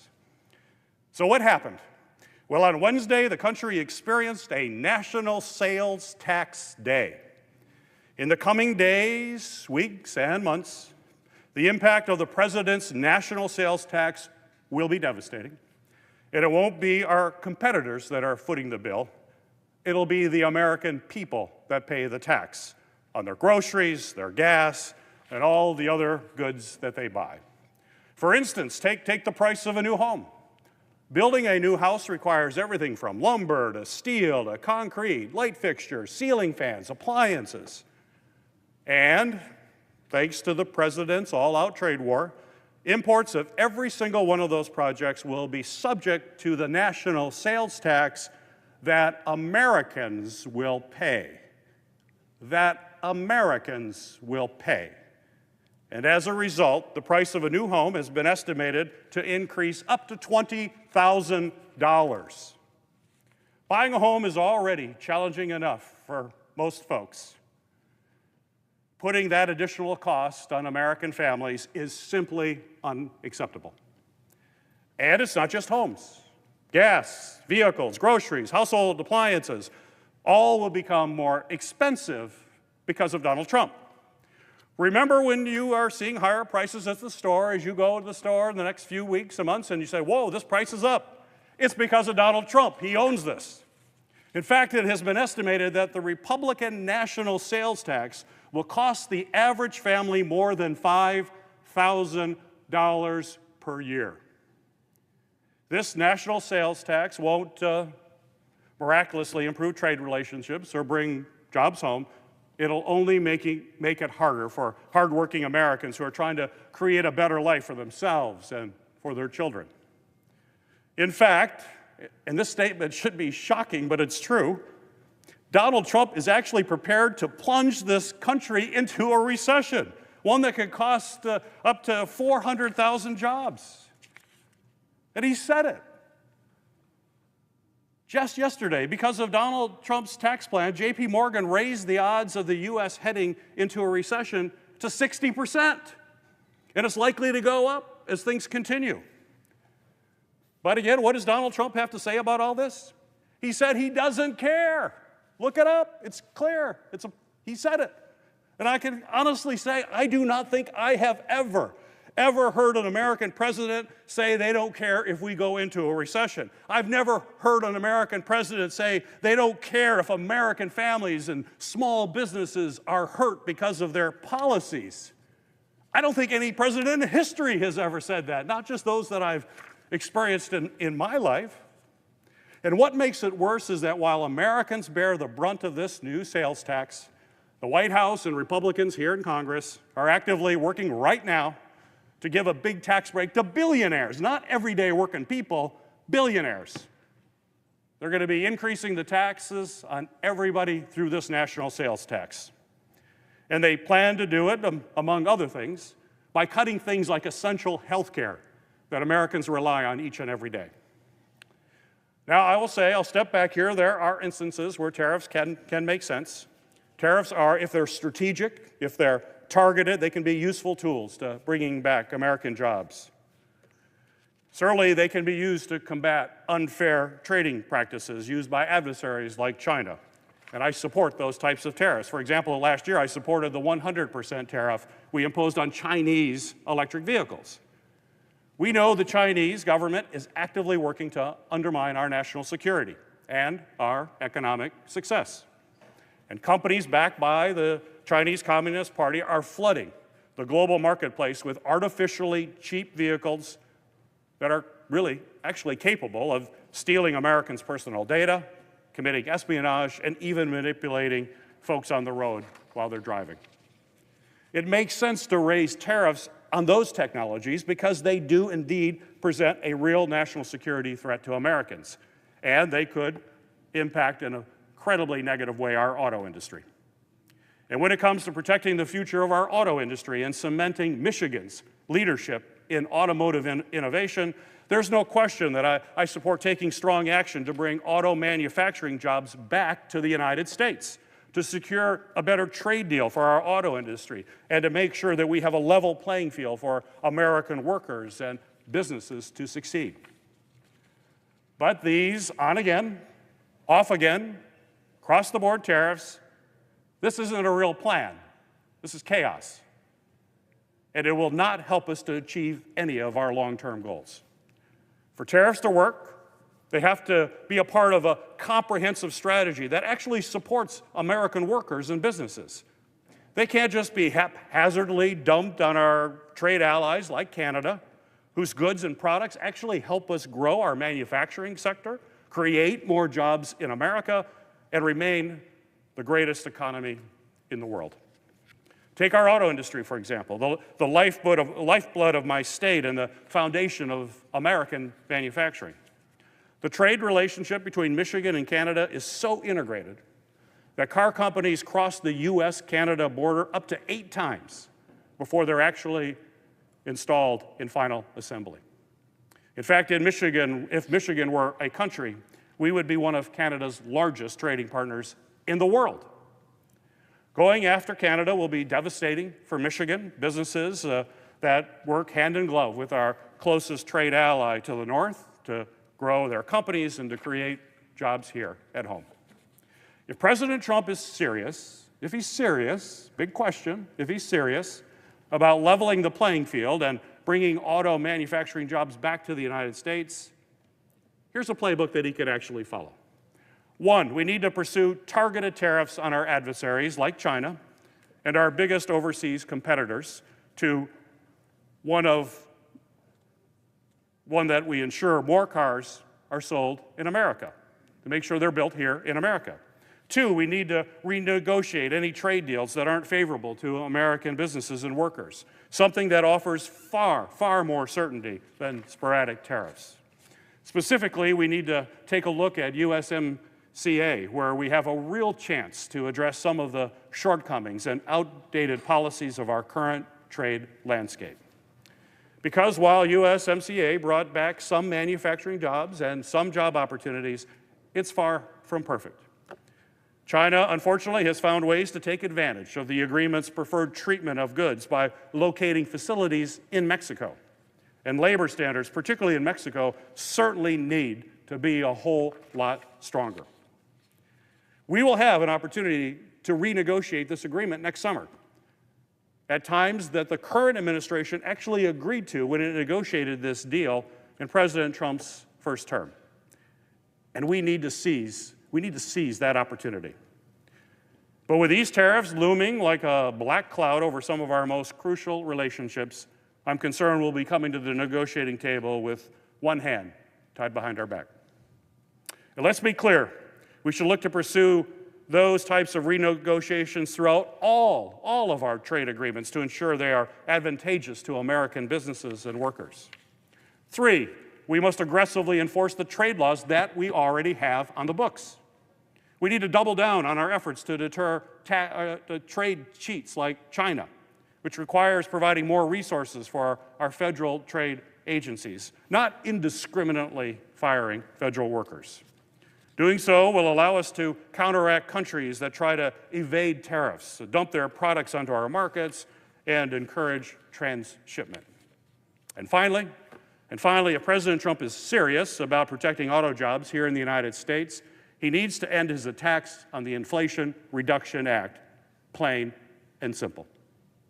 Right now, Republicans are proposing a budget that will repeal incentives in the IRA, like the Advanced Manufacturing Tax Credit and the Electric Vehicle Tax Credit, both of which have already created thousands of new auto and battery manufacturing jobs right here in America.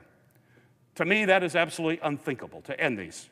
Why would you want to put an end to something that is proven to be successful at creating economic growth and good-paying manufacturing jobs in our country?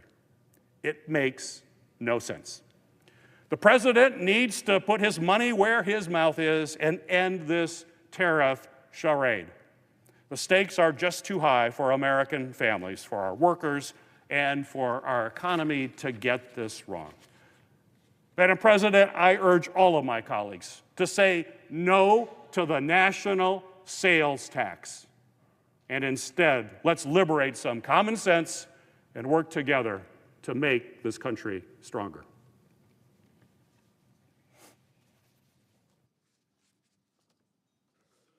Floor. Madam President. Senator from New Mexico. Madam President, I come to the floor today to raise my voice on behalf of constituents all across New Mexico. Now, this week, all eyes have been on the United States Senate. Millions of people across the country tuned into C-SPAN, social media live streams, and YouTube to watch our friend from New Jersey. We all got to bear witness to the unyielding patriotism of Senator Cory Booker, who rightfully said, "This is a moral moment. This is not about the right or left. This is about right or wrong." So I'm proud to join my Senate Democratic colleagues in pushing back against a Republican budget resolution that is wrong for the people, not just of New Mexico, but every corner of America. Today, Senate Democrats have uplifted the stories of Americans who are worried about the path that President Trump, Elon Musk, and congressional Republicans are putting us on. Folks who feel the pain every time they go to the grocery store, moms and dads who don't know how they're going to afford food next week, grandmothers and grandfathers who are scared that their hard-earned benefits are going to be eliminated. Now, New Mexicans have been calling, emailing, texting, and talking to me from all across New Mexico. I hear you. I see you. Every time I go to the grocery store, folks stop me in the grocery aisles back home and ask me when President Trump is going to start lowering prices. Now, as I was walking over here today, I was surprised to see that while the American people are trying to put food on the table, I see that Donald Trump's out there playing golf. That's what's on the TV screens for all the folks back home that are going to be going to the grocery store or maybe going to a restaurant to see if you can even afford the food that's over there any longer because of these tariffs and what's coming our way. The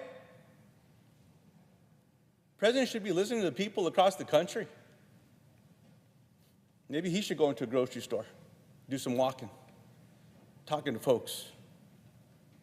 Now, one of my constituents who works at a car dealership, a very successful car dealership in New Mexico, said her managers notified the team that they are no longer fulfilling orders in the United States. She wrote to me saying that all of her friends and coworkers are scared of being fired because of President Trump's reckless tariffs. A woman in Cuesta, New Mexico, pleaded with me to help restore the United States Department of Agriculture funding for schools and food banks. She told me that because of high grocery prices caused by this administration, the demands at their local food bank has more than doubled. Another constituent told me that she's ready to retire, looking forward to it. But she's scared that the Trump administration will continue to take a sledgehammer to Social Security And I guess that Elon Musk is going to take a chainsaw to it. Unless this stops, she doesn't know if retirement's even an option. My constituents can see the economy is slipping before their eyes. They feel it. And their paychecks are not going as far as they used to. Now President Trump is imposing sweeping across-the-board tariffs that will increase prices for everyone back home. The tariffs are going to cost you Mexicans nearly $4,000 a year. $4,000 that a lot of folks don't have. Donald Trump's own former vice president, Mike Pence, said the Trump tariffs will decimate family budgets. That's right, the former Republican vice president under President Trump's first term said that the Trump tariffs will decimate family budgets. When the new tariffs were unveiled this week, more chaos and confusion ensued. There was a lot of conflicting information being put out by the White House, I would argue intentionally, different countries on different lists and inconsistent numbers that were confusing not only to the American people, but to some of our allies across the world. These tariffs will not only cost hardworking families thousands of dollars each year, but they will undermine many of the relationships that America has built and strengthened for decades. The United States auto industry, they cannot afford the 25% tariff already in effect. In Detroit, Michigan, our proud motor city, 900 auto workers have been temporarily laid off as a direct response to these auto tariffs. When household costs skyrocket, it crushes entire families. Forget changing to generic brands and not going out to eat anymore. More families will be struggling to get food on the table, period.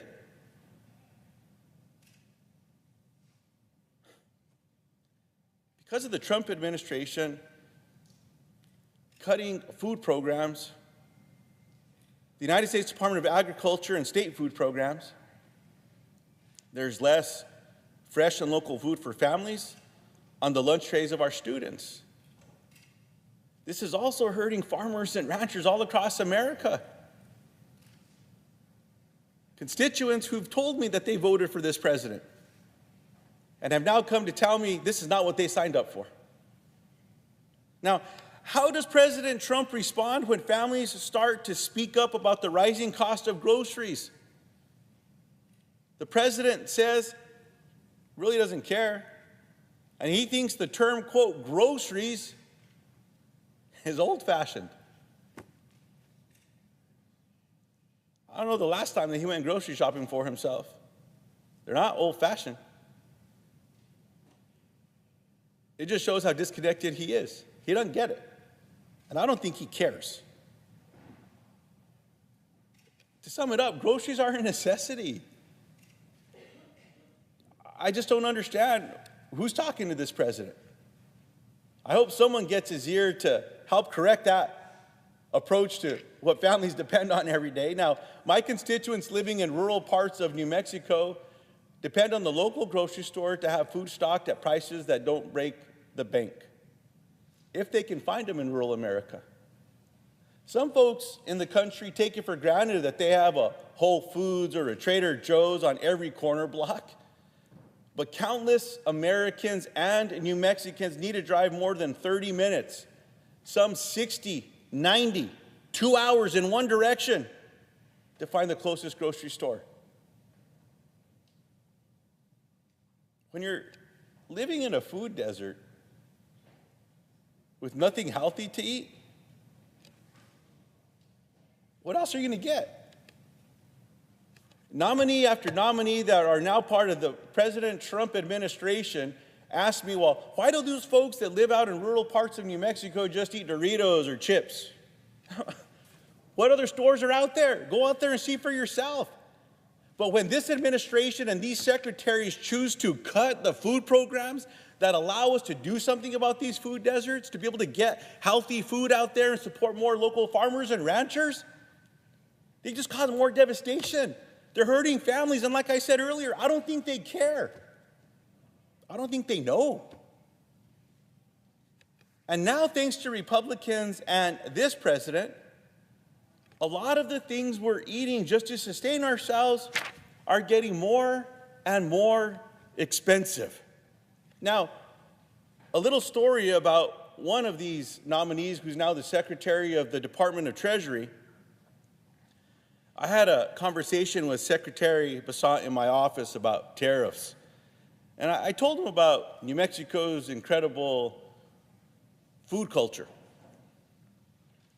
how we depend on specialty imported foods and crops, and some of the things you might find at the local grocery store, or even if you're fortunate enough to go to one of the local restaurants, even one of the local food trucks. I told him about something called guacamole. Most people across the country know it's made out of avocados. It's one of the key ingredients. That's where the story begins. I told him people were already upset that they couldn't get avocados for some of their meals or some of the restaurants. Yesterday, the New Mexico Restaurant Association was in town, and two of the restaurants that were represented, I'm telling you what, they're scrambling right now to be able to find the ingredients that are part of these long family recipes that have allowed their restaurants to be so successful. This is one of them. Now, the secretary said that where he comes from, that they grow a lot of peaches. Maybe we should try that. I don't know about you. I've never made guacamole out of peaches. I don't think it's going to work. I congratulate this secretary on his success. He's one of the wealthiest people in America, probably gets subsidies from the United States Department of Agriculture for the farm that he has, even though he's one of the richest people in America. Talk about not getting it. Now, at a time when grocery prices are rising, Republicans are actively working to dismantle the programs that keep folks with maybe a meal on the table.